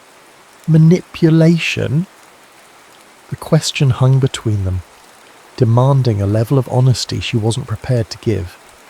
I experienced an exercise designed to create artificial intimacy, she said carefully. And did it? Brianna met his gaze. Would admitting that it did validate your theory or undermine my skepticism? A small smile played at the corners of his mouth. Both, perhaps. That night, a sudden mountain storm brought winds that howled through the trees and rain that pounded against the cabin's metal roof. The lights flickered once, twice, and then plunged them into darkness. Perfect, Brianna muttered, fumbling for her phone to use as a flashlight. Emergency kit should be in the kitchen, Kevin called from somewhere across the room. They converged at the kitchen island, the beams of their phone flashlights dancing across the countertops as they searched for candles or lanterns. Found it, Kevin announced, pulling a box from beneath the sink. Inside were emergency candles, matches, a hand crank radio, and several foil emergency blankets. As they placed candles around the living room, the space transformed, shadows danced on the walls, and the howling wind outside made the cabin feel smaller, more intimate. They settled on opposite ends of the couch, an emergency blanket wrapped around each of them. "At least it's not cold," Brianna observed, watching the candle flames flicker with each draught. "Wine?" Kevin suggested, holding up a bottle they'd left unopened since arrival. "Seems like the appropriate response to a power outage." 2 glasses in, Brianna found herself relaxing into the strange intimacy of the moment. The storm outside, the dancing candlelight, the absence of technological distractions, it created a pocket universe where normal rules felt suspended. "Truth or dare," Kevin suggested, a playful glint in his eye that the candlelight accentuated. Brianna laughed. "What are we, teenagers?"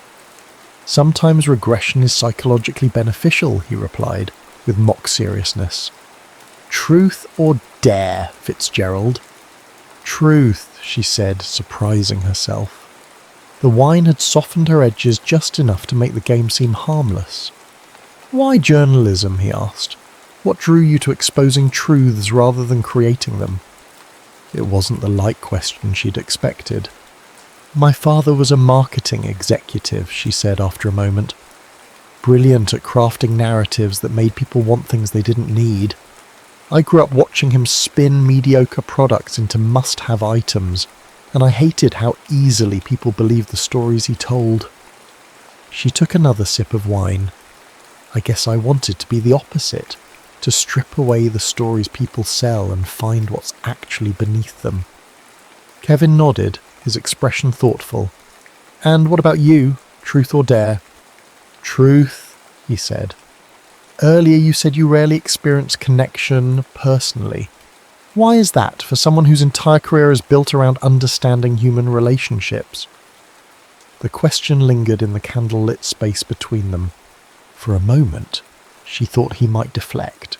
"The same reason surgeons rarely operate on family members," he finally said. "Emotional proximity clouds clinical judgment. I can map the attachment patterns of strangers with clinical precision, but in my own relationships," he paused, swirling the wine in his glass. "Let's just say it's easier to analyze connection than to sustain it." "That sounds lonely," Brianna said softly. "Says the woman who listed no people as part of her perfect day," he countered with a gentle smile. "Touché." She raised her glass in acknowledgement. "Maybe we're both hiding from the same thing, just from opposite directions." "And what would that be?" he asked. "The terror of being truly seen," she said, the words emerging from someplace deeper than conscious thought. "You from the inside, me from the outside." The candlelight caught the surprise in his eyes, surprise that quickly shifted to something more complex, more dangerous. "Truth or dare, Brianna?" he asked, his voice lower now. "Dare," she said, suddenly unwilling to risk another truth. Kevin placed his wine glass on the coffee table and leaned forward slightly. "I dare you to stop documenting this experience as an investigation for 5 minutes. To be fully present, without filtering what happens through the lens of your article." "How would you even know if I did that?" she challenged. "I wouldn't," he admitted, "but you would." The simplicity of his answer disarmed her. Without her reporter's perspective, the mental notepad where she recorded observations, formulated analyses, maintained critical distance, what would be left? Just her, just him, just whatever was happening between them in this candle-lit bubble, while the storm raged outside. 5 minutes, she agreed, placing her own glass beside his. She didn't know who moved first. Perhaps they both did, the space between them dissolving as naturally as breath. His lips found hers with a gentleness that quickly gave way to something more urgent, years of carefully constructed distance collapsing in the span of heartbeats. When they finally pulled apart, breathless and stunned, Brianna knew something fundamental had shifted. The The careful scaffolding of her investigation, her skepticism, her emotional detachment, all of it had been exposed as the flimsy protection it was. "I think," Kevin said quietly, his forehead resting against hers, "that was significantly longer than 5 minutes. Later, in the darkness of her room, Brianna stared at the ceiling, listening to the storm gradually subside. She didn't reach for her notebook. For the first time since the experiment began, she allowed herself to experience the moment without analysing it, without extracting its journalistic value, without armouring herself against its implications. And in that unguarded moment, she recognised the fear that had been growing alongside the connection. Fear that perhaps the experiment wasn't a fraud after all, that perhaps the compatibility they'd measured was real, and if that was true, what else might be? The kiss changed everything and nothing. They didn't speak of it the next morning, yet it hung between them like an unspoken question, altering the gravity of every interaction. Their daily routines continued, the shared meals, the evening exercises, but now charged with an awareness that made even passing in the hallway feel significant. On day 21, Brianna woke to find Kevin already gone on a morning hike. In the kitchen, she discovered a note indicating he'd be back by noon, along with freshly brewed coffee and sliced fruit arranged in a pattern that mirrored how she always prepared her breakfast. The thoughtfulness of the gesture sent an uncomfortable warmth through her chest. This wasn't supposed to happen. She wasn't supposed to feel this tug of attachment to a man who was, ultimately, a research subject in her investigation. Needing to reorient herself, Brianna retrieved her notebook, neglected in the days since the power outage, and forced herself to document recent developments with professional detachment. Day 21. Notable shift in subject dynamics following isolation-intensified physical proximity event. Reduced power outage leading to decreased inhibition. Important to note that environmental manipulation continues to be a significant factor in manufacturing false intimacy. Subject K demonstrates increasing investment in experiment outcomes. Personal boundaries must be reinforced to maintain investigative integrity. She stared at the words, recognizing their defensive tone. Who was she trying to convince? Her readers or herself? When Kevin returned from his hike, Brianna had retreated to the deck with a book she wasn't actually reading. She sensed rather than saw him approach, her body attuned to his presence in a way that both thrilled and unnerved her. "I brought something back for you," he said, placing a perfect pine cone beside her. "Thought it might make a nice souvenir of your time in captivity."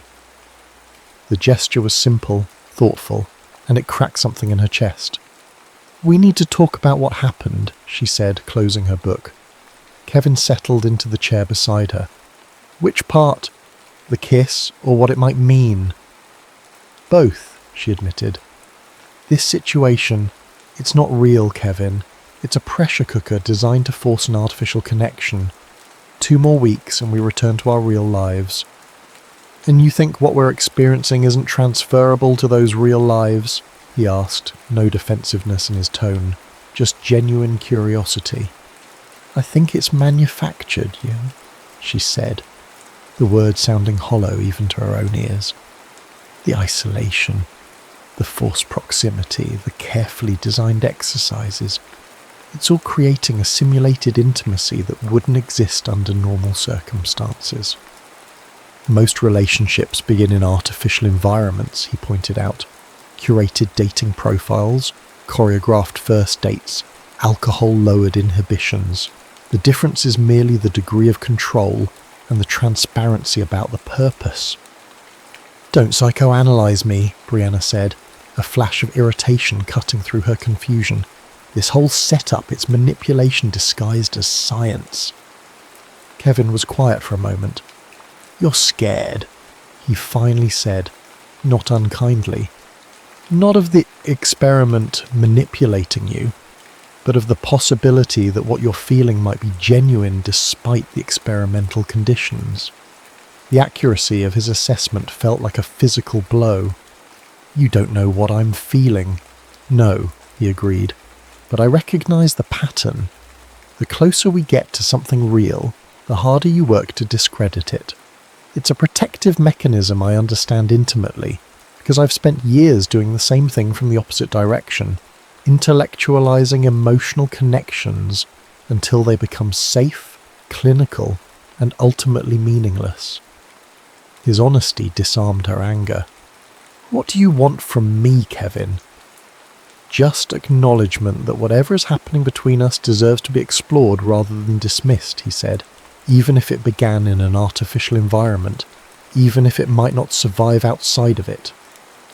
Before she could respond, the communication box chimed, signalling the arrival of the day's exercise. Kevin retrieved the envelope and opened it, his expression changing as he read the instructions. "What is it?" Brianna asked. "Today's exercise is called Truth and Consequences," he said, passing her the card. "We each write down a truth we haven't shared yet, then discuss the potential consequences of that truth for our compatibility." "Convenient timing," Brianna muttered. They retreated to separate areas to write their truths, agreeing to meet in the living room in 20 minutes. Brianna stared at her blank card, wrestling with what to reveal. The obvious truth, that she was developing feelings that contradicted her professional skepticism, felt too vulnerable. Instead, she wrote something equally true but less exposing. "I'm afraid of discovering that everything I believe about human connection is wrong." When they reconvened, Kevin suggested they exchange cards rather than reading their own truths aloud. Brianna's heart stuttered as she read his card. "I've known from the beginning that you were investigating Synapse's methods because I consulted on the development of their compatibility algorithms before agreeing to participate as a subject." The words hit her like a physical blow. She looked up to find Kevin watching her reaction carefully. "You helped design this experiment?" she asked, her voice barely controlled. "I contributed to the psychological assessment profiles they use for matching," he clarified. "I wasn't involved in designing the isolation protocol or the daily exercises. But you knew." The sense of betrayal was overwhelming. "You knew exactly what was happening all along, while I thought—" She stopped, unwilling to articulate what she'd begun to believe. "While you thought what?" he pressed gently. "It doesn't matter," she said, standing abruptly. "This proves my point exactly. This entire connection has been manufactured. You had insider knowledge of the psychological levers being pulled, the vulnerabilities being targeted. You were never just another subject." "Brianna," he said, his voice steady, "my involvement with the algorithm development doesn't change what's happened between us. If anything, it makes it more significant. The algorithms identified our potential compatibility, but everything that has developed has been genuine. Knowing the science behind attraction doesn't make attraction less real when you experience it." "No," she said, backing away. "This changes everything. You let me believe we were equals in this experiment, but you had information I didn't. You watched me open up, become vulnerable, while knowing exactly how the process was designed to work." The hurt in her voice surprised even her. "Was any of it real, or was I just another data point for your research?" "All of it was real," he insisted, standing now too. "Yes, I understood the theoretical framework, but I had no more control over my responses than you did over yours. The compatibility they measure between us, it's unprecedented in their research. That's why I agreed to participate. I wanted to know if algorithms could actually predict emotional connection, and the only way to know was to experience it myself." "How convenient that your research subject was someone actively trying to expose the company you consulted for," Brianna said bitterly. "Did they know I was a journalist when they matched us? Was that part of your perfect compatibility profile, the skeptic and the believer?" "I didn't know who my match would be until the day we met," Kevin said, a hint of frustration finally breaking through his composure. "And yes, the fact that you question everything while I look for patterns that validate connection, that's precisely why we were matched. Complementary cognitive approaches, similar core values, different external manifestations." Brianna felt the floor shifting beneath her. Everything she'd begun to feel recategorized as manipulation, data collection, experimental validation. "I need some air," she said, heading for the door. "Brianna, please," Kevin called after her. "Running away doesn't change what's happened between us." She paused at the door, not turning around. "What's happened is exactly what your algorithm predicted would happen. Congratulations on your successful experiment, Dr. Jones." Outside, Brianna followed the trail into the forest, walking until the cabin was no longer visible. She found a boulder overlooking the valley and sat, trying to untangle the knot of emotions choking her. The betrayal wasn't that Kevin had helped develop the algorithms. It was that he'd allowed her to believe their connection was developing organically when he'd had a map all along. Every moment of vulnerability, every sin, every tentative step toward trust, all of it now felt like data being collected, rather than intimacy being built. Yet beneath the anger was a more terrifying realization. Despite knowing the truth, despite recognizing the manipulation, she still felt drawn to him, still missed his presence even as she fled from it, still wondered what might have been if they'd met in the real world, without experimental parameters and hidden agendas. That evening, Brianna returned to the cabin to find it empty. A note on the kitchen counter informing her that Kevin had gone for his own walk to clear his head.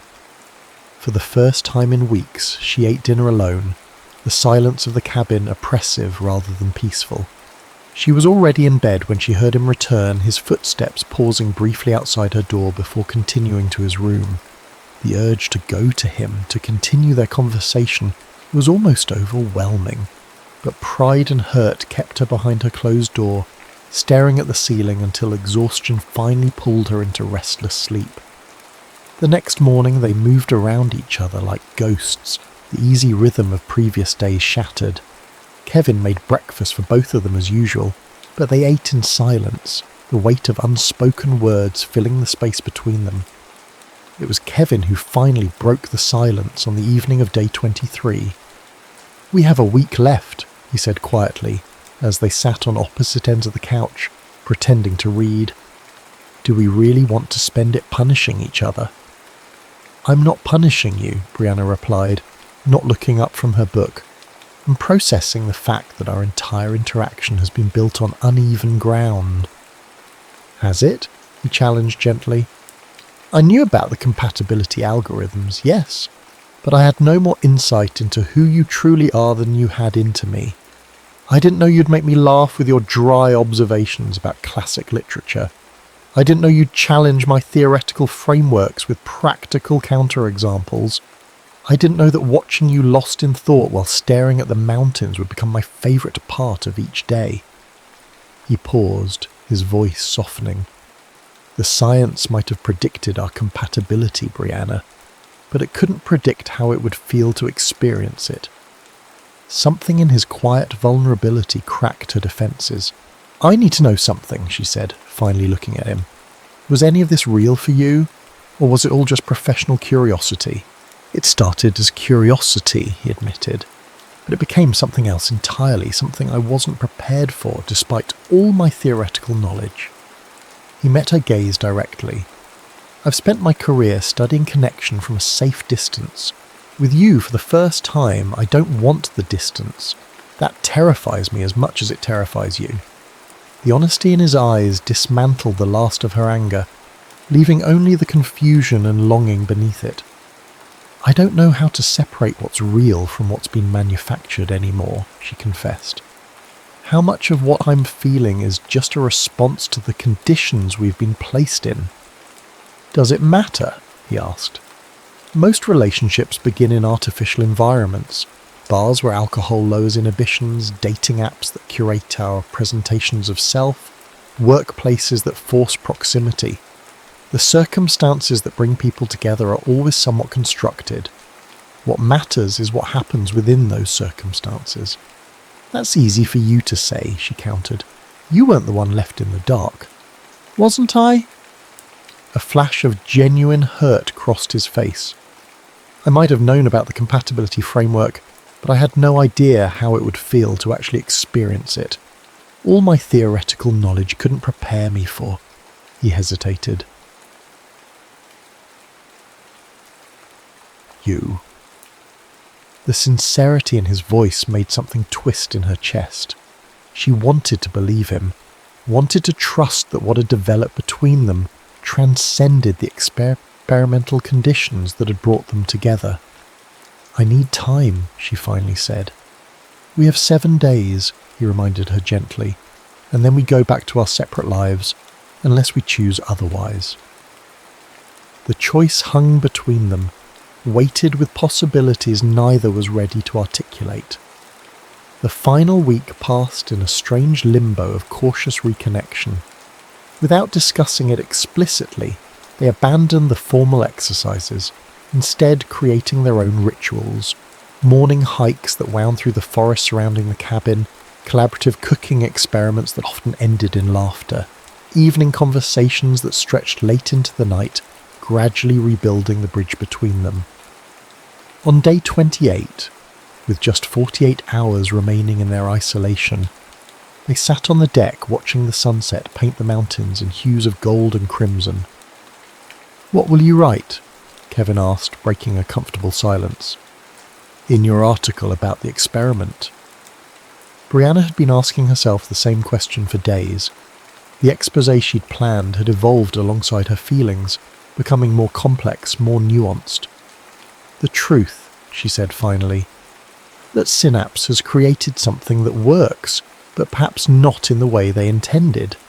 They're selling certainty, algorithmic destiny, but what they've actually created is an opportunity for something authentic to develop in a world that rarely allows for it." "And what about us?" he asked, the question she'd been both anticipating and dreading. "Does what happened here stay here?" Brianna turned to face him fully.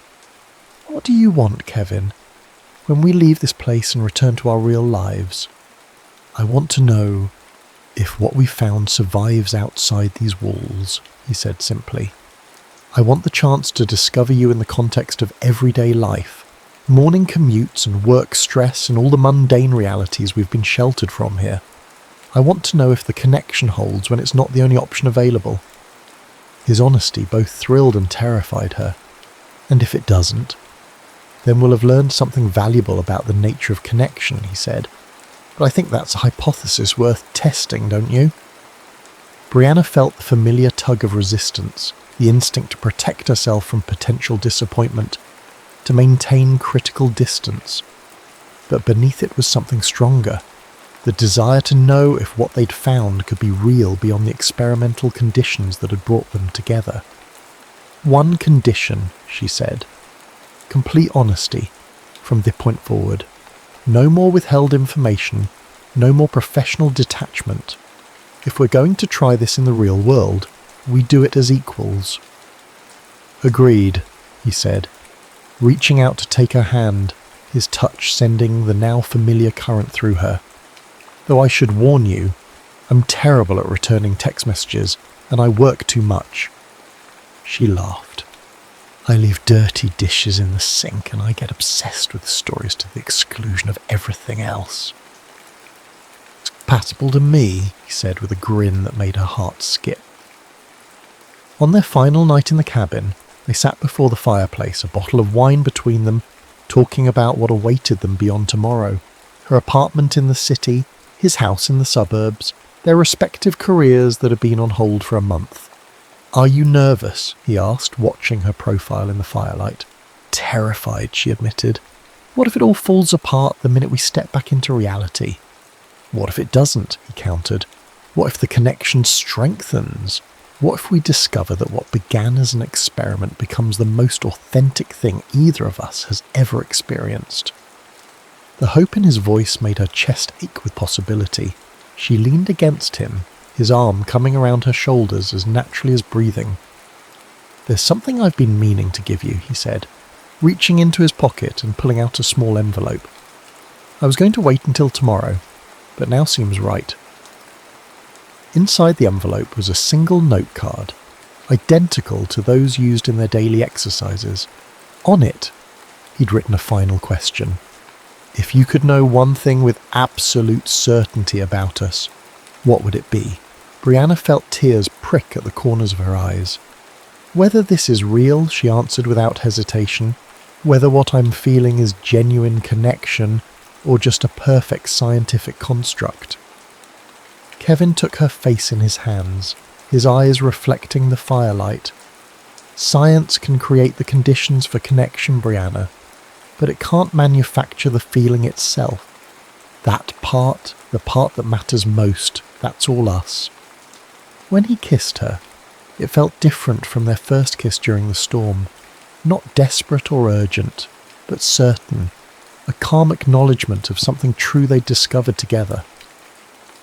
The next morning, as they packed their belongings and prepared for the return journey, Brianna found herself lingering in each room of the cabin, memorizing details. The view from the kitchen window, the way sunlight filtered through the pine trees onto the deck, the sound of the wind in the eaves. Having second thoughts? Kevin asked, finding her, staring out at the mountains one last time. Just making memories, she said, in case we need them. We won't, he said with a certainty that made her smile. This isn't an ending, Brianna. It's a hypothesis waiting to be tested in a new environment. When the Synapse representatives arrived to collect them, Chen handed each of them an envelope containing their compensation checks and final paperwork. Congratulations on completing the program, she said, her professional smile revealing nothing about whether their experience had met the company's expectations.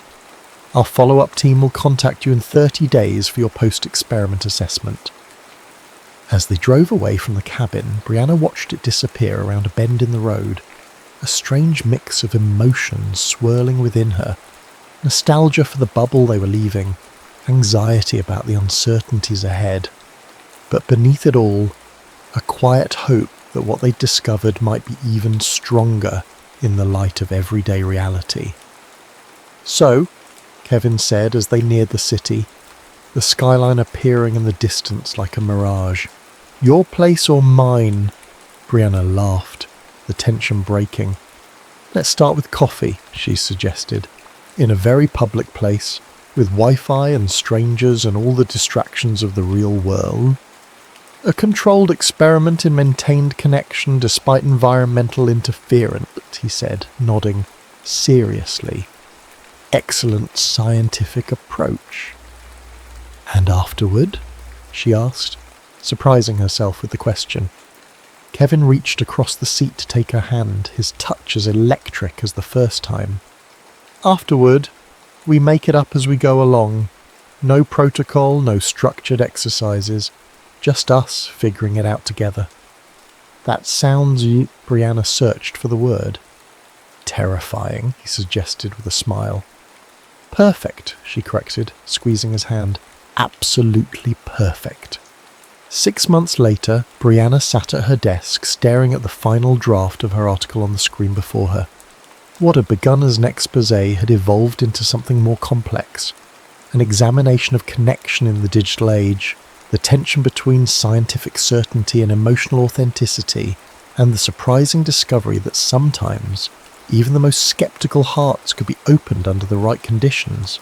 Her editor had loved it, calling it her most nuanced work yet. The personal equation inside the science of engineered connection would run as next month's cover story. Her phone buzzed with a text from Kevin. Just got out of a session, dinner at that new place tonight? I have news. She smiled, typing back a quick confirmation before returning to her article. The past 6 months had been a continuous experiment in their own right, discovering each other in the context of real life, navigating the complications of careers and friends and everyday stresses. There had been arguments and adjustments, moments of doubt and surprising discoveries. But beneath it all, the connection had not only endured, it had deepened, becoming more textured, more authentic than anything she'd experienced before. That evening, as they sat across from each other at dinner, Kevin slid a small box across the table. "What's this?" Brianna asked, eyeing it suspiciously. "Open it," he urged.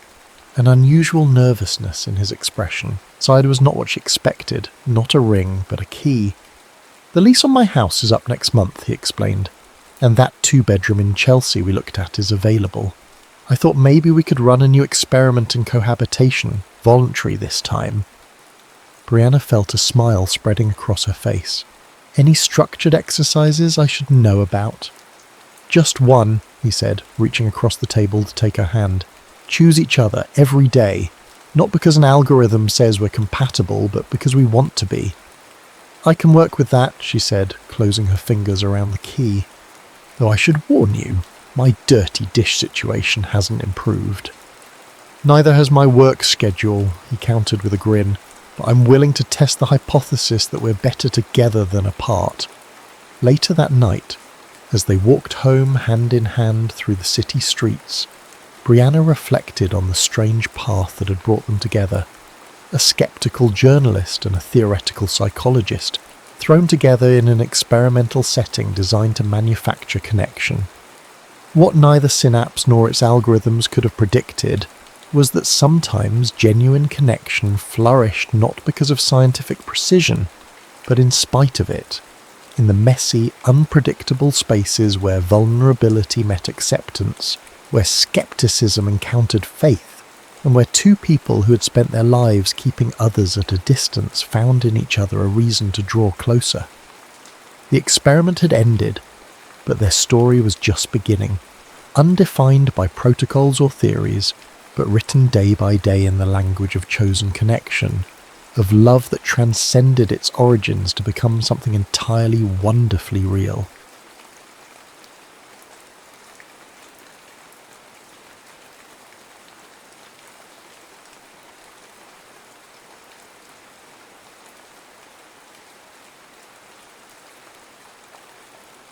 The night sky shimmered over Manhattan's skyline, a tapestry of moonlight reflected against the Hudson River.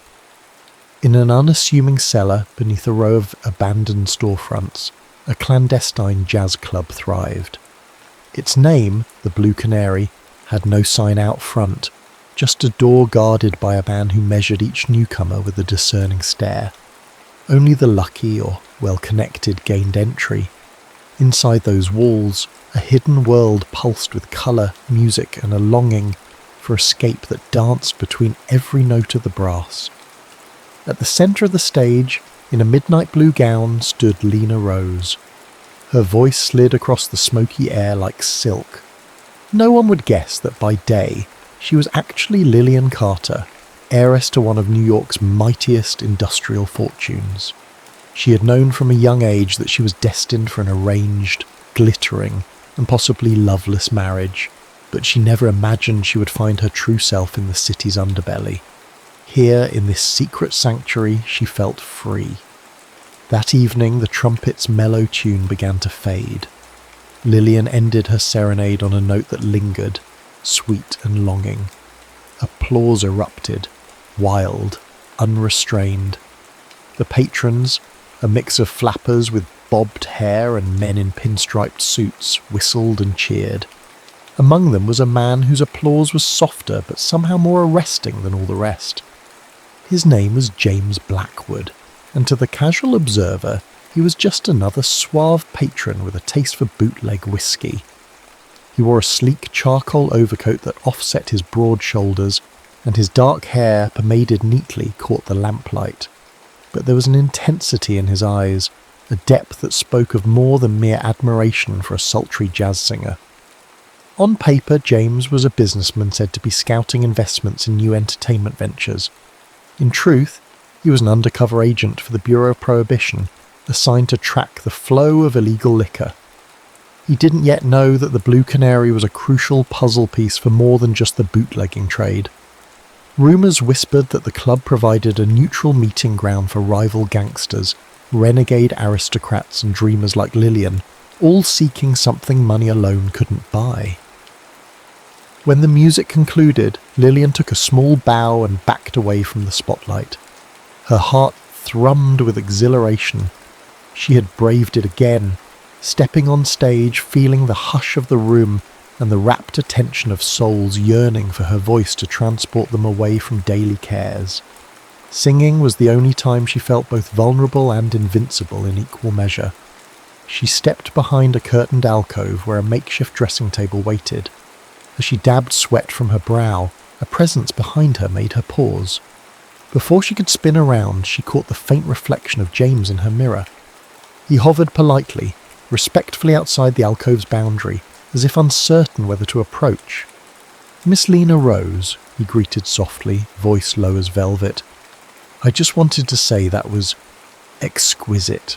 Like nothing I've heard before." Her pulse quivered. She had performed for a year now under this alias, seeing many admirers come and go, but something about this man's voice made her stomach clench in a delightful, disconcerting way. She glanced over her shoulder, meeting dark eyes that seemed far too perceptive.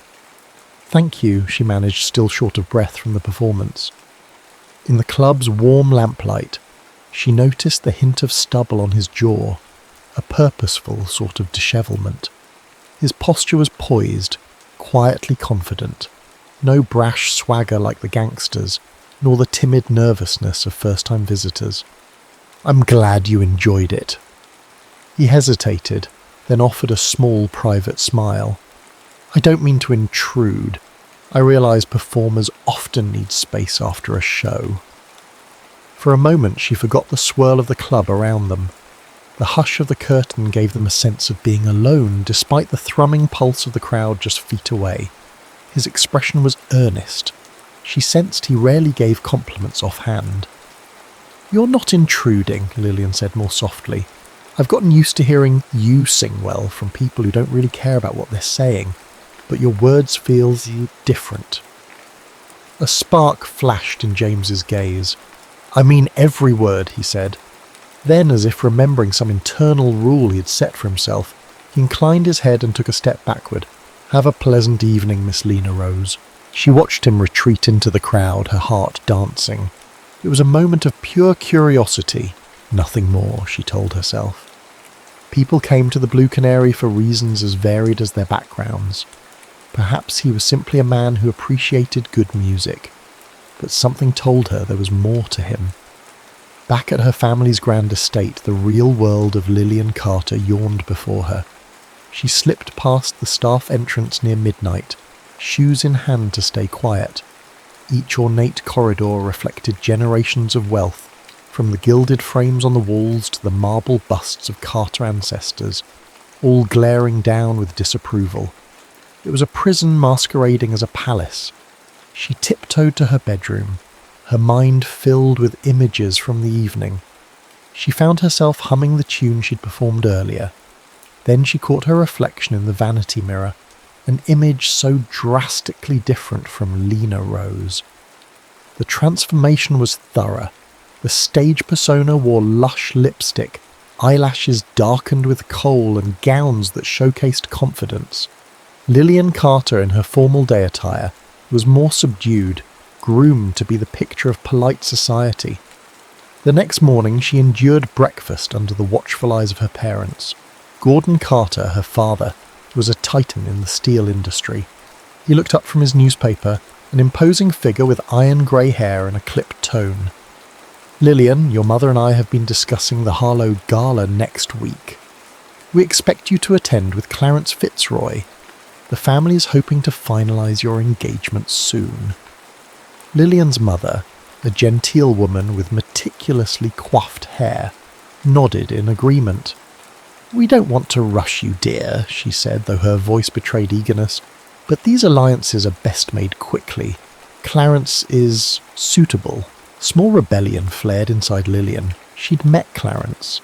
They'd conversed politely once. He had seemed more interested in his own reflection in a spoon than in her. "Yes, mother," she murmured, schooling her features into a look of compliance. She knew that the slightest deviation would arouse suspicion. She couldn't risk them discovering her nightly escapes to the Blue Canary.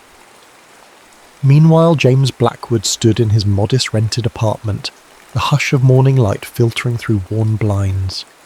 Files and notes on the table reminded him of his mission. He read through coded memos from the bureau. He needed to trace the money funneling into the Blue Canary. Someone powerful was backing the place, and rumours suggested a deeper criminal network.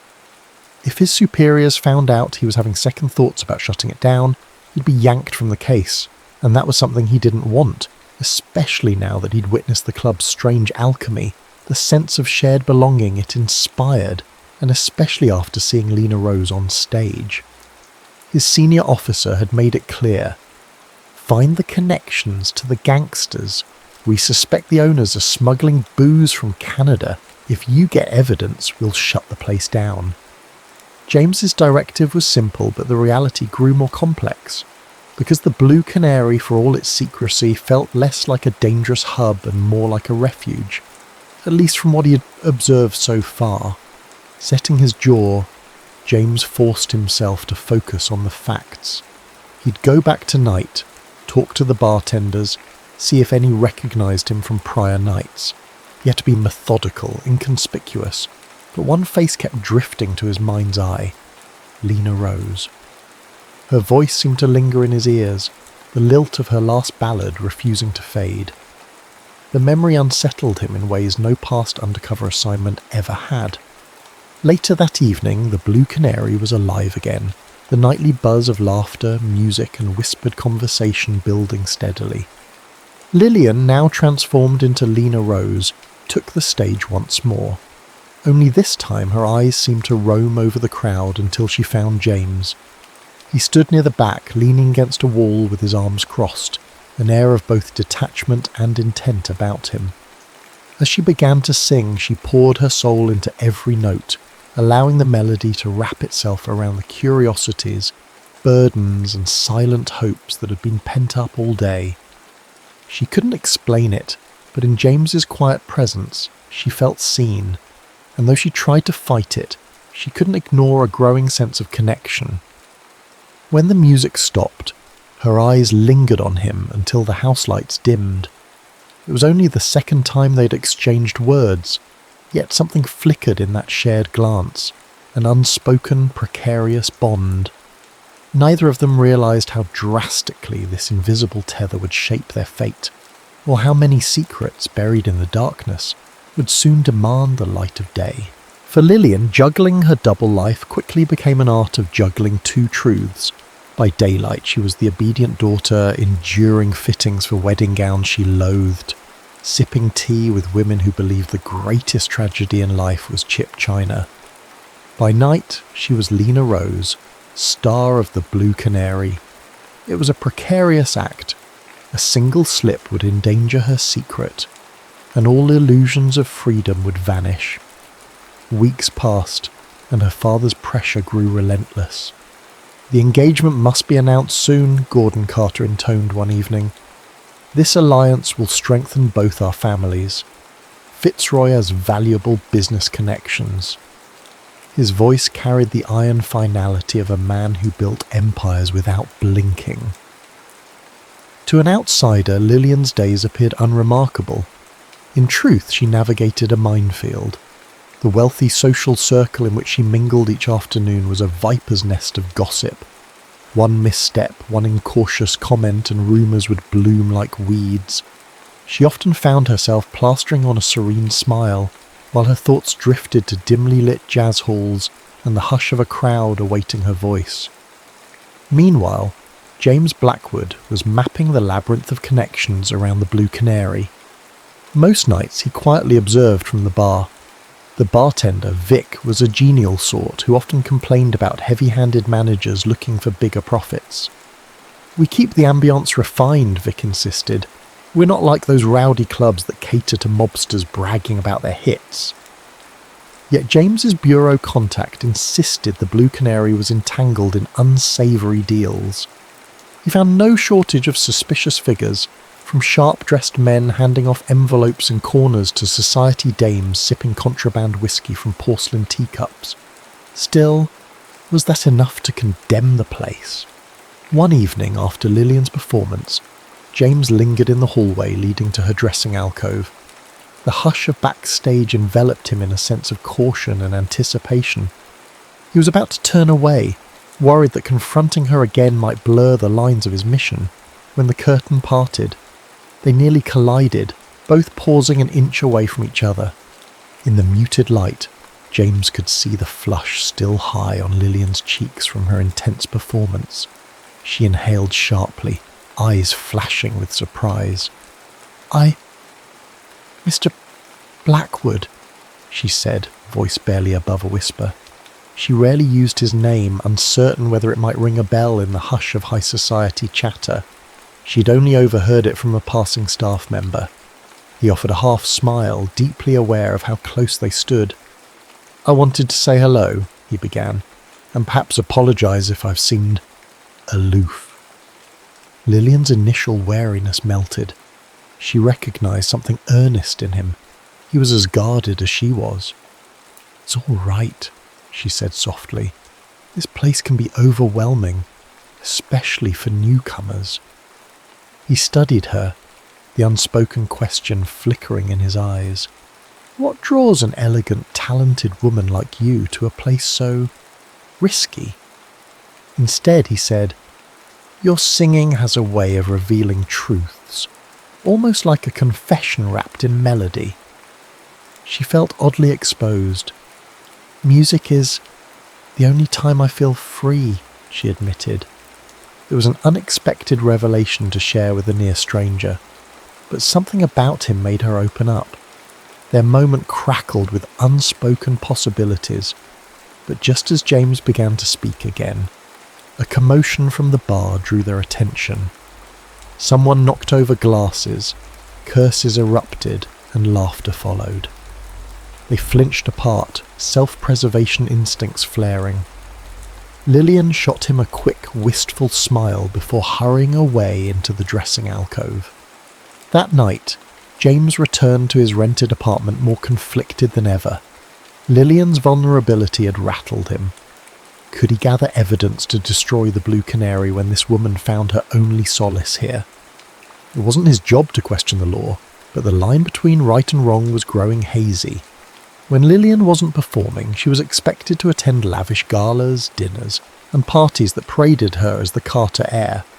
One such event was the high society gala hosted by the Harlower family, known for their extravagant taste. The mansion's ballrooms glittered with chandeliers, each crystal droplet refracting light into 1,000 rainbow facets. Lillian arrived on the arm of Clarence Fitzroy, her supposed suitor. His pale eyes flicked around, seeking admiration, while she felt suffocated by his polished arrogance. Strains of classical music filled the air, courtesy of an 8-piece orchestra hired to give the event an air of cultured refinement. Soft chatter formed the background hum as society's elite displayed their finery. Lillian resigned herself to an evening of polite small talk and forced smiles. She drifted through the crowd, greeting faces that blurred into a monotonous swirl of wealthy acquaintances, hardly hearing Clarence's commentary about business prospects. Then, out of the corner of her eye, she spotted him, James Blackwood, wearing a finely cut tuxedo. He was deep in conversation with a group of men discussing investments in new manufacturing technologies. She felt a jolt. What is he doing here? The hush of realization struck her. Perhaps James really was the wealthy investor he claimed to be, or maybe there was another layer to his story. She had no idea just how layered it truly was. Their eyes locked from across the room. In that second, the laughter and tinkling of champagne glasses faded into a dull roar. He excused himself from the group with effortless politeness. She was surprised to feel the sudden gallop of her heart as he approached, ignoring the watchful gaze of Clarence, who stood a step behind her. "Miss Carter," he said, bowing slightly. If he was surprised to discover her real identity, he didn't show it. His composure remained perfect, but his eyes betrayed a flicker of recognition. "Mr. Blackwood," she responded, her practiced social smile masking her inner turmoil. Clarence cleared his throat. "Oh, you've met?" He offered a thin-lipped grin that didn't reach his eyes. He despised competition, even if it wasn't truly competition, yet. James extended his hand. "We were briefly introduced by mutual acquaintances," he lied smoothly. Then he shifted his gaze to Lillian. "Would you care for a dance?" Clarence looked affronted. Lillian, however, seized the opportunity. "I'd love to." She placed her gloved hand in James's. A spark shot through her at the contact, a bold undercurrent that felt both dangerous and exhilarating. They moved to the dance floor, the orchestra's waltz weaving a graceful tapestry around them. James kept a polite distance, but his fingers pressed gently against her waist, guiding her with uncanny familiarity. She felt an inexplicable sense of safety in his arms, despite knowing almost nothing about him. "You're not who you seem," he said softly, voice nearly drowned out by the music. "I saw it in your eyes the moment you sang. There's more to you than this." He gestured with a subtle glance at the bejeweled guests, the gold-laced curtains, the pretentious grandeur. She held his gaze, searching for a response that wouldn't give her away. "I could say the same about you," she finally breathed. "You carry yourself like a man with secrets." Their eyes locked, tension rippling between them. They were both living double lives, but neither voiced the confession pounding beneath their measured words, that each recognized a kindred spirit in the other. The dance ended too soon, and Lillian felt an ache at the thought of returning to Clarence's side. As James led her off the floor, the hush of polite applause followed them. They paused near a marble column. He opened his mouth to speak, but was interrupted by none other than Tabitha Harlow, the gala's hostess, a stately woman who believed her gatherings were the pinnacle of New York society. She gushed about Lillian's engagement to Clarence, forcing her to stand there, smiling politely, as an entire future was discussed like a business transaction. James stepped away, eyes unreadable. Later that night, after Lillian endured countless toasts to her bright future, the event finally wound down. She retreated to an empty corridor to catch her breath. As she leaned against the wall, she spotted James in a distant hallway, speaking in hushed tones to a man who handed him a stack of papers. They parted quickly. What was that about, she wondered, her curiosity piqued. But James disappeared into the swirl of departing guests. Within days, that question would become more urgent, because one fateful night at the Blue Canary, an unexpected raid changed everything. It began innocently enough. Lillian was on stage, mid-song, her voice mesmerizing the hushed crowd. Then came the crash of the front door, men in dark suits brandishing badges and firearms. Patrons scrambled in all directions, panic turning the smoky air electric. Bottles shattered, tables overturned, the music died in discordant shrieks. Lillian froze on stage, heart pounding. She saw the agents force themselves behind the bar, searching for evidence of illegal liquor. Club employees scattered, trying to hide contraband. She felt a rush of terror. Was this James's doing? Had he betrayed them? She scanned the chaos, and there he was, James, standing near the entrance with a stricken expression, as though he hadn't known the raid would happen. His eyes met hers, and she sensed a silent plea. Run! In that split second, Lillian darted off stage, pushing through the pressing crowd.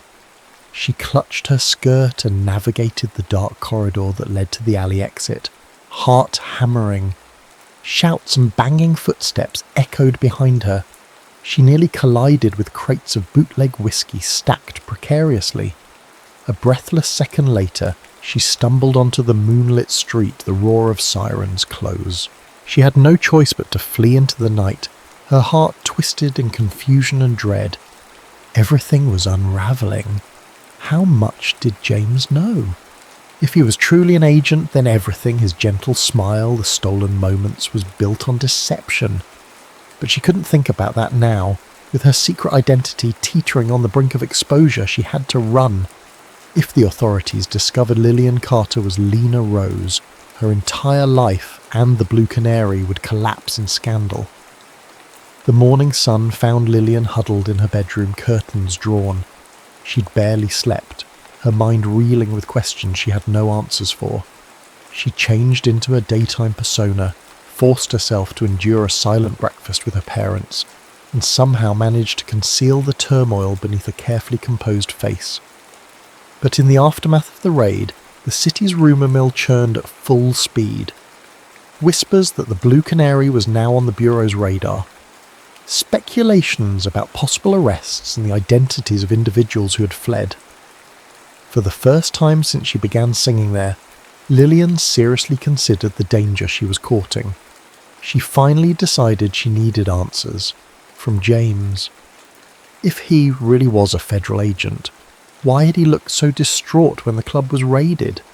Could it be he was merely doing his duty and regretted it? Or had he lost control of his operation? She found him later that week at an unassuming coffee shop near Battery Park, one that the Blue Canary's staff sometimes frequented. He was seated at a corner table, a newspaper spread out before him. She approached quietly, heart thrumming like a hummingbird's wings. He tensed, then glanced up. She sank into the chair across from him. For a moment, neither spoke. The overhead fan spun lazily, swirling the aroma of roasted beans. "You came," he said, voice rough with fatigue. The circles beneath his eyes suggested he hadn't slept much either.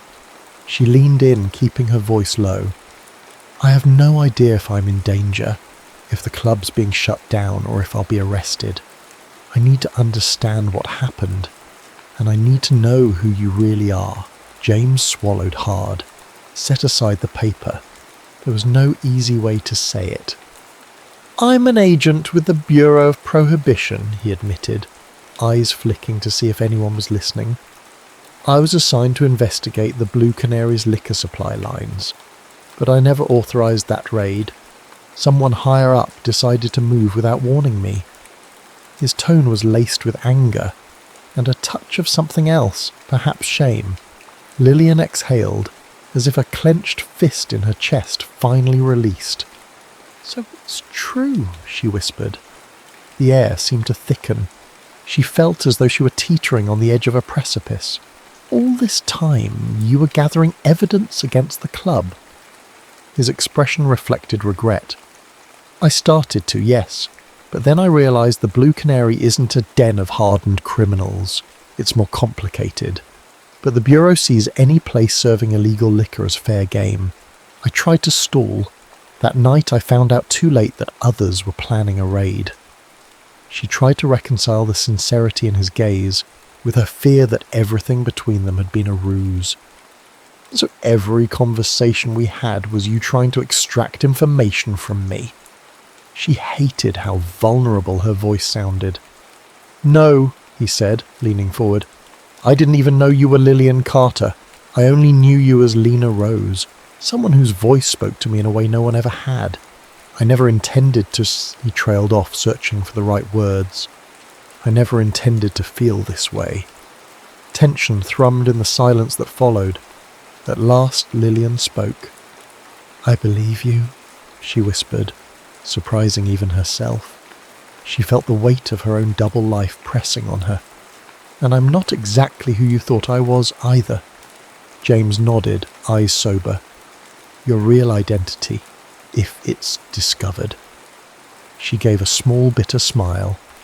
"I'm supposed to be engaged soon to a man I don't love, to secure a business alliance from my father. I sang at the Blue Canary to feel alive. Now it seems everything I built there is falling apart." They stared at each other, unspoken sympathy bridging the gaps. Both had worn masks. Both had carved out a secret identity in an unforgiving city. The question remained, could trust or love grow in such precarious soil? That evening, fate dealt another blow. A rival gangster, famously called Scrap Iron Sweeney for the roughness of his fighting style, showed up at Lillian's doorstep. Not literally the Carter mansion, but he cornered her as she slipped into a side street after an afternoon shopping trip.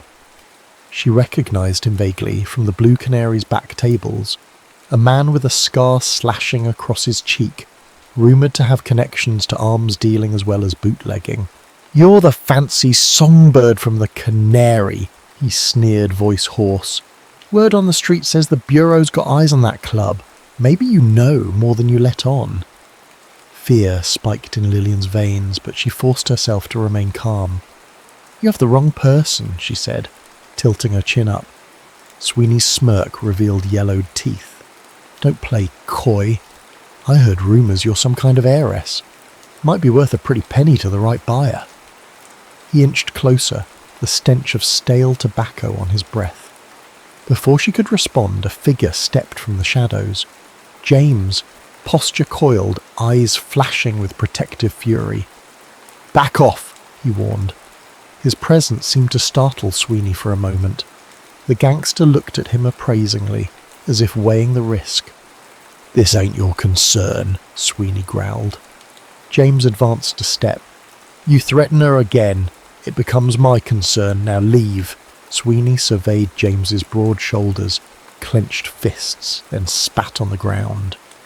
"You're messing with a big fish you don't want to tangle with," he hissed, but he backed away. Fixing Lillian with a final glare, he vanished into the alley's gloom. As soon as he was gone, Lillian released a breath she hadn't realised she was holding. "Thank you," she murmured, heart still pounding. James's brows knitted. "He recognised you. You're not safe." She gave a tight nod, remembering Sweeney's warning. Her double life was unravelling. If criminals discovered her real identity, she could be kidnapped for ransom or worse. Her father's wealth and power painted a target on her back. That night, after the confrontation, James and Lillian retreated to a small discreet tea room. They sat in a corner, the faint clatter of cups forming a gentle lull. She stirred sugar into her tea, hand trembling slightly. "We need a plan," James said gently. "You can't keep up this double life. The Bureau's not done investigating, and the criminals circling the club are getting bolder." Lillian set her teacup down, fighting a swirl of panic. "I can't just vanish. My father would tear the city apart looking for me, and the wedding plans, he'll notice if I back away." James grimaced. "If I push the Bureau to hold off the investigation, my superiors will suspect I've gone rogue. They already doubt my commitment after the raid fiasco." They lapsed into heavy silence. Both were trapped in a web woven by duty, expectation and secrets. And through it all, a fragile thread of feelings bound them together, shimmering with a possibility as beautiful as it was dangerous. Finally, Lillian spoke, voice hushed. "We need to figure out if the Blue Canary is truly a front for organised crime or if there's something else happening behind the scenes. If the club is innocent, maybe you can steer the Bureau away. If it's guilty, at least I'll know." James nodded, steeling himself. "Agreed. I'll do one final deep dive, quietly. Meanwhile, keep your head low. It might mean stepping away from the stage for a time." The thought wrenched Lillian's heart. Singing at the Blue Canary had become her lifeline, the only space where she felt truly herself. But the memory of Sweeney's threat hardened her resolve. She couldn't let her yearning for freedom overshadow her need for survival. They made arrangements to meet the following week. As James stood to leave, he hesitated, eyes solemn. "I wish it didn't have to be like this," he said softly. The pain behind the words resonated with her own. She nodded, feeling an inexplicable urge to reach for his hand, but she didn't. Instead, she watched him leave, swallowed by the hush of the tea room's dim lighting, the scent of bergamot heavy in the air. Days passed, each more tense than the last. Lillian continued her outward facade, accompanying Clarence Fitzroy to luncheons and soirees.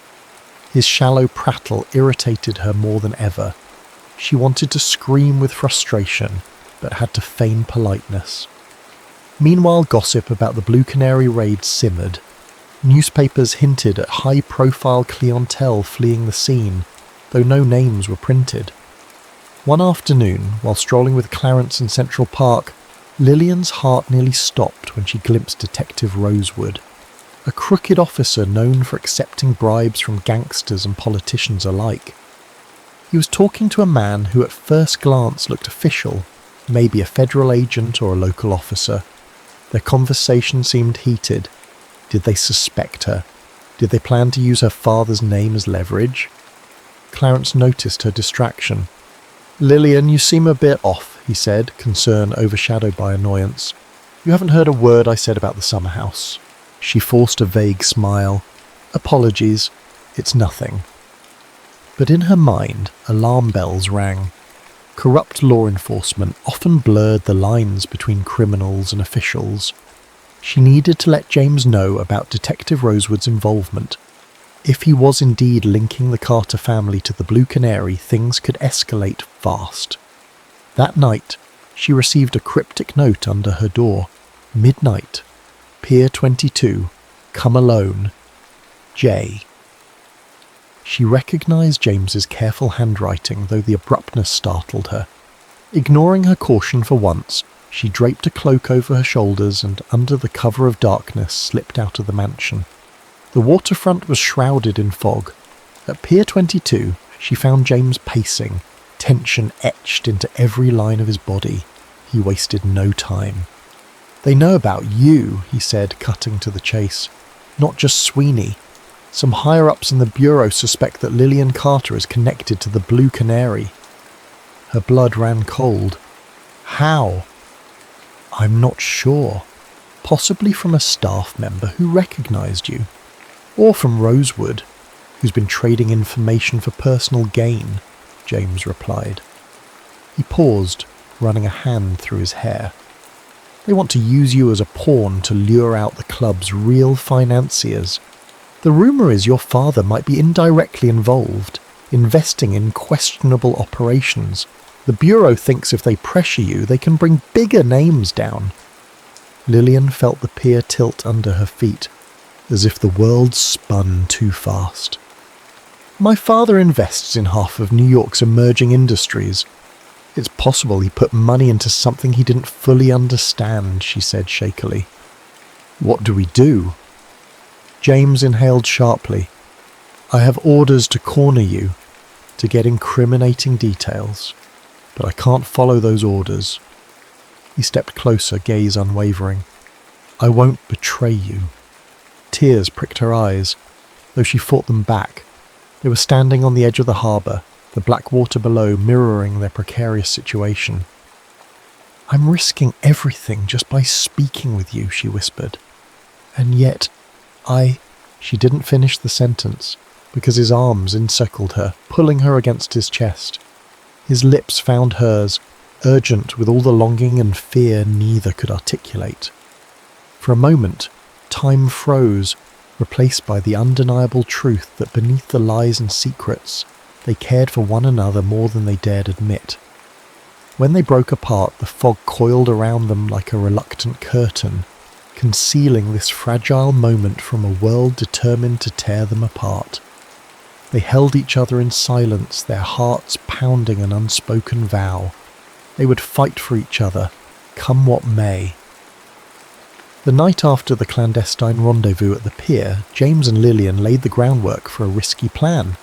They agreed that fleeing the city, at least temporarily, might be their only option to avoid the immediate danger from both the Bureau and the criminal underworld, but leaving in haste required subterfuge. If either Gordon Carter or the Bureau suspected what they were doing, the pursuit would be relentless. They met at dawn on the outskirts of the city, near a discreet road that led north. Lillian carried a small suitcase hastily packed with clothing and a few sentimental keepsakes, a locket belonging to her late grandmother, an old photograph of her parents before wealth and ambition hardened them.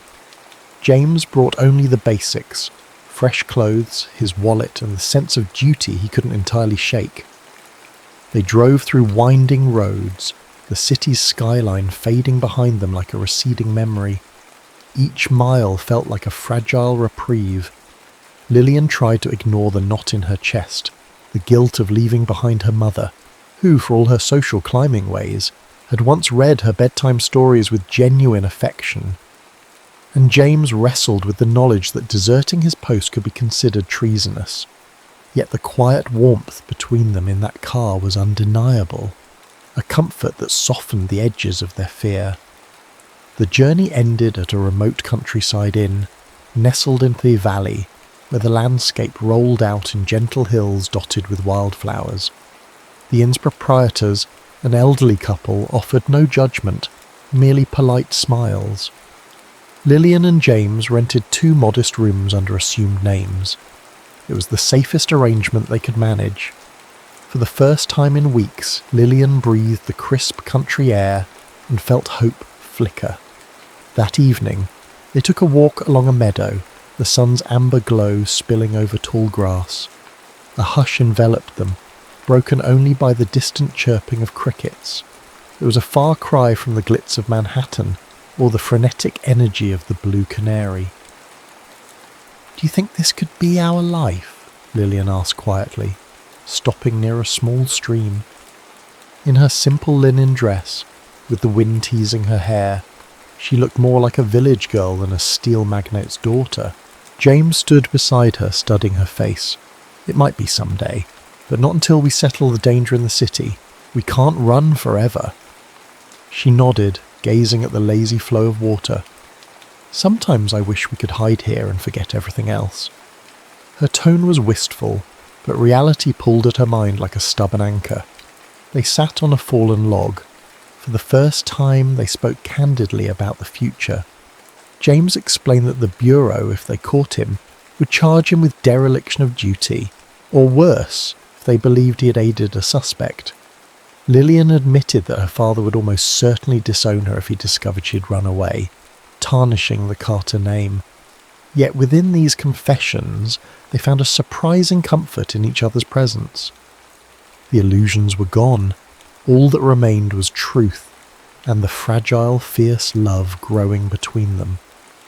Back in New York, chaos brewed. Detective Rosewood and his corrupt associates capitalized on James's sudden disappearance. They told the Bureau that James had turned traitor, running off with a valuable witness. Meanwhile, gangster circles buzzed with news of a Carter heiress who sang incognito at the Blue Canary.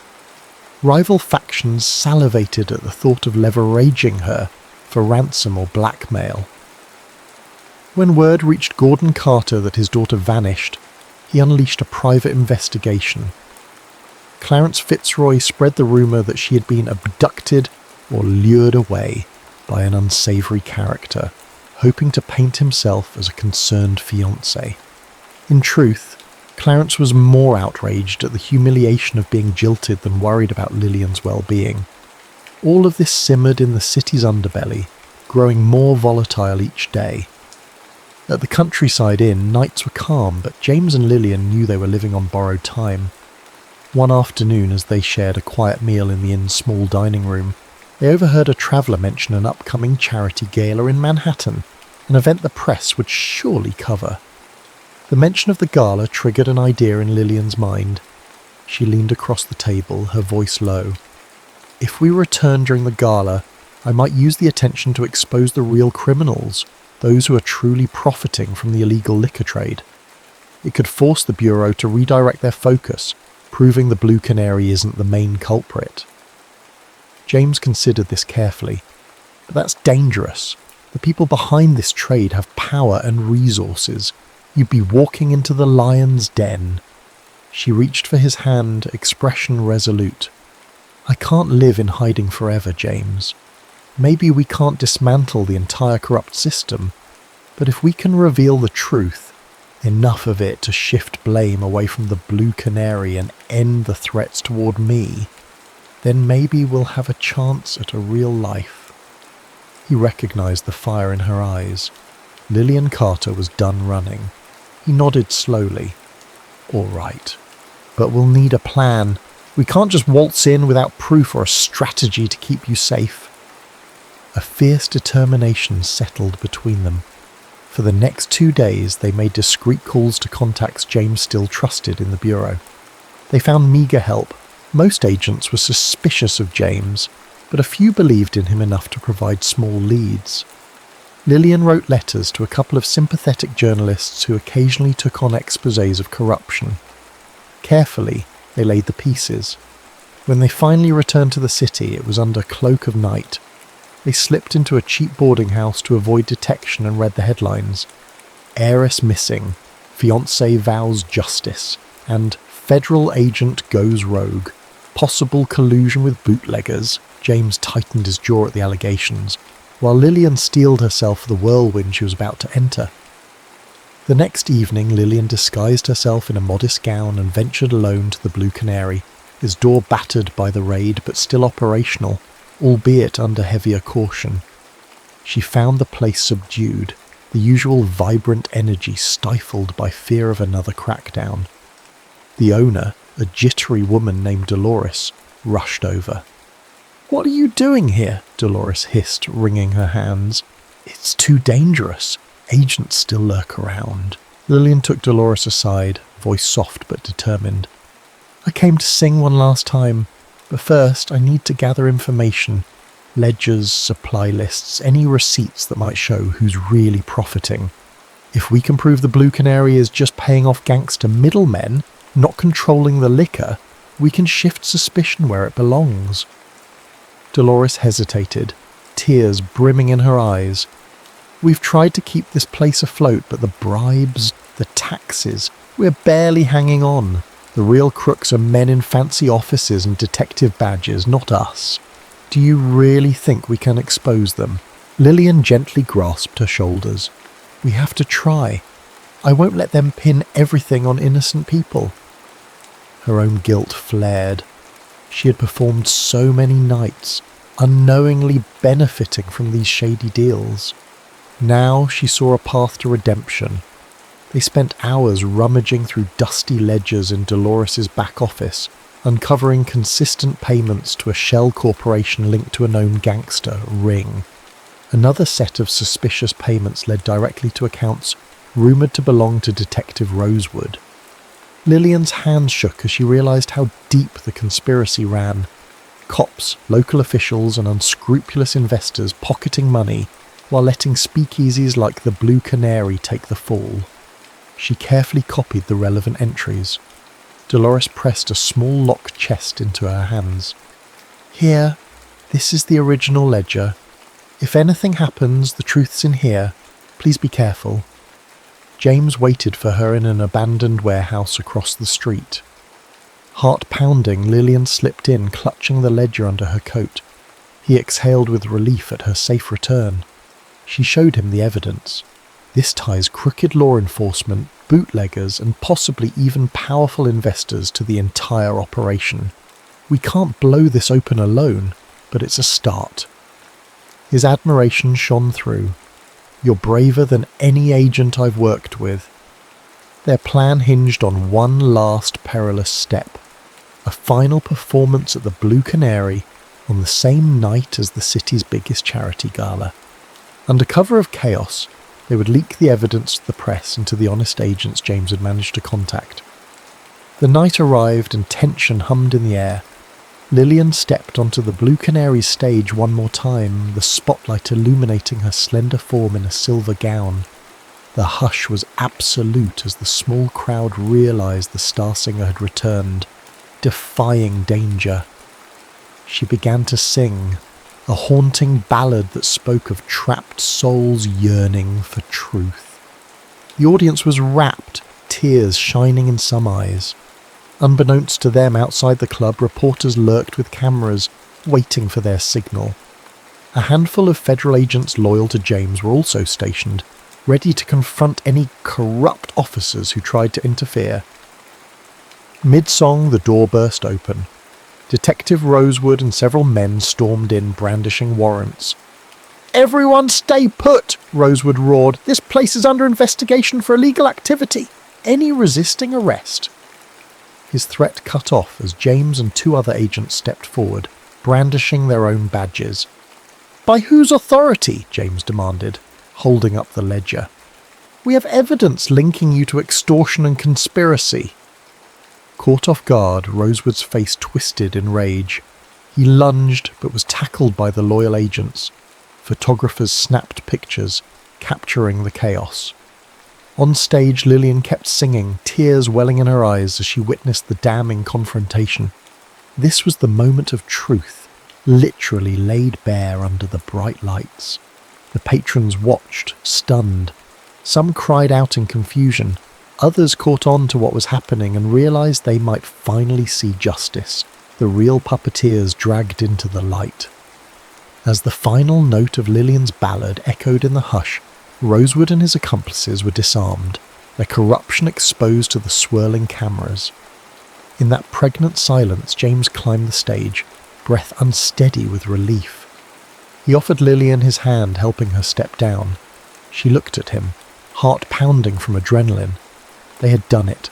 Together. Outside, the press was already gathering statements. The Bureau's honest officials had found enough evidence to implicate major players in the bootlegging ring, clearing the Blue Canary of being a ringleader. Lillian caught sight of her father's driver gawking from behind the crowd, a stunned expression on his face. Clearly he had recognized her. News of her singing identity would reach Gordon Carter soon enough. Let it, she thought. She was done living in secrets. James squeezed her hand. "We still have a long road ahead," he murmured, "but at least now we have a chance." Lillian nodded, feeling the enormity of what they had just accomplished. Then her gaze flicked up to the neon sign of the Blue Canary flickering valiantly in the night. This place had given her a voice, literally. Now she'd used it to bring light into darkness. They exchanged a smile, wordless in its promise. The next steps would be fraught with uncertainty, but they would face it together.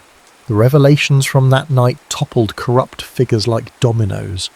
Newspapers ran from front-page stories detailing Detective Rosewood's bribes, gangster-led extortion rings, and the suspicious business dealings that tied them all together. While the Blue Canary had indeed skirted the law by serving illegal liquor, it became clear the real profiteers were far higher up the chain. A wave of public sympathy emerged for the modest jazz clubs that had become havens for marginalized artists and dreamers. James Blackwood, once tarnished as a rogue agent, saw his record cleared. The Bureau recognized his role in uncovering the larger conspiracy. Though some higher-ups grumbled about his unorthodox methods, they grudgingly admitted the results spoke for themselves. He was offered a chance to continue in the agency, but after everything he felt the weight of a new calling, one not defined by the rigid constraints of federal service. Meanwhile, Lillian Carter faced her own reckoning. Her father, outraged by the scandal, tried to muzzle the press and hush everything up, but the story had already taken on a life of its own.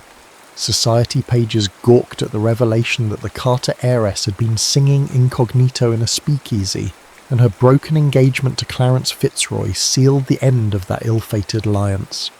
Furious and humiliated, Gordon Carter demanded that Lillian abandon her foolishness and assume her rightful place in the family business.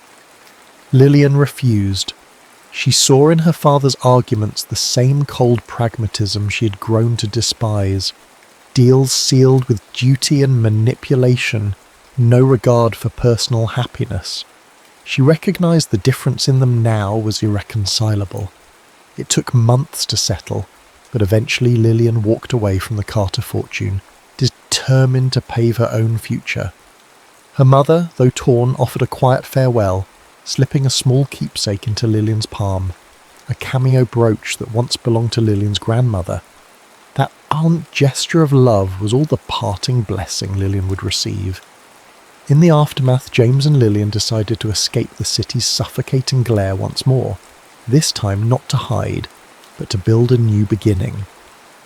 With her inheritance effectively severed, they pooled their savings. The Bureau provided James with a modest severance, along with a reluctant letter of commendation. It was enough to buy a small property in upstate New York, a ramshackle space with wooden floors that creaked and a stage that might have seen better days a century ago. They named it the Silent Serenade, partly in tribute to the hush that had bound them in those secret nights, and partly because Lillian wanted to create a venue where both music and conversation took centre stage. No hidden agendas, no subterfuge. The day of their grand opening was bright, the sign newly painted and the windows polished to a welcoming shine. Folks from neighbouring towns trickled in, drawn by word of mouth. Some recognised Lillian Carter's name from the headlines, others simply sought a good time and good music, and they found both. Inside the club, the atmosphere was warm and inviting. Soft fairy lights draped the walls, and the smell of fresh bread and hot coffee replaced the once illicit aroma of bootleg liquor. A small bar served drinks, now perfectly legal, as the grip of prohibition had begun to loosen in its final years. Tables were arranged so no one felt like a stranger, the dance floor wide enough for couples to sway beneath the gentle glow of overhead lamps. James and Lillian worked side by side. He managed the operational details, ordering supplies, greeting customers with a polite nod. She took care of the performances, not always from the stage, but often drifting among the patrons, humming or singing at their tables. She poured her heart into every note, her voice richer now, laced with both joy and the bittersweet lessons of her past. One evening, near closing time, an older woman approached Lillian at the piano. "You remind me of a singer I once heard in a secret club back when times were complicated," she said, eyes crinkling with nostalgia. Lillian smiled. "You might have heard me," she replied softly. "Or maybe we just shared the same dream for freedom." The woman's eyes teared up. "Well, you found it," she said, placing a gentle hand over Lillian's. "Your voice is free now." When she left, Lillian sat at the piano bench, gazing at the empty stage. A wave of gratitude washed over her. She had paid a steep price for that freedom, but it was a price she'd pay again if it meant she could live and love on her own terms. As the final guest departed, James closed the doors, flipped the sign to closed, and turned off the exterior lights. Lillian helped him wipe down tables, the soft hum of a distant radio playing a slow jazz tune in the background. He caught her hand mid-swipe, their eyes meeting in a tender glance. "I think we did it," he said, voice tinged with disbelief and awe. "We found a place we can call ours." She leaned into his embrace, resting her head on his shoulder. "Yes, we did," she echoed. No longer heirs to illusions or slaves to duty, they lived in an authenticity that only a few months earlier had seemed impossible. Outside, the moon drifted across the sky, illuminating the sign that read "The Silent Serenade." Inside, the hush felt alive, brimming with the ghosts of old heartbreak and new beginnings. Lillian walked to the small stage, unpinned her hair, and tilted her face upward, eyes closed. She began singing, a gentle lullaby with no audience except the walls that had heard it all before. In the stillness, her voice wove the final notes of a journey that had started in smoke-filled speakeasies and ended in a place of honest, unadorned hope. James, mesmerized, listened from across the room. When the last note faded, they locked eyes, an unspoken promise forming. This was their encore, the life they chose together. No more subterfuge, no more gilded cages, only a love that had endured secrets, raids, betrayals, and the worst of Prohibition-era New York. They had emerged, both bruised and transformed, but unbreakably bound by trust and devotion. The story might have ended there, but for Lillian and James, it was only the beginning. Word spread of the Silent Serenade, attracting eclectic crowds, travelling musicians, weary drifters, even curious high society folk who whispered about the rumour that the former Carter heiress was singing incognito. The pair welcomed all with the same open spirit, understanding the longing that drove people to seek solace in music, because once, not so long ago, they too had searched for an open door in a city full of locked ones. From time to time, Lillian still thought about her father. She wondered if he would ever accept who she had become. She thought about her mother, hoping she found some measure of peace. As for Clarence Fitzroy, he slipped out of public view, overshadowed by the sandal and overshadowed by the unstoppable current of history moving forward. And so in a sense, the last serenade was never truly last. Lillian Carter, now simply Lillian, sang every night for the man she loved, for the memory of a city that once tried to silence her, and for anyone who yearned for a taste of what it meant to break free. Her voice, unmarred by fear, soared into the night, a quiet testament to the resilience of hearts determined to find their own paths. So ends the tale of the Silent Serenade, a testament that even in an era of hush-hush deals, smoky illusions, and ironclad expectations, truth and love can carve out an uncharted melody all their own. The jazz may have faded from the hidden corners of 1927 New York, but in one small club upstate the music continued, clear, soulful, and gloriously unbound. May it remind us always that no chain can hold a voice determined to sing its true song.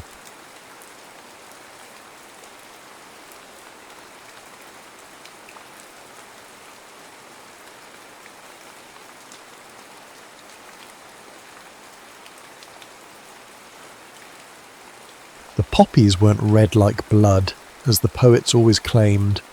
Juliette Moreau knew better. They were the colour of sunset through closed eyelids, of wine held to candlelight, of the blush that had once coloured William's cheeks when she'd first kissed him beneath the ancient oak.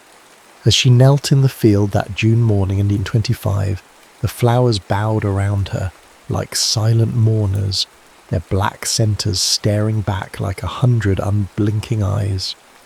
"I found you," she whispered to the weathered wooden cross, her voice breaking the reverent silence. The historian's letter had arrived 3 weeks ago, the envelope thin but heavy with finality. Inside, a single photograph and the sketch, her face as it had been a decade ago, immortalised by the hand that now lay beneath the earth she touched. A warm breeze stirred the field, carrying the narcotic sweetness of the flowers. For a moment, Juliette closed her eyes, allowing her mind to drift backward through the years, past the artillery shells and gas attacks, beyond the desperate letters and sleepless nights, to that summer when the world still remembered how to dream. The summer of 1914 had been unusually warm in Belleville-sur-Meuse, the kind of heat that ripened the wheat early and dried the laundry before noon. Juliette had been hanging sheets when she first saw him, a lanky figure at the edge of her father's property, an easel before him, and the afternoon sun burnishing his brown hair to copper. She'd watched him for nearly an hour, the laundry forgotten on the line, fascinated by the methodical strokes of his brush and the peculiar way he'd step back from the canvas, head tilted like a curious bird. "It's impolite to stare," he'd called suddenly, his accent unmistakably English, though his French was surprisingly competent. "Unless you're offering to model." Juliette had nearly fled then, mortified at being caught, but something in his smile, crooked, with a chip in his front tooth, had anchored her in place. "I'm not a model," she'd replied, lifting her chin, "and you're trespassing." "Ah, but beauty knows no boundaries," he'd said, gesturing toward his canvas, "and neither does art." She'd approached cautiously, expecting to see herself in the painting. Instead, she found the old oak tree that marked the boundary between her family's farm and the neighbouring property. He'd captured it perfectly, the gnarled branches, the way the light filtered through the leaves, casting dappled shadows on the ground below. "It's our tree," she'd said, surprised by the sudden possessiveness in her voice. "Your tree?" He'd raised an eyebrow. "Does it have your name on it then?" "Not yet," she'd answered, the words escaping before she could reconsider them. The next day she'd found him carving her name into the lowest branch, Juliette, in careful block letters. When she'd protested, he'd merely shrugged and added his own beneath it, William Ellis, the letters smaller but equally precise. "Now it's our tree," he'd said, and something in the way he'd claimed joint ownership of this living landmark had thrilled her in a way she hadn't anticipated. Their courtship unfolded in whispers and stolen moments.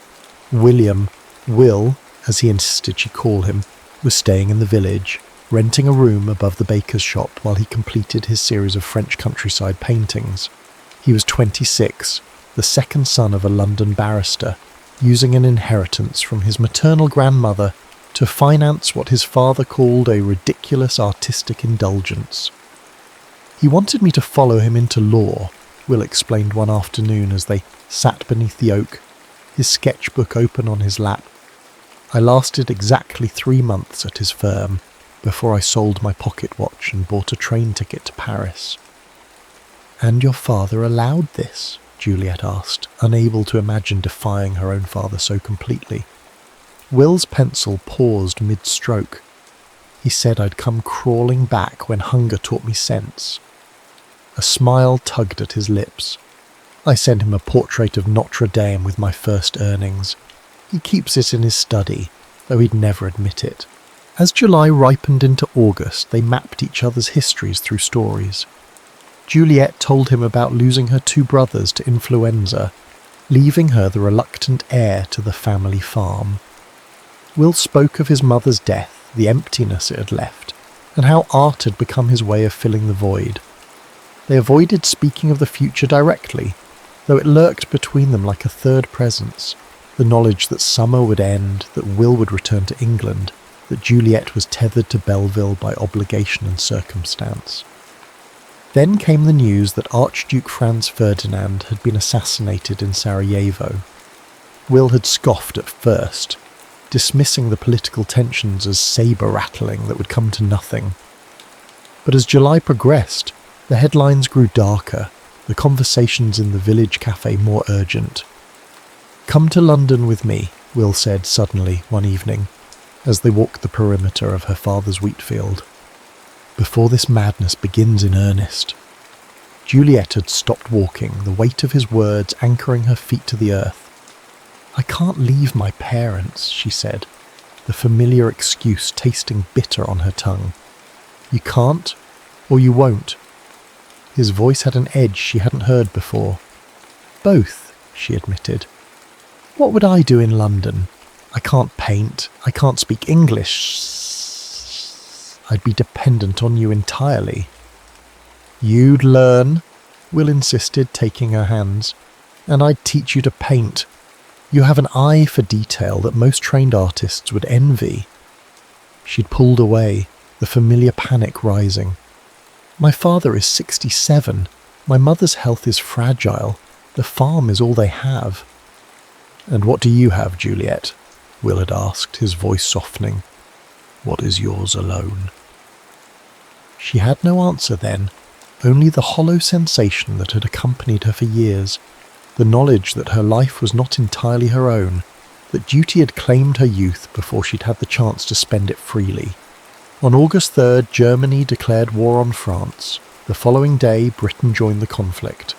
Will appeared at her door before dawn, his face pale in the early light. "I'm going back," he said simply. "They'll need every able body."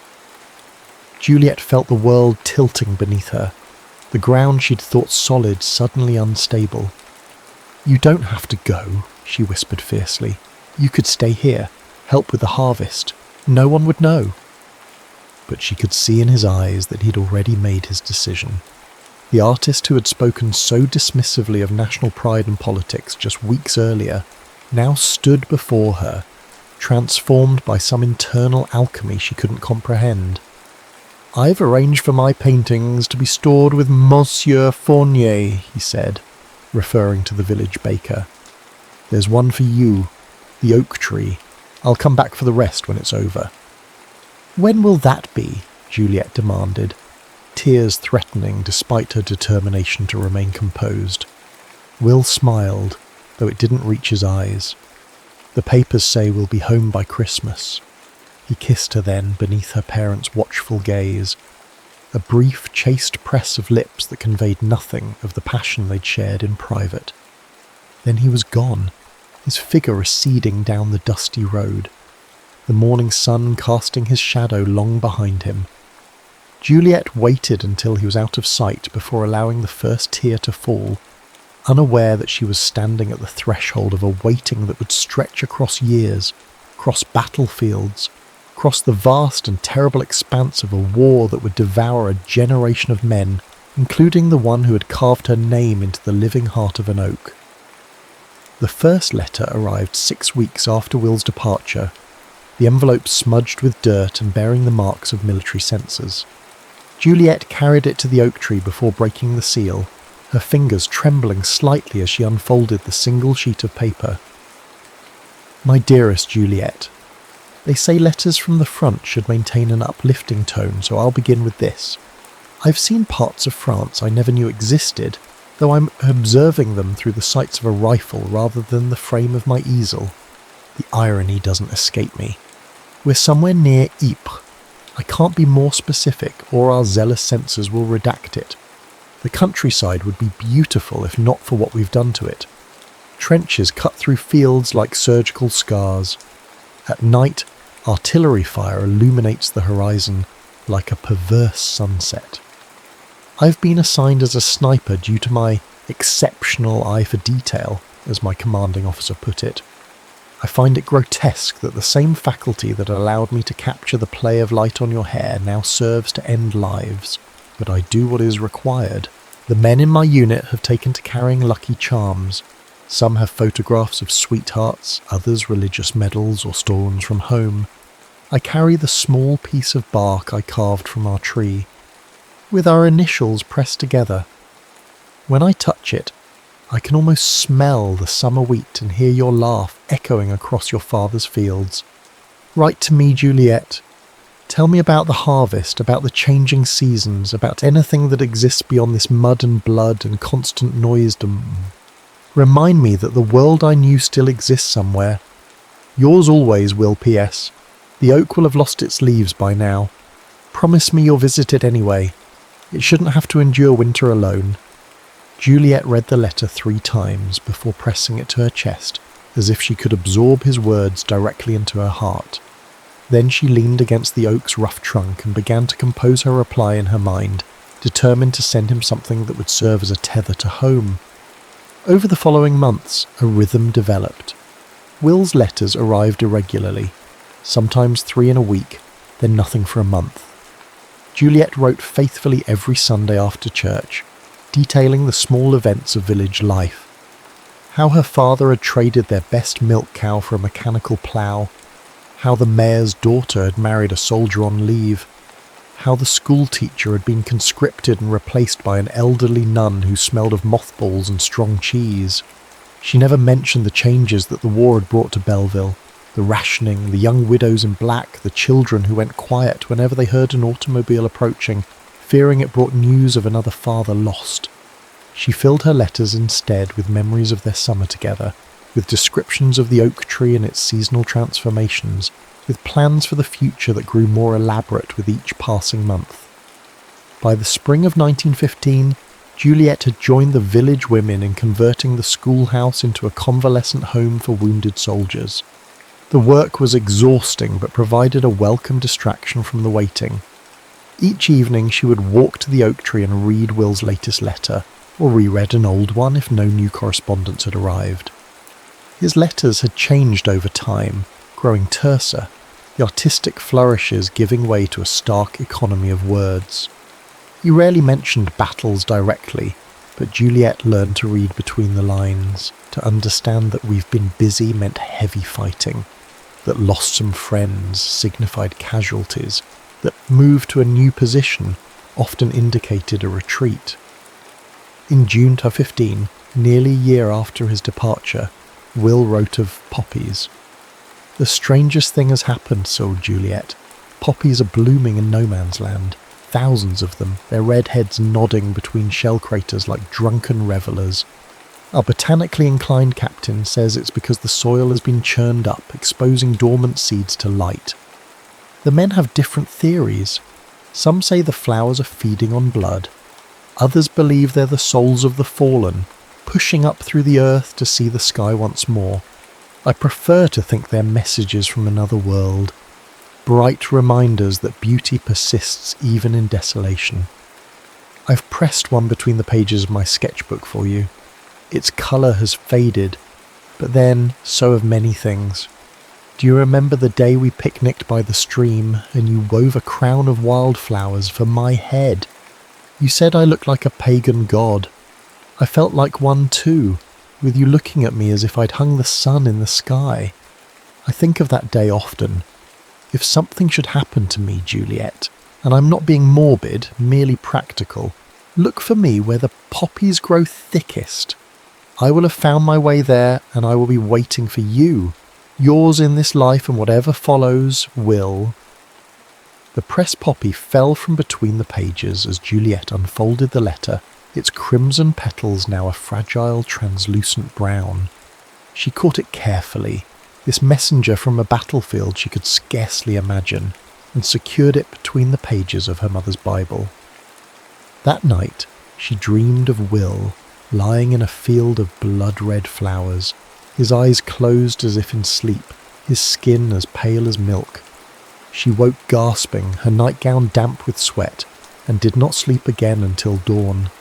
The war ground on, a millstone crushing a generation beneath its weight. Juliet's father suffered a stroke in the winter of 1916, leaving his right side partially paralysed. Her mother, already frail, retreated into a quiet melancholy, spending hours staring out windows at the fields her husband could no longer tend. The burden of the farm fell entirely to Juliet, who hired local boys too young for conscription to help with the heavier tasks. Will's letters became more sporadic as 1916 wore on. In August, he wrote of a big push coming soon, something that might finally break the stalemate. Juliet later learned he had been referring to the Battle of the Somme, which claimed 20,000 British lives on its first day alone. His next letter didn't arrive until October, and when it did, Juliet knew immediately that something fundamental had changed. The handwriting was different, still recognisably Will's, but shakier, as if each letter required tremendous effort. Juliet, I'm writing from a field hospital near Ambience. Don't be alarmed. I've been lucky compared to most here. Caught some shrapnel in my right shoulder and arm during the advance. The doctors assure me I'll keep the limb, though they're less certain about the extent of function I'll recover. The most damnable thing is that it's my drawing arm. I've been practicing with my left, but the results are childish at best. The thought that I may never paint properly again is more frightening than any artillery barrage. They'll send me to England to convalesce once I'm stable enough for transport. I've given them your address, so direct your next letter to the return address on this envelope. It may be some time before I can reply. They're quite liberal with the morphine here, and it makes my thoughts drift like smoke. I had a dream about our oak last night. In it, our names had grown so deep into the bark that they'd reached the heartwood. When the tree was finally cut down centuries from now, they would find us there, preserved together. Isn't that a pleasant thought? That something of us might remain long after we're gone? All my love, Will Juliet wrote immediately to the field hospital, but her letter was returned 2 weeks later with transferred, stamped across the envelope in harsh red letters. No forwarding address was provided. For 3 months, she heard nothing. She wrote to the British War Office, to the Red Cross, to every organisation she could think of, seeking information about Captain William Ellis, formerly of the Royal Fusiliers. The responses, when they came at all, were maddeningly vague. He had been wounded, yes.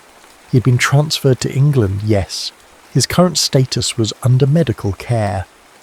Then in February 1917, a miracle.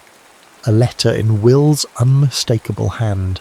The writing stronger than in his last correspondence. The postmark from a rehabilitation hospital in Sussex. My Juliet, forgive my silence. The journey from France nearly finished what the German shrapnel began. Infection set in during transport, and I spent several weeks delirious with fever. The doctors later told me they had prepared my parents for the worst. But I am stubborn, as you well know, and I had compelling reasons to fight my way back. Chief among them, a promise to return to a certain oak tree and the extraordinary woman who shares its guardianship. My recovery progresses slowly. The shoulder has healed poorly. I will always carry a map of Flanders in my scar tissue, but my hand improves daily. I've enclosed a sketch of the view from my hospital window. It's rudimentary, but you can see the improvement from my earlier left-handed attempts. The doctors speak of sending me back to the front once I'm fit. I listen and nod and say all the right patriotic things. But between you and me, Juliet, I don't think I could bear to return to that hell. Something in me was damaged there that no surgeon can repair. There are whispers of a final push coming in the spring. They're calling men back from convalescence earlier than they should, desperate to replace the mounting losses. I've seen men leave here who can barely hold a rifle, much less aim it. If they send me back, I will go, not for king and country as the recruitment posters proclaim, but because refusing would mean a court-martial, and I cannot bear the thought of my father witnessing such disgrace. But know this, I am no longer the idealistic boy who left you that August morning. Whatever happens, the man who returns to you, and I will return, will be changed in ways I cannot yet articulate. Keep faith, my love. Visit our oak. Tell it I remember. All was yours, Will. The sketch he'd enclosed showed a simple English garden, the perspective slightly askew, the lines hesitant but improving. Juliet placed it carefully in the wooden box where she kept all his letters, alongside the pressed poppy and a blue ribbon he had once untied from her hair. His promise to return sustained her through the spring of 1917, through her father's second stroke and death, through the increasing hardships as the war's tentacles reached even into remote Belleville, strangling the normal rhythms of rural life. She visited the oak faithfully, sometimes reading his letters aloud to it, sometimes simply sitting in silence with her back against its trunk, drawing strength from its quiet endurance. In May, another letter arrived, this one written on different paper, the handwriting somehow both stronger and more hurried. Juliet, they're sending me back tomorrow, not to my old unit, too many of them are gone now, but to a newly formed company heading for Passchendaele. You won't find it on civilian maps, but remember the name. If this war has a heart, that place may prove to be its darkest chamber. I'm afraid, Juliet, not of dying exactly, but of dying without seeing you again, without making good on all the promises whispered beneath our oak. I've enclosed something I want you to keep safe for me, a sketch I made from memory during the worst days of my fever. It's you as I first saw you, hanging laundry in the summer sun. The doctors say I called your name constantly during my delirium. One nurse told me she'd never heard a name spoken with such longing. If I don't write for a while, don't despair. The mail service near the front is unreliable at best. I'll write when I can, as often as I can. Remember, if we are separated, look for me where the poppies grow. I'll be waiting, Juliet. In this life or the next, I will always be waiting for you. With all my heart, Will. The sketch was exquisite. Juliet in profile, her hair escaping its pins as she reached up to secure a sheet on the clothesline. The attention to detail was remarkable. The small scar at her temple from a childhood fall, the slight furrow between her brows as she concentrated on her task, the way her lower lip caught between her teeth. It was Juliet, as Will saw her, imbued with a grace and beauty she had never recognised in herself. It was the last letter she would receive from the front.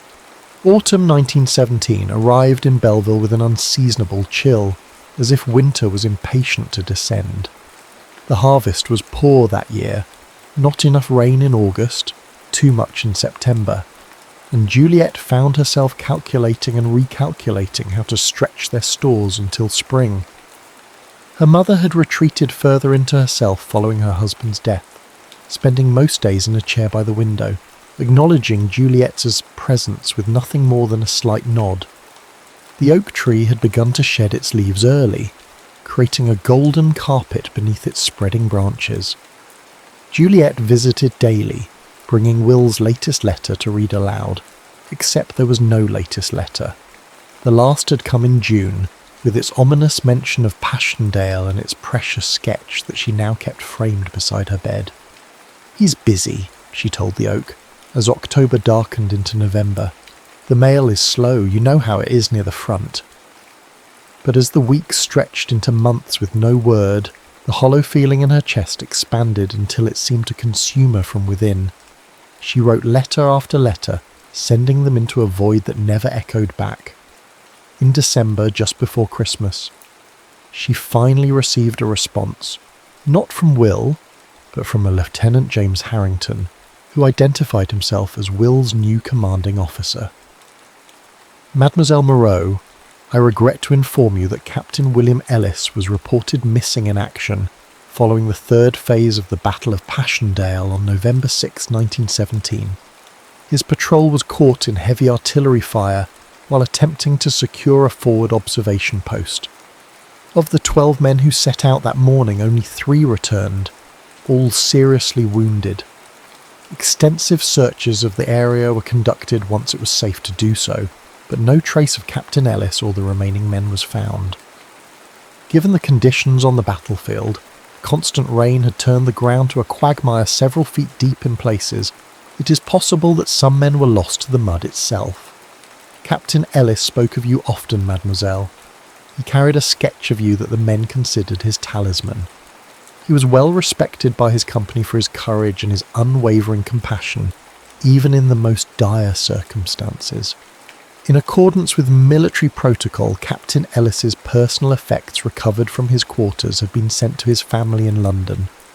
However, knowing of his attachment to you, I have taken the liberty of enclosing the last page from his field sketchbook, which he asked me to send to you should anything happen to him. The War Office will contact you if any further information comes to light regarding Captain Ellis's fate.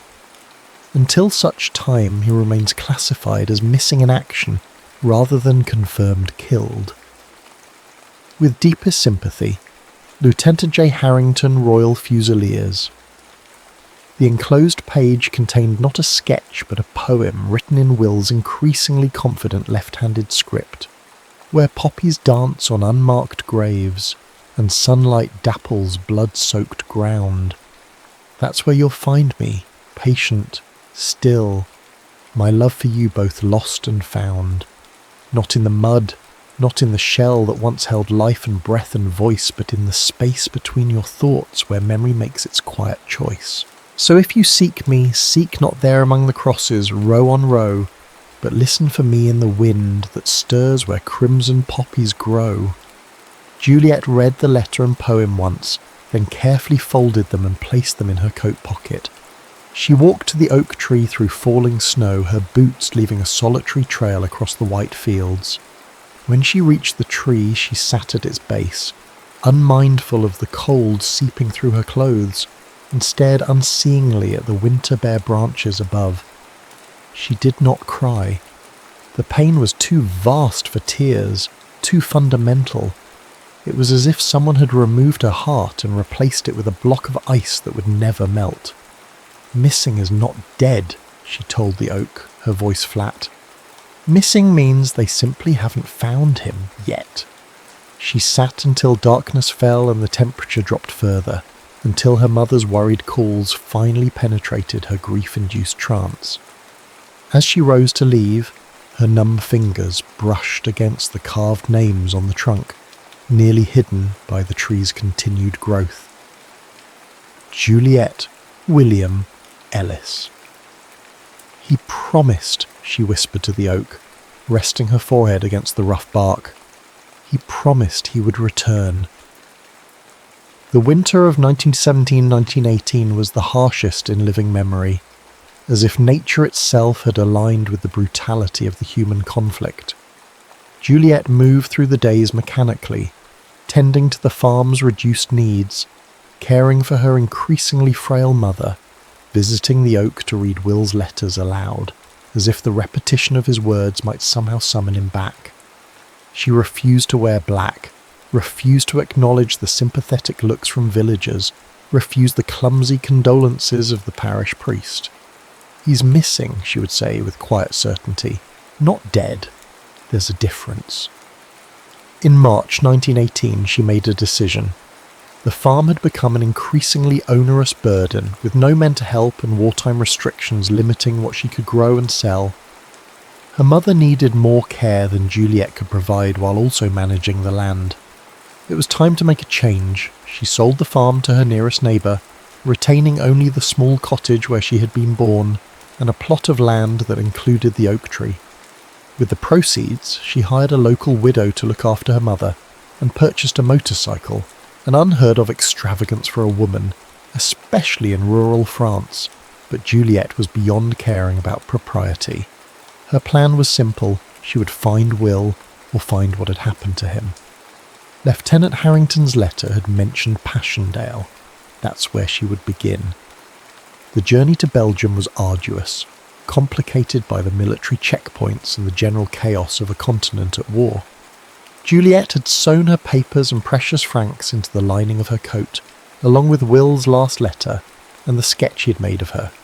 She wore men's clothing, easier for riding the motorcycle, and less likely to attract unwanted attention, and cut her hair short beneath a flat cap.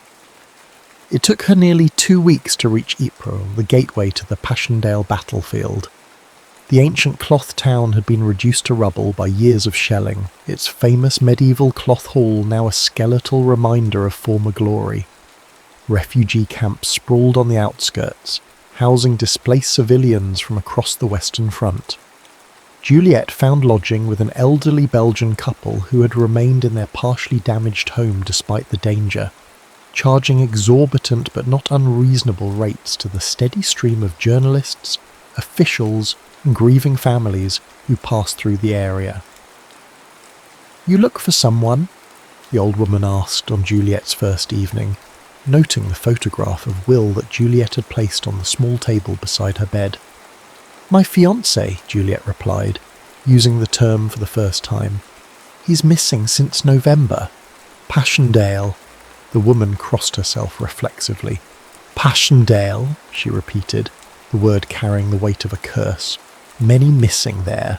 The mud, you understand, it swallowed men whole." Over the following days, Juliet systematically visited field hospitals, military administrative offices, and casualty clearing stations. She showed Will's photograph to anyone who would look, asked endless questions, filled out countless forms. Most officials were politely unhelpful. A few were genuinely sympathetic, but equally powerless to provide information. "The records are chaotic, mademoiselle," one British medical officer explained gently. "Men were brought in without identification, transferred between facilities without paperwork, buried in mass graves when identification wasn't possible. And Passchendaele," he shook his head. "The conditions there were apocalyptic. I'm sorry." After a week of futile searching, Juliet's funds were dwindling and her hopes with them. She had one last lead, an address for a convalescent home where, according to a nurse at the main field hospital, some survivors from Will's company had been sent to recover. The facility was housed in a former monastery about 20 kilometres from Ypres, its stone walls remarkably intact despite the war that had raged around it. A Red Cross flag hung limply in the still spring air as Juliet approached, her motorcycle sputtering on the last of its fuel.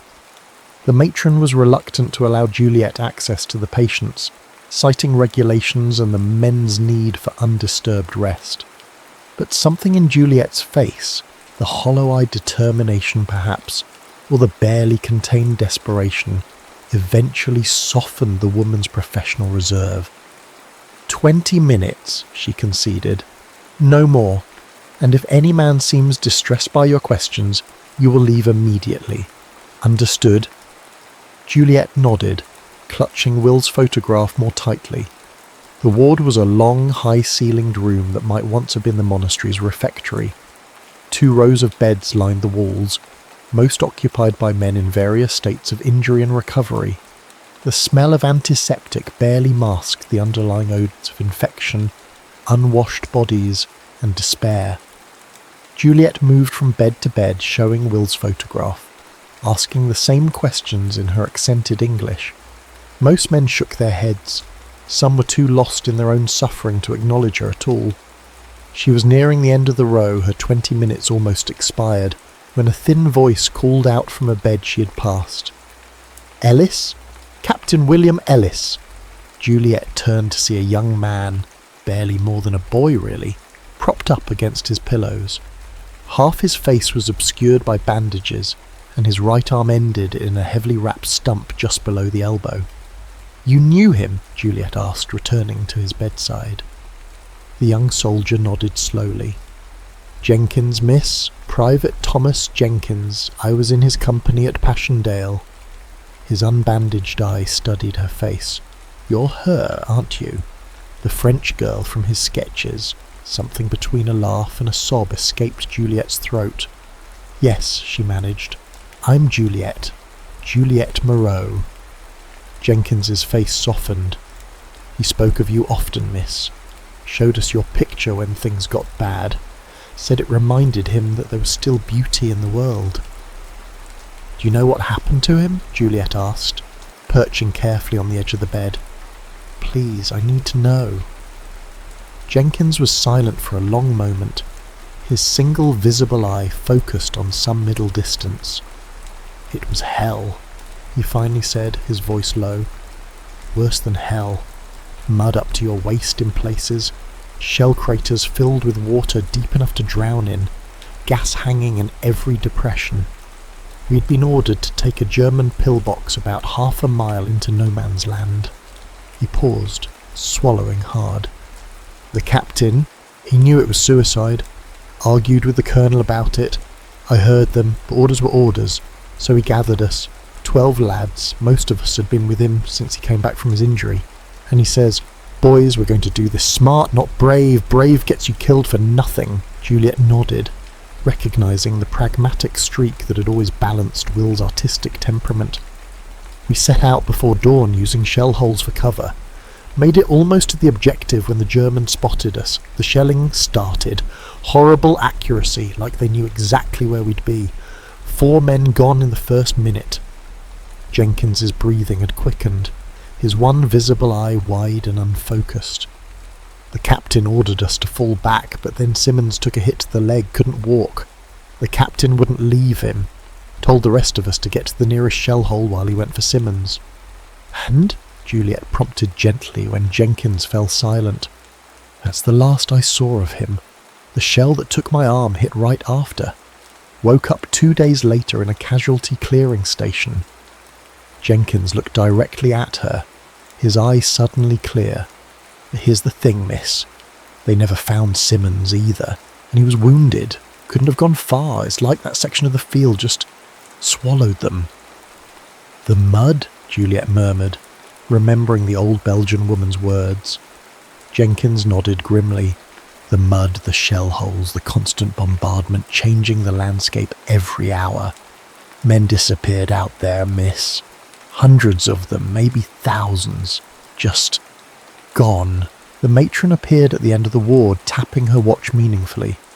Juliet nodded in acknowledgement before turning back to Jenkins. "Is there anything else you can tell me? Anything at all?" Jenkins hesitated, then reached beneath his pillow with his remaining hand. "I kept this," he said, withdrawing a small mud-stained leather case. "It's against regulations. Personal effects are supposed to be sent home, but the captain saved my life. I reckoned I owed him something." He opened the case and carefully extracted a folded piece of paper, worn thin at the creases from repeated handling. "It's the last sketch he made, the night before the patrol. He showed it to me, said if anything happened to him, I should try to get it to you." Juliet accepted the paper with trembling fingers, unfolding it carefully to reveal a drawing of the oak tree, rendered with remarkable precision despite having been created from memory. In the foreground stood 2 figures, Will and Juliet, their backs to the viewer as they gazed up at the tree. Beneath the drawing, in Will's distinctive handwriting, were the words, "Where we began, where we will end. All between is just the journey." "Thank you," she whispered, carefully refolding the sketch and tucking it into her coat. "You've given me more than you know." Jenkins nodded, his eye already drooping with exhaustion. "He was a good man, miss. The best officer I served under. Whatever happened out there, I want you to know he never lost himself, never became hardened like some did. He remained human." The matron was approaching now, her expression brooking no further delay. Juliet squeezed Jenkins's hand gently before rising. "If you ever find yourself near Belleville-sur-Meuse," she said, "there is an oak tree there where you would be welcome." She left the convalescent home with the weight in her chest both heavier and somehow more bearable. There were no answers, no certainty, but there was confirmation that Will had remained Will until the end, that he had carried her image with him into the darkness, that his last act had been one of loyalty and compassion. Juliet returned to Belleville the following week, her quest for answers unresolved, but her heart strangely settled. She resumed her life, caring for her mother, tending to her small garden, visiting the oak tree daily. The war ground on for another 7 months before finally sputtering to its exhausted conclusion in November 1918. The armistice brought no news of Will. His status remained missing in action, neither confirmed dead nor miraculously found alive. Juliet continued to write to the War Office periodically, but the replies became increasingly formulaic as the years passed.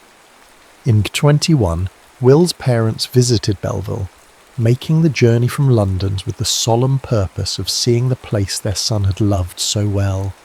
They were formal, reserved people who carried their grief with British stoicism, but Juliet recognised in their faded blue eyes, so like Will's, the same hollowed-out quality that she saw in her own mirror each morning. "He wrote to us about you," Will's mother said as they stood beneath the oak tree. "Not everything, I suspect, but enough that we knew you were important to him."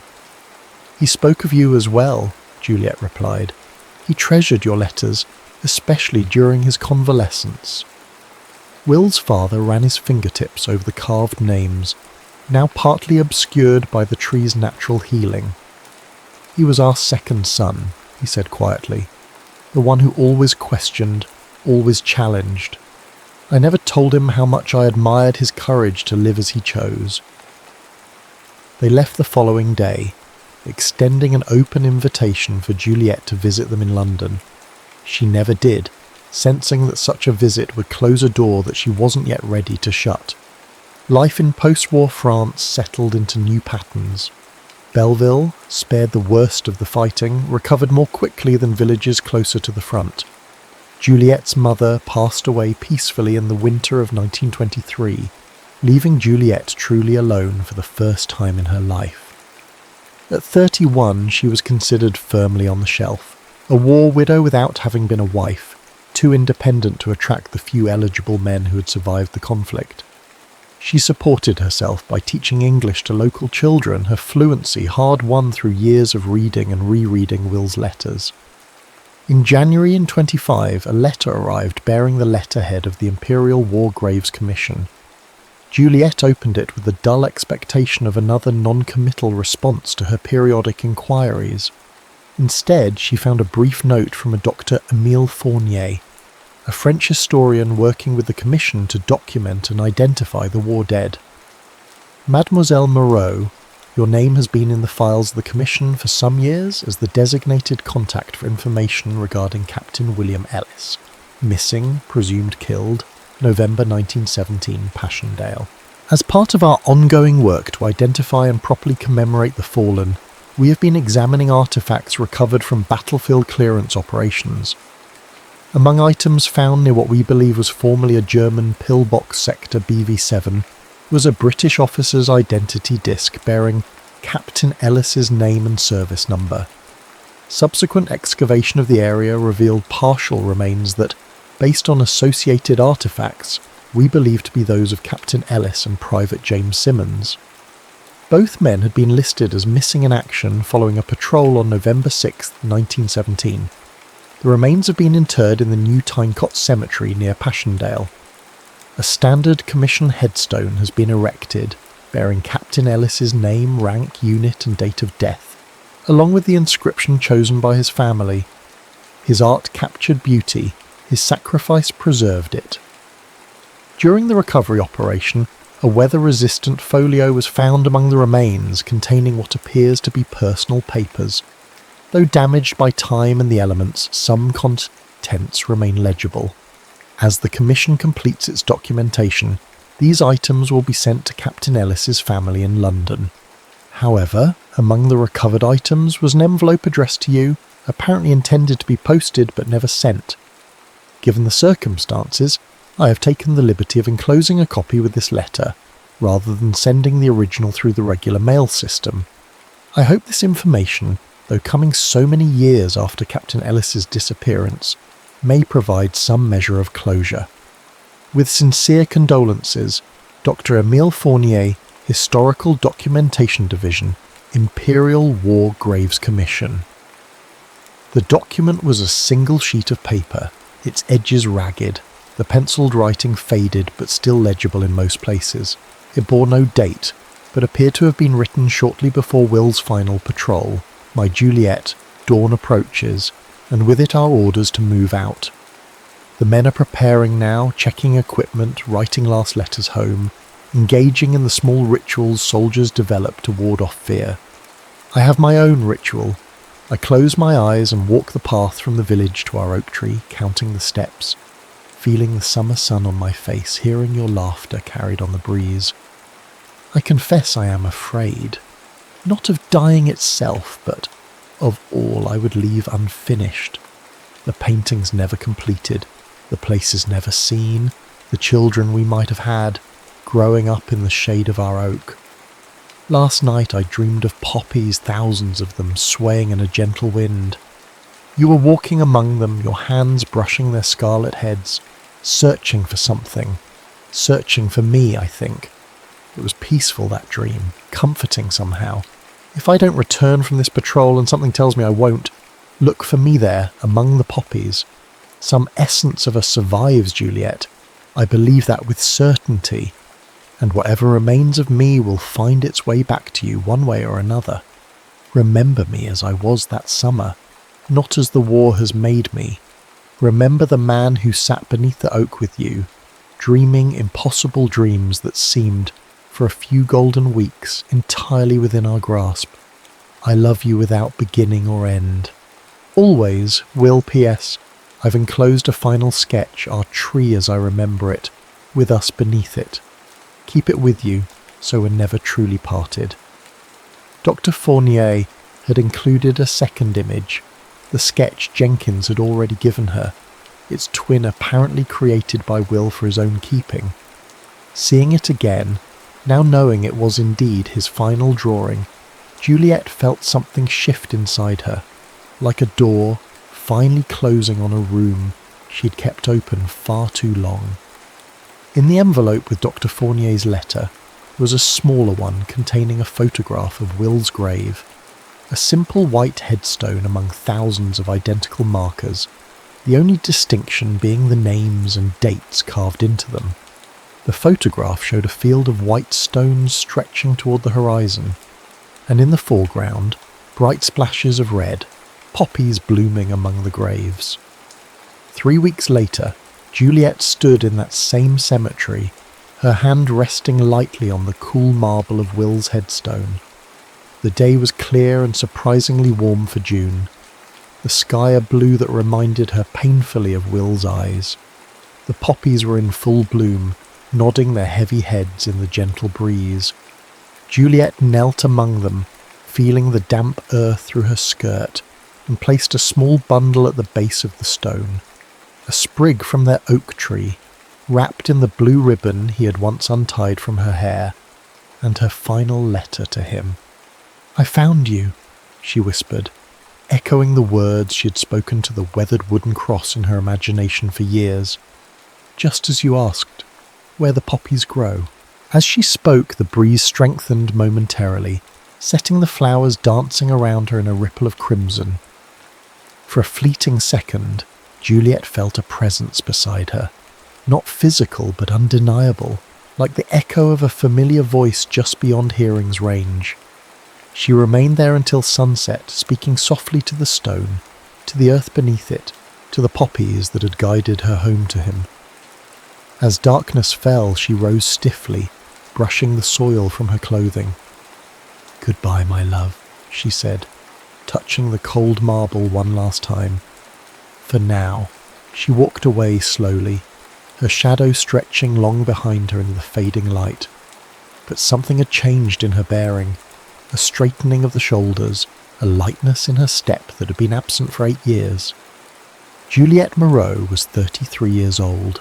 She had spent nearly a third of her life waiting, searching, grieving. Now, with the finding, came the possibility of beginning again. As she reached the cemetery gate, she paused and looked back at the field of stones and flowers, at the one marker that held the remains of the man she had loved. The setting sun bathed everything in amber light, turning the poppies to liquid fire.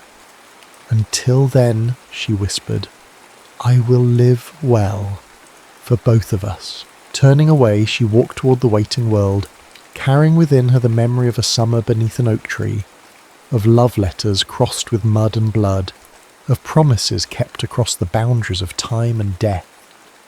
And as she walked, it seemed to her that the poppies nodded in agreement, their paper-thin petals catching the last golden light of day, whispering back, "Until then."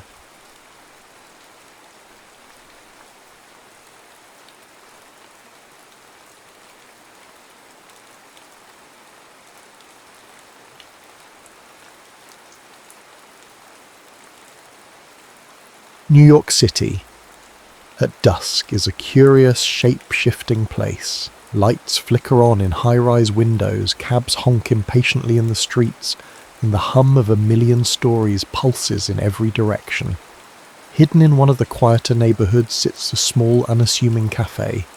A chalkboard sign reads, "Kira Steen's Espresso and Notes," though the subdued exterior rarely draws crowds.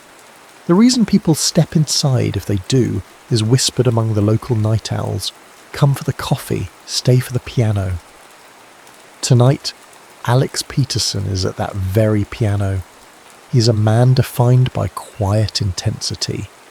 Dressed in a black button-down shirt and simple trousers, he blends into the backdrop until he rests his fingertips on the keys. Then the atmosphere around him transforms. His music is an undercurrent that calms the chatter, gliding through the air like an intimate secret. A few patrons pause to listen, though most remain lost in their conversations. Alex's eyes shift toward a crumpled newspaper lying beside a half-empty latte on a nearby table. The headline leaps out at him. Hazel Warner, disgraced violinist, returns to her roots. A familiar longing blooms in his chest. Once, years ago, Hazel was at the pinnacle of the classical world. A former child prodigy with a glow about her that dazzled both critics and fans. Now the tabloids buzz with her downfall. A plagiarism scandal pinned on her by her charismatic ex-fiancé, Nathaniel Nate Caldwell. Alex exhales softly as he finishes his piece, letting the final chord linger. Then he gently closes the full board of the piano. He's about to slip away from the spotlight, though to call it a spotlight is generous when barely anyone notices him, when a voice calls out. "Hey you, over here," says a man with a face that glows from the screen of his phone. "How about something more upbeat?" Alex musters a tight smile. He does not do requests, especially not from random men lost in their phone screens. Yet he nods politely, sits back down, and begins a tune that's lighter. A warm, melodic jazz standard he's well practiced in. It's easier this way, not stirring up too much of himself, not letting his heart bleed through the music. A few minutes later, the cafe's owner breezes by, wiping a table with brisk, confident strokes. Kira Stein, Alex's best friend since their days in music conservatory, is a petite woman with short, coppery hair that curls just at her chin. She has an uncanny ability to sense the mood of a room, especially where Alex is concerned. "You okay?" Kira asks once the last note fades. Alex shrugs, eyes darting again to the newspaper. Kira follows his glance. A sigh escapes her lips. "You know," she says. "You don't have to torture yourself reading about her. It's been how many years?" A question that hangs in the air without an easy answer. One might say 5 or 10, or maybe just enough years for the memory of Hazel Warner to become a continuous hum in Alex's life. He stands, carefully folds the newspaper, and follows Kira to the back of the cafe. The corridor there is narrow, walls lined with old concert posters, many from Kira's short stint as a travelling violinist. She gave that up to open this place, channeling her passion for music into the comfort of others. Alex has never fully understood how she can be so fearless in forging a new path, but maybe that's precisely why they've stayed so close. Once they reach the small kitchen, Kira hands him a mug of chamomile tea. She's well acquainted with his reluctance to drink coffee late at night. "Alex," she says, her voice low enough that the barista behind them won't overhear. "I'm serious. This obsession, it has to stop. You let yourself feel everything so deeply, and that's beautiful, but you have to remember what Hazel did. She never even noticed you, not really. Don't let her waltz back into your head now that she's all over the press again." He looks at Kira, wanting to believe her words, but also unable to quiet the memories.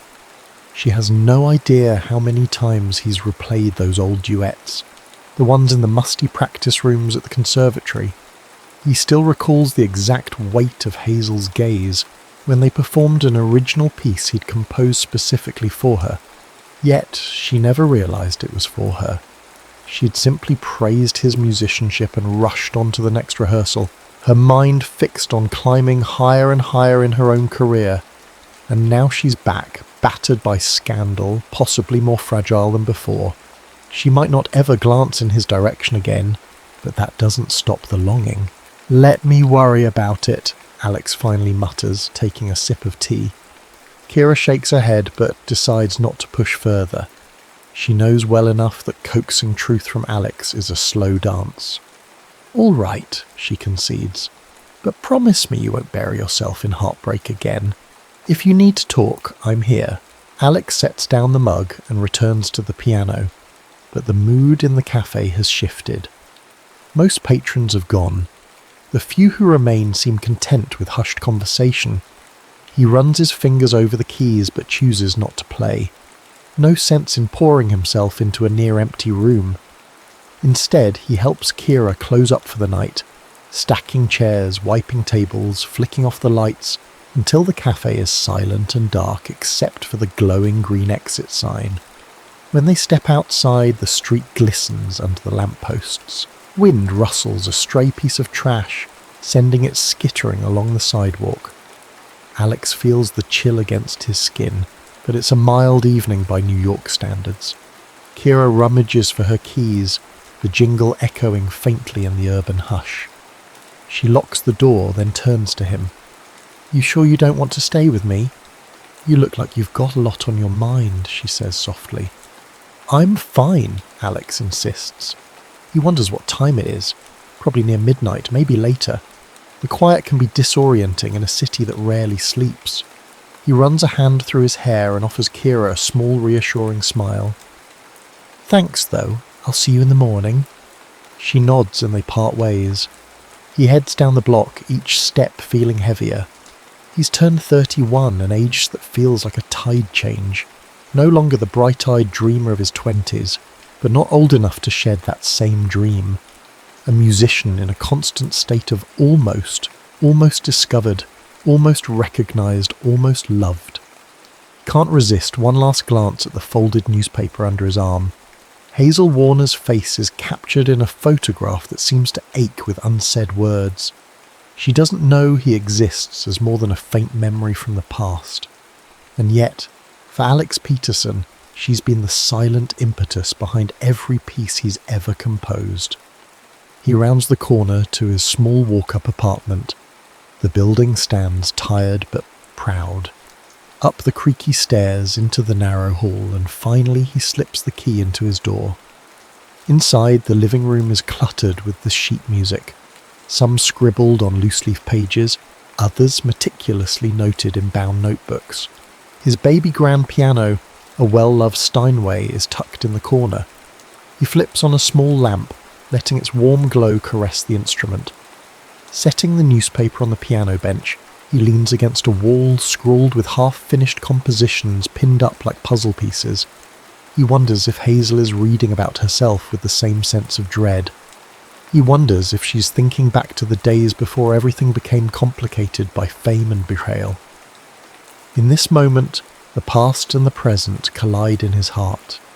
He wants to shut out the memories, but the notes of an old composition drift into his mind uninvited. Quietly, as if not to disturb the intangible ghosts lurking, he hums a melody he once wrote for Hazel.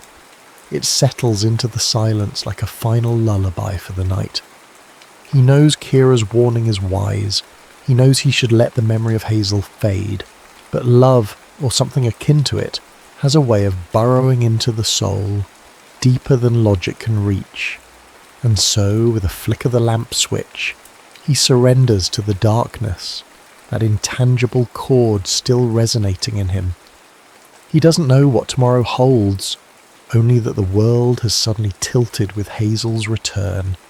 The shadows of unspoken feelings dance on the wall, and somewhere in the city that never truly sleeps, Hazel Warner might be hearing an echo of a past she never knew existed.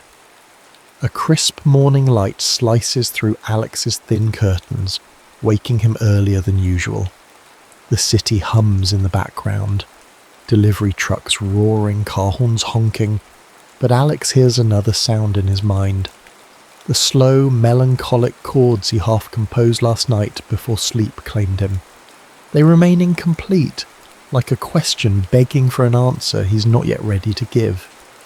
He dresses, pulling on a sweater and dark jeans, and cradles a travel mug of tea on his way back to the cafe.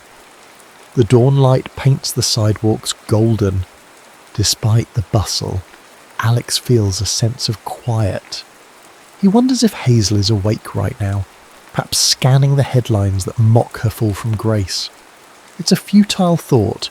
She's a world away, even if technically only a few subway stops separate them in Manhattan. When he steps into Kira's cafe, the place smells of freshly ground espresso beans and pastries. Morning regulars line up, bleary-eyed but hopeful for caffeine.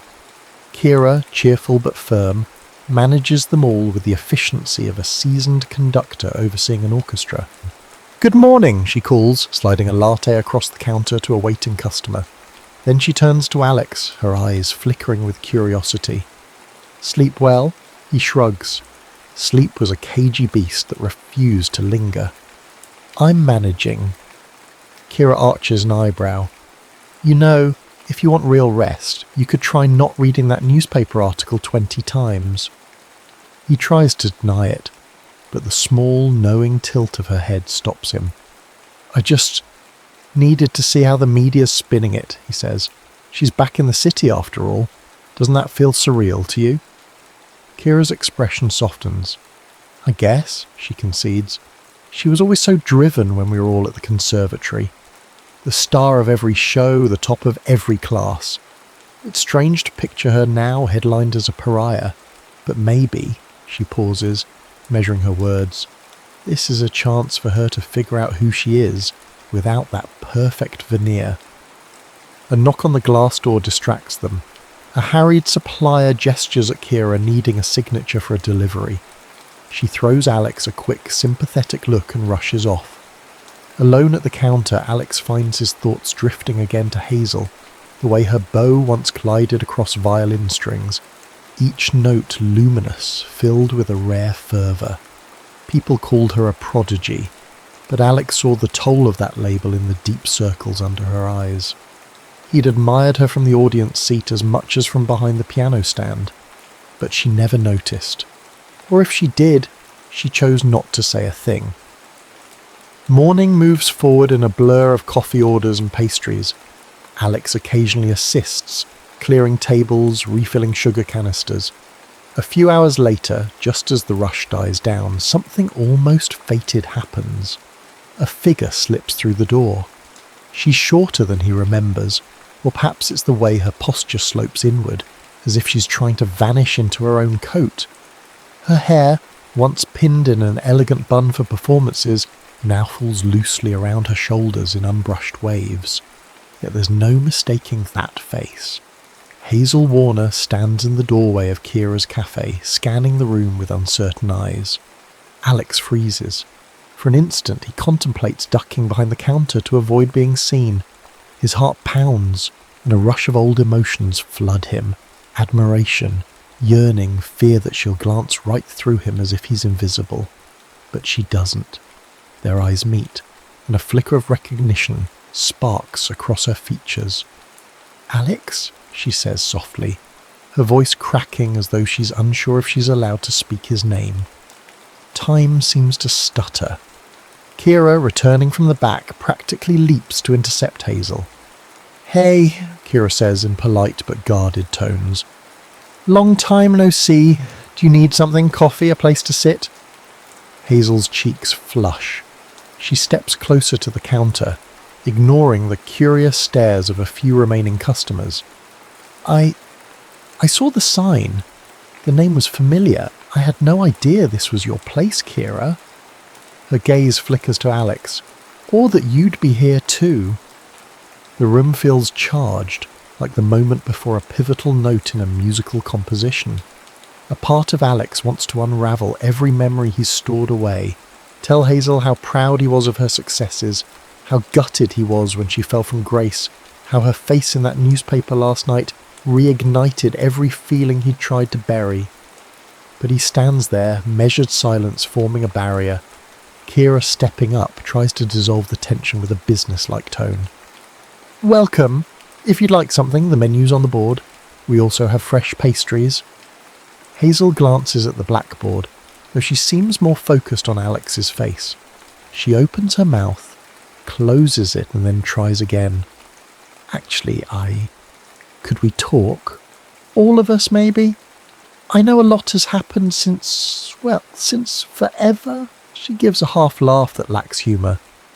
"I just wanted to see you both. Maybe apologise." Kira folds her arms. "Apologise for what exactly?" Hazel's gaze drops to the floor.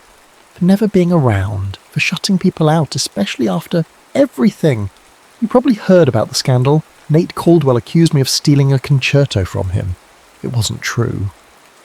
Her voice tightens. "But no one believed me. I lost everything, my reputation, my bookings, sponsors, everything." A silence follows, broken only by the hiss of the espresso machine behind the counter. "I should have reached out sooner." Alex feels a pang of sympathy, then quickly reminds himself of Kira's warning. Hazel had always been too wrapped up in her own ambitions to notice the people who truly cared about her. But is it fair to blame her entirely? Or is this vulnerability genuine? Finally, he lets out a breath, and in a measured voice says, "It's been a while, Hazel. Let's grab a table." The three of them settle at a corner table by the window. Passers-by rush along the sidewalk outside, glimpsing the cafe's interior without understanding the emotional undercurrents swirling in that small space. Hazel fiddles with her fraying jacket sleeve as though searching for the right words. "I'm sorry to just barge in like this," she begins again. "I know I have no right to ask for help after everything that's happened, but the truth is, I don't know if I can play violin the way I used to. I can't trust my own instincts anymore. Everyone's eyes are on me, waiting for me to fail again." Kira's expression softens just a fraction. "What do you want from us?" Hazel looks directly at Alex, and he feels his heart skip. "Back in school, you wrote a piece for me once," she says, her voice tender. "You might not remember," he interrupts. "Of course I remember. I remember every piece I've ever composed." She nods, looking grateful for a moment of connection. It was unlike anything else. "I felt a sincerity in your notes that I never felt in any other composition. After what I've been through, I want to feel that again. I need to rediscover why I love Maldik. I was hoping maybe you could compose something new for me. It's the only way I know how to start over." A jolt of conflicting emotions grips Alex. Part of him bristles at the idea. Why should he cater to Hazel's request now, after years of quiet neglect? But another part of him, the composer who thrives on raw emotion, can't ignore the stirring of inspiration. The guard dog in his mind barks that this is dangerous, that he'll be hurt again. Yet the flicker of hope in Hazel's eyes is undeniable. "You're asking a lot," Alex manages to say. Hazel lowers her gaze. "I know, but I'm lost, Alex. And I thought, if anyone could help me find my way, it would be you." The sincerity in her voice, mixed with desperation, forms a chord that resonates too deeply to ignore. Kira catches Alex's eye, a silent caution passing between them. This is exactly what she was worried about. Alex stepping into the old role of caretaker, the silent composer who burns for a woman who barely registers his presence beyond his music. But now that Hazel is here, physically, tangibly broken, can he turn away? He leans back, crossing his arms. "Let me think about it," he says, trying to sound detached. Hazel nods, her shoulders slumping in what seems like relief that he hasn't outright refused. "Thank you," she whispers. They linger in an uneasy quiet, until a customer approaches the counter, drawing Kira away to take another order. Alex and Hazel remain at the table, separated by a gulf of unspoken history. For a fleeting moment, Alex wonders if this is fate or a twisted encore of heartbreak. Either way, the music that once bound them together might soon play again, and if it does, Alex senses it won't be the same gentle harmony. It might be a tempest, or something more complicated, something that could break them both. For the rest of that day, Alex is caught in a whirlwind of old melodies and new uncertainties.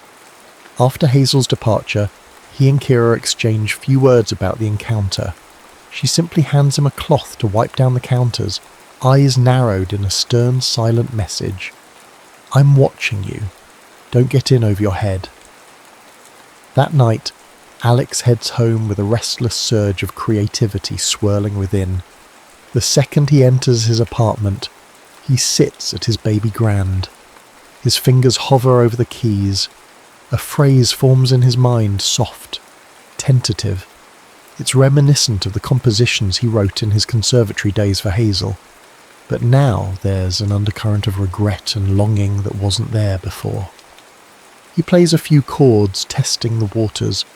An image flashes in his mind of Hazel in the cafe, her coat too big, her eyes rimmed with fatigue.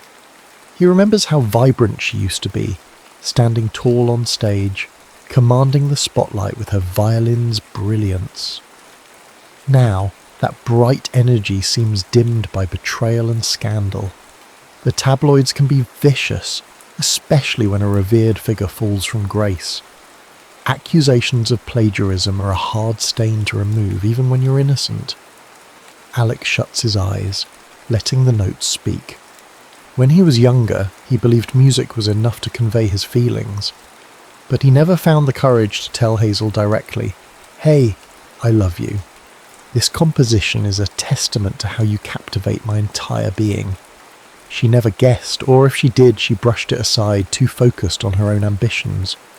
He wonders, is it masochistic to compose something new for her? Probably, but the thought of turning her away feels worse. He can't deny the electric thrill that runs through him at the notion of creating a piece worthy of resurrecting her spirit. Late into the night, he scrawls ideas onto staff paper. Half-formed melodies, eerie chord progressions, a shift to a major key that hints at hope.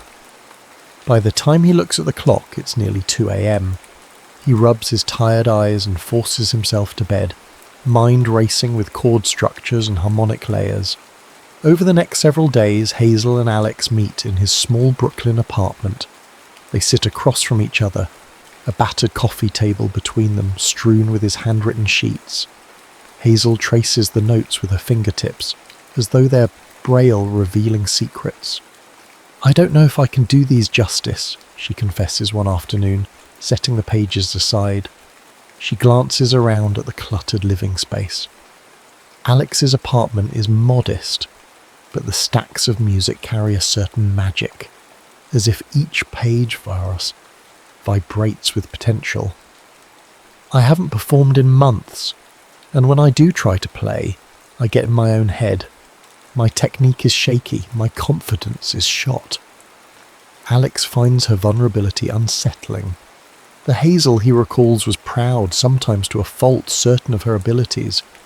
This Hazel seems humanized by pain. A small voice in his mind warns him that heartbreak often paves the way to manipulative apologies, but he can't help feeling sympathy. "You'll get it back," he says gently.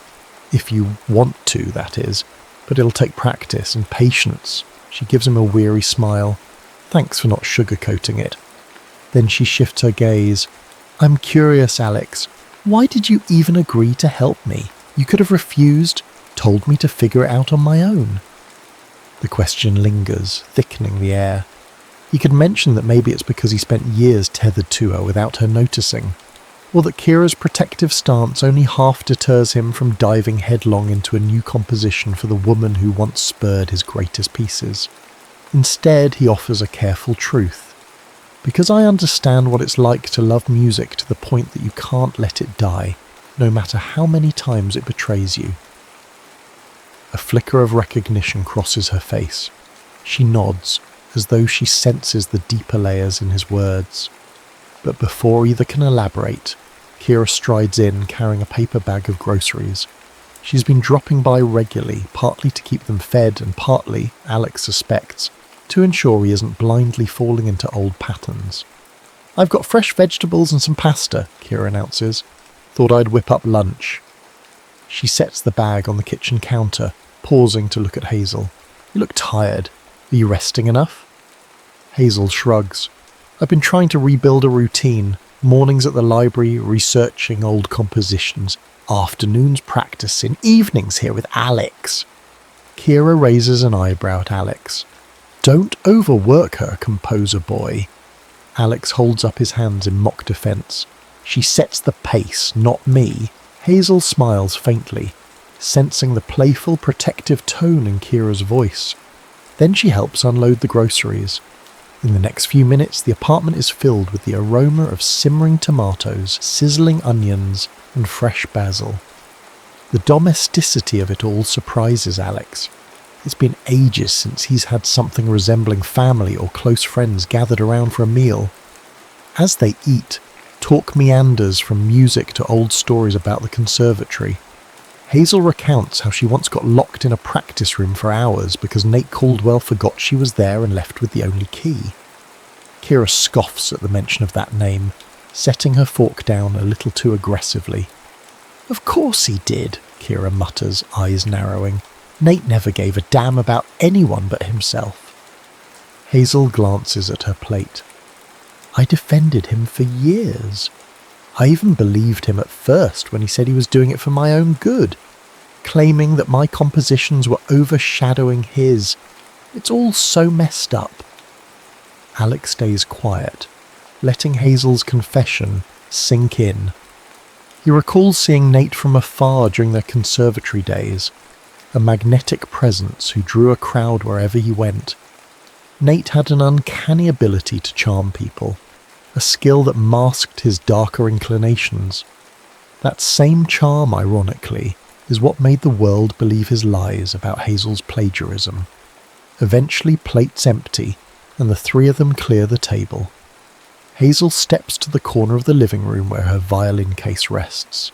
Carefully, she lifts the instrument out, running her fingers over the polished wood. It's still a magnificent violin, though now bearing the emotional weight of her scandal. Alex moves to the piano. "Let's try a few bars from that piece I showed you," he suggests, flipping open the pages on the stand. Hazel nods, positioning the violin under her chin. She draws in a breath, and her bow meets the strings. The first note wavers. She stops, breath ragged. "It's okay," Alex says calmly. Again. A second attempt produces a slightly steadier sound, though far from her old brilliance. Her technique is rusty, but there's a tremor of emotion that travels from her bow into the air. It's not just skill that is missing, it's belief in herself. Alex begins to play the supporting piano line, a gentle ripple of chords meant to cradle the violin melody. It's a new composition with hints of an old longing. For a moment, Hazel meets his eyes. Something sparks, as if she recognizes that the music is built around her essence, her timid reawakening, her heartbreak, her hope. The notes intertwine, delicate but fraught with tension. It's imperfect but genuine.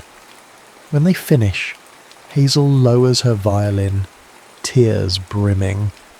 She blinks them away quickly, her voice shaking. It's like the music understands me better than I understand myself. Kira watches quietly, arms folded but not unkindly. "That's Alex for you," she finally says.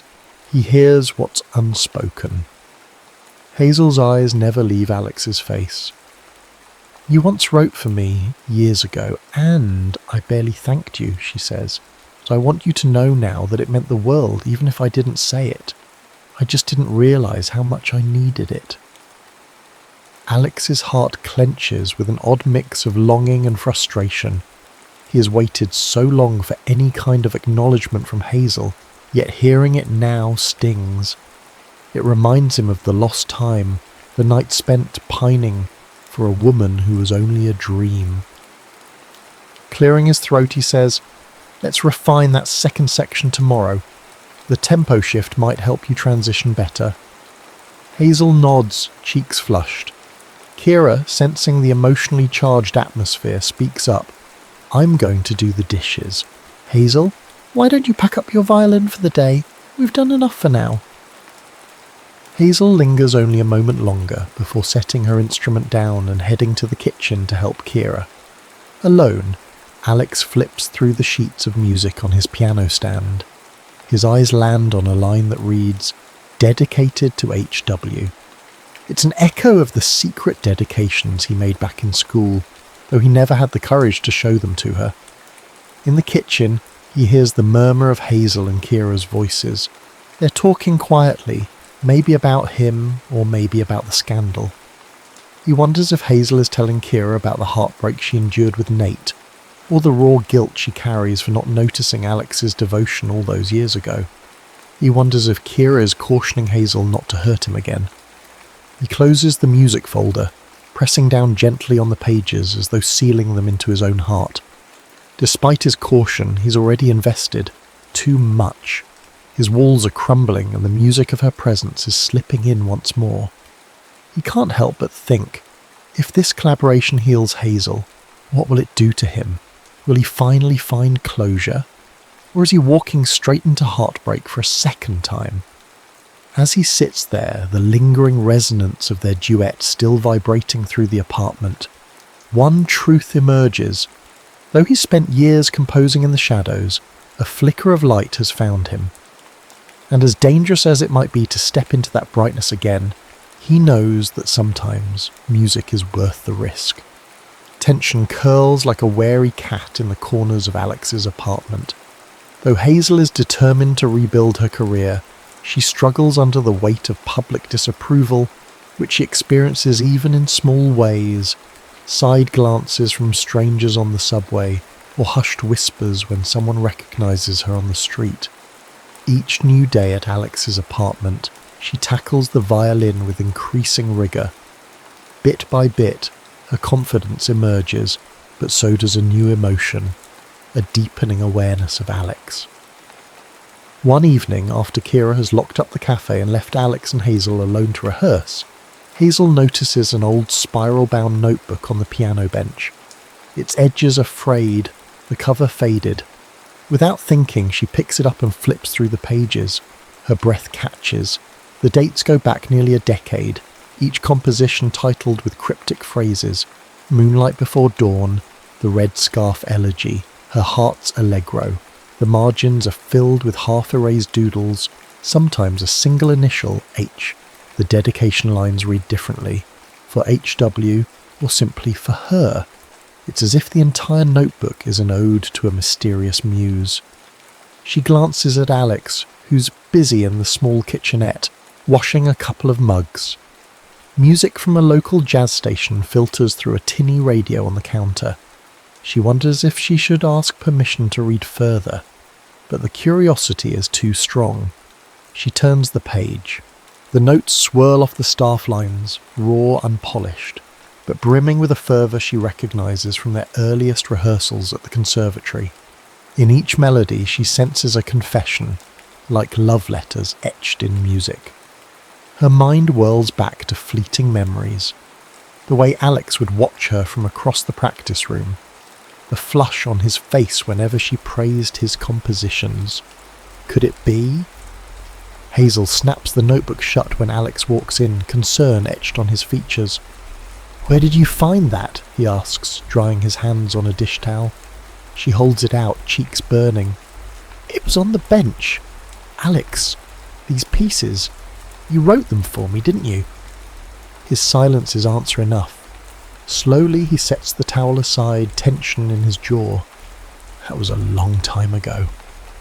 Her hands tremble. "Why didn't you ever tell me?"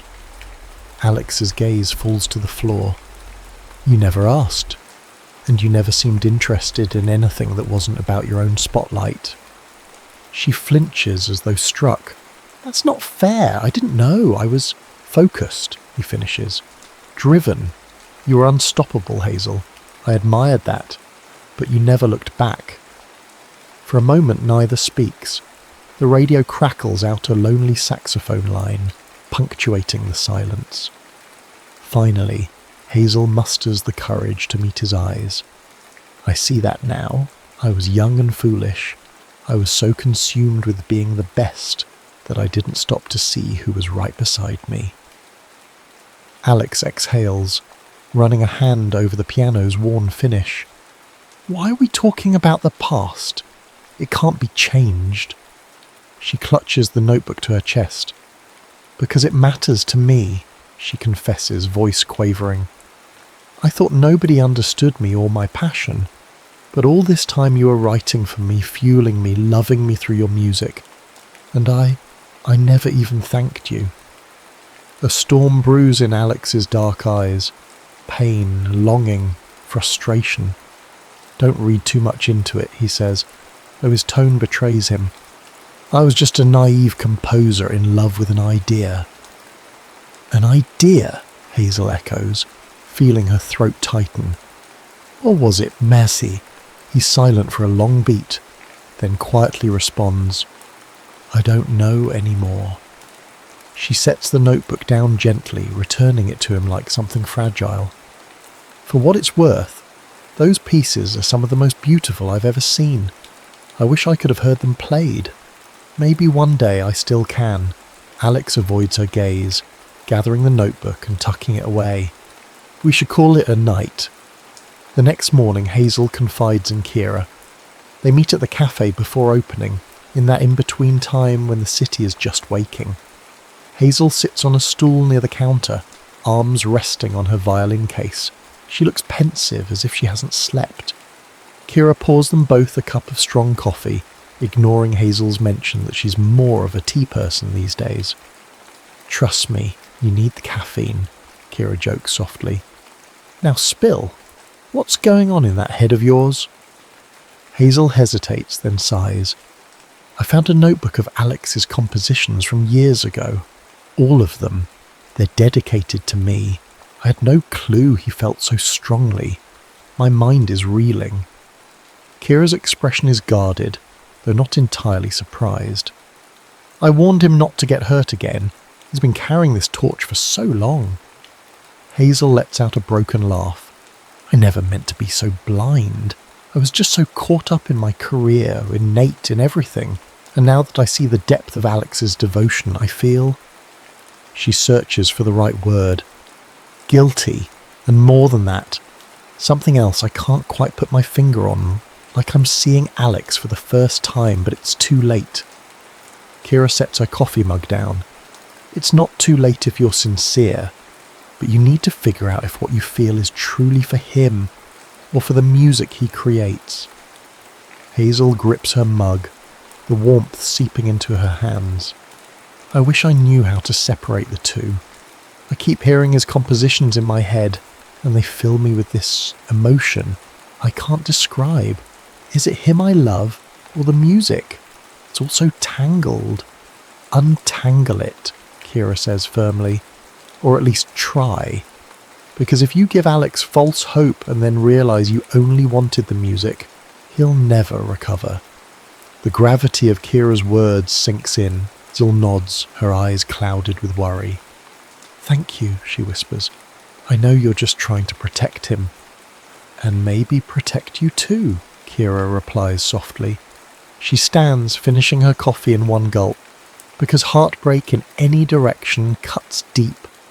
Across the city, rumblings of a major gala at Carnegie Hall start making their way through the classical music grapevine. It's an annual fundraiser featuring top-tier musicians, and rumour has it the organisers are desperate for a headlining performer with a fresh story. Hazel's scandal, ironically, makes her a compelling choice. A potential comeback could grab headlines and sell tickets. That afternoon, the call comes in. An invitation to Hazel Warner to perform at the prestigious event. She's startled by the sudden opportunity. "They want me," she blurts into the phone, "after everything that happened." "We believe in second chances," the event coordinator says diplomatically. "This could be a triumphant return, and frankly, it's good for publicity." That last line stings, but Hazel forces a grateful tone. "I'll do it. Thank you. I'll do whatever it takes to make it a success." The moment she hangs up, her heart flutters with both excitement and dread. She calls Alex, voice trembling. "They've asked me to play at Carnegie Hall next month. It's huge, but I don't feel ready to stand on that stage alone." "You can do it," Alex says, though she detects uncertainty in his words. "We'll work twice as hard. I'll compose something new, something that's bold. But you have to trust yourself." She bites her lip. "Actually, I want it to be your piece, front and centre, if you're willing. Something you've been working on, something that means everything." She doesn't mention the old notebook, but the implication is there. "I'll dedicate the performance to you." A pause. When he speaks again, Alex's voice sounds guardedly hopeful. "I'll finish the composition. Meet me tomorrow at the apartment." The clock ticks relentlessly toward the gala date. Rehearsals intensify. Hazel pours every ounce of her being into the new composition Alex is finalising. The tension between them simmers, unspoken truths weaving into the notes. On the surface they're a formidable duo, a rising star seeking redemption and a composer stepping out of the shadows. But under the veneer of professional collaboration, the old heartbeat of love flickers. One night, after a grueling session, Hazel musters the courage to speak up. "Alex," she begins, meeting his eyes, "there's something I need to say." He lowers his hands from the piano keys. The expression on his face is caution mixed with yearning. "What is it?" She tries to form the words, but fear knots her stomach. "I love you," she wants to say, but is it him or is it the music? In the end, she can't force the confession. Not yet. "Thank you," she says instead, her voice trembling with intensity, "for believing in me when I couldn't believe in myself. For writing what you write. For everything." His gaze lingers on her, vulnerability flickering. "That's enough for tonight." He stands to walk her out. The closeness between them as they walk down the hall is electric yet unclaimed. Outside, the city's neon haze bathes them in swirling colour. She longs to reach for him, to test if the connection she feels is real. But the swirl of confusion holds her back. They say goodnight at the curb. As Hazel steps into a waiting cab, she watches Alex disappear into the shadows of his building. She wonders if she'll ever find the words, or if she'll lose him just as she's finally beginning to see him. The gala day looms, a culminating crescendo, and neither Hazel nor Alex can predict whether the final chord will strike salvation or heartbreak. Carnegie Hall stands regal under the city lights, a beacon of artistry and ambition. The night of the gala arrives, and Hazel Warner slips in through the stage door, violin case in hand, nerves jumping like frantic creatures inside her. Stagehands bustle about, directing performers, checking lights. The roar of an anticipatory audience seeps through the walls. a distant thunder that rattles Hazel's heart. Backstage, Alex sits at a piano bench, running through the final bars of his new composition one last time. The piece is raw and unfiltered, a reflection of everything he's carried for years: unrequited love, quiet devotion, and the heartbreak of being unseen.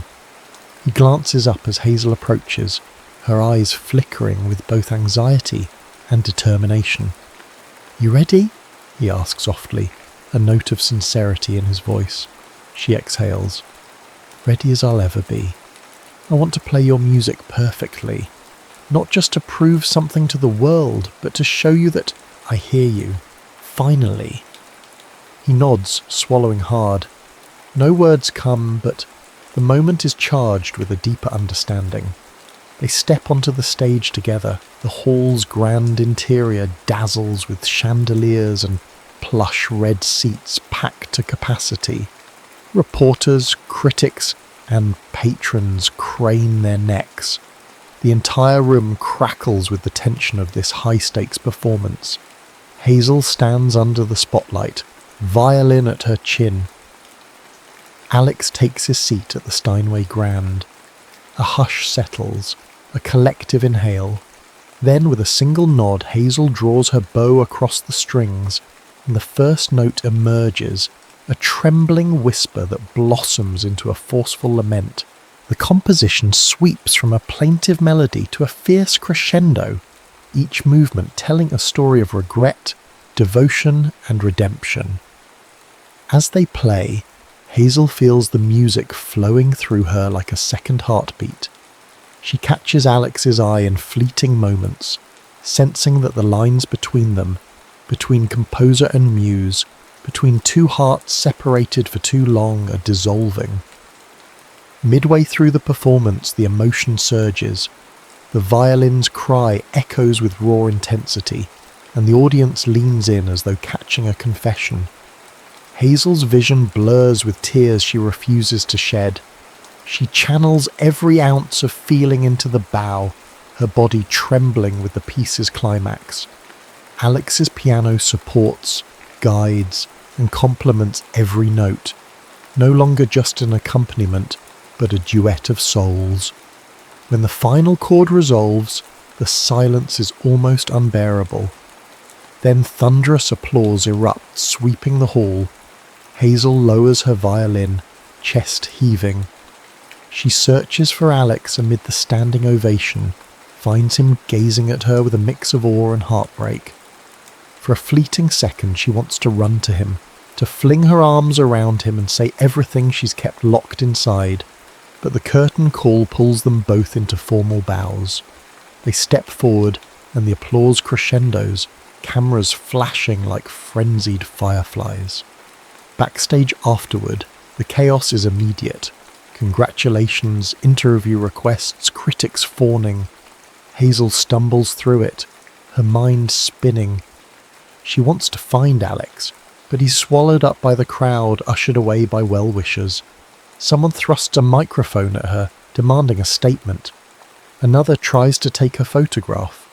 Over the din, she hears a familiar, contemptuous voice. "So you found a new composer to sponge off, have you?" The voice stops her cold. Nate Caldwell, her ex-fiancé, emerges from the throng. His tailored suit and polished shoes shine under the harsh backstage lights. His smile is razor-sharp. "Brilliant performance, Hazel. Almost had me convinced you wrote that piece yourself." Hazel's blood runs cold. "I never claimed to write it," she hisses, stepping closer to keep the conversation private. "Alex composed it, as anyone who bothered to read the program would know." Nate chuckles, low and menacing. "Ah, but they'll still talk. Word around is that your dear Alex has been inspired by your old ideas. Maybe you fed him your scraps, then let him do the grunt work. I wonder which story the tabloids will run with." She clenches her teeth. "You can't poison this Nate. Not this time." He raises an eyebrow. "Watch me." Before he can say more, Kira arrives, practically shoving him aside. "Move!" she snaps. her voice low. Then she turns to Hazel, ignoring Nate's predatory grin. "You okay?" Hazel's heart pounds. A swirl of anger and fear grips her. "I need to find Alex," she mutters. Kira nods, leading Hazel away from Nate's spiteful presence. They wind down a backstage corridor, where a few straggling stagehands and performers congratulate Hazel. She politely nods but keeps moving, scanning for Alex. She spots him near a side exit, slipping away from the throng. Adrenaline surging, she rushes to him, catching his arm before he can disappear outside. He turns, surprise flickering across his face. "Hazel," she breathes heavily. "What are you doing? Everyone's looking for you. There's a million congratulations to be had." The words tumble out, breathless. "I needed air," he explains, glancing toward the exit. "It's overwhelming." Hazel studies him for a moment. "Is this about me? Or the composition? Or everything we haven't said?" Alex's shoulders sag. A weary vulnerability. "Part of me never believed this would happen," he admits. "You, on stage, playing my music. Applauded by so many people who once overlooked me. It's surreal." She places her violin case on the floor and steps closer. "Then let it be real. Let this be the moment you finally acknowledge how extraordinary you are." He lowers his gaze. "I can't help feeling like you're in love with the music, not the man behind it." The corridor feels like a quiet echo chamber, the muffled claps and chatter of the gala drifting from afar. Hazel lifts a trembling hand, brushes it against Alex's cheek. "I won't lie. The music is a part of you, and it's what first spoke to me, even before I had the sense to listen. But over these past weeks," she hesitates, tears brimming, "I realised it's you I see when the music stops. It's you I ache for when I'm not holding my violin. I love what you create, but I love who you are more." Alex's breath catches. Doubt wars with longing in his eyes. "Hazel?" She silences him by resting her forehead against his. A wave of relief washes through her as he leans into the contact. Then, with delicate care, she steps back just enough to meet his gaze. "I'm sorry it took me this long." He closes his eyes, exhaling as though letting go of years of pent-up emotion. "I've wanted to hear those words for so long." His voice is unsteady. "I was convinced it'd never happen." Hazel smiles through her tears. "If it's too late, tell me now." Instead of answering, Alex pulls her into a tentative hug. She melts against him, the shape of his arms around her feeling like the home she never knew she needed. The distant sound of applause continues behind them, but here, in this quiet hallway, they share a different symphony, a duet of hearts finally in tune. Kira appears at the end of the corridor, noticing their embrace. She steps back, a soft smile curving her lips. Quietly she slips away, letting them have their moment. Years later, Hazel Warner and Alex Peterson sit side by side in a high-ceilinged concert hall in Vienna. The stage is set for a performance, with spectators chatting excitedly in hushed tones. Hazel holds her violin, leaning into Alex with effortless intimacy. Their world tours have garnered both of them acclaim. Alex, once an overlooked pianist, is now recognised as a brilliant composer in his own right. Hazel, once disgraced, has risen from the ashes with the authenticity that only heartbreak and redemption can bring. A journalist from a European music magazine takes a seat beside them for a brief interview, flipping through her notes. She looks at Hazel. "You're known worldwide for your electrifying performances, but in your own words, what inspires you the most?" Hazel glances at Alex, a gentle laugh escaping her.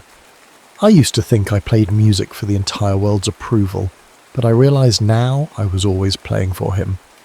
She squeezes Alex's hand. "Once I understood that, everything changed." The journalist turns to Alex. "And you, Mr. Peterson? What's it like to compose for such a celebrated violinist, and to share more than just a stage?"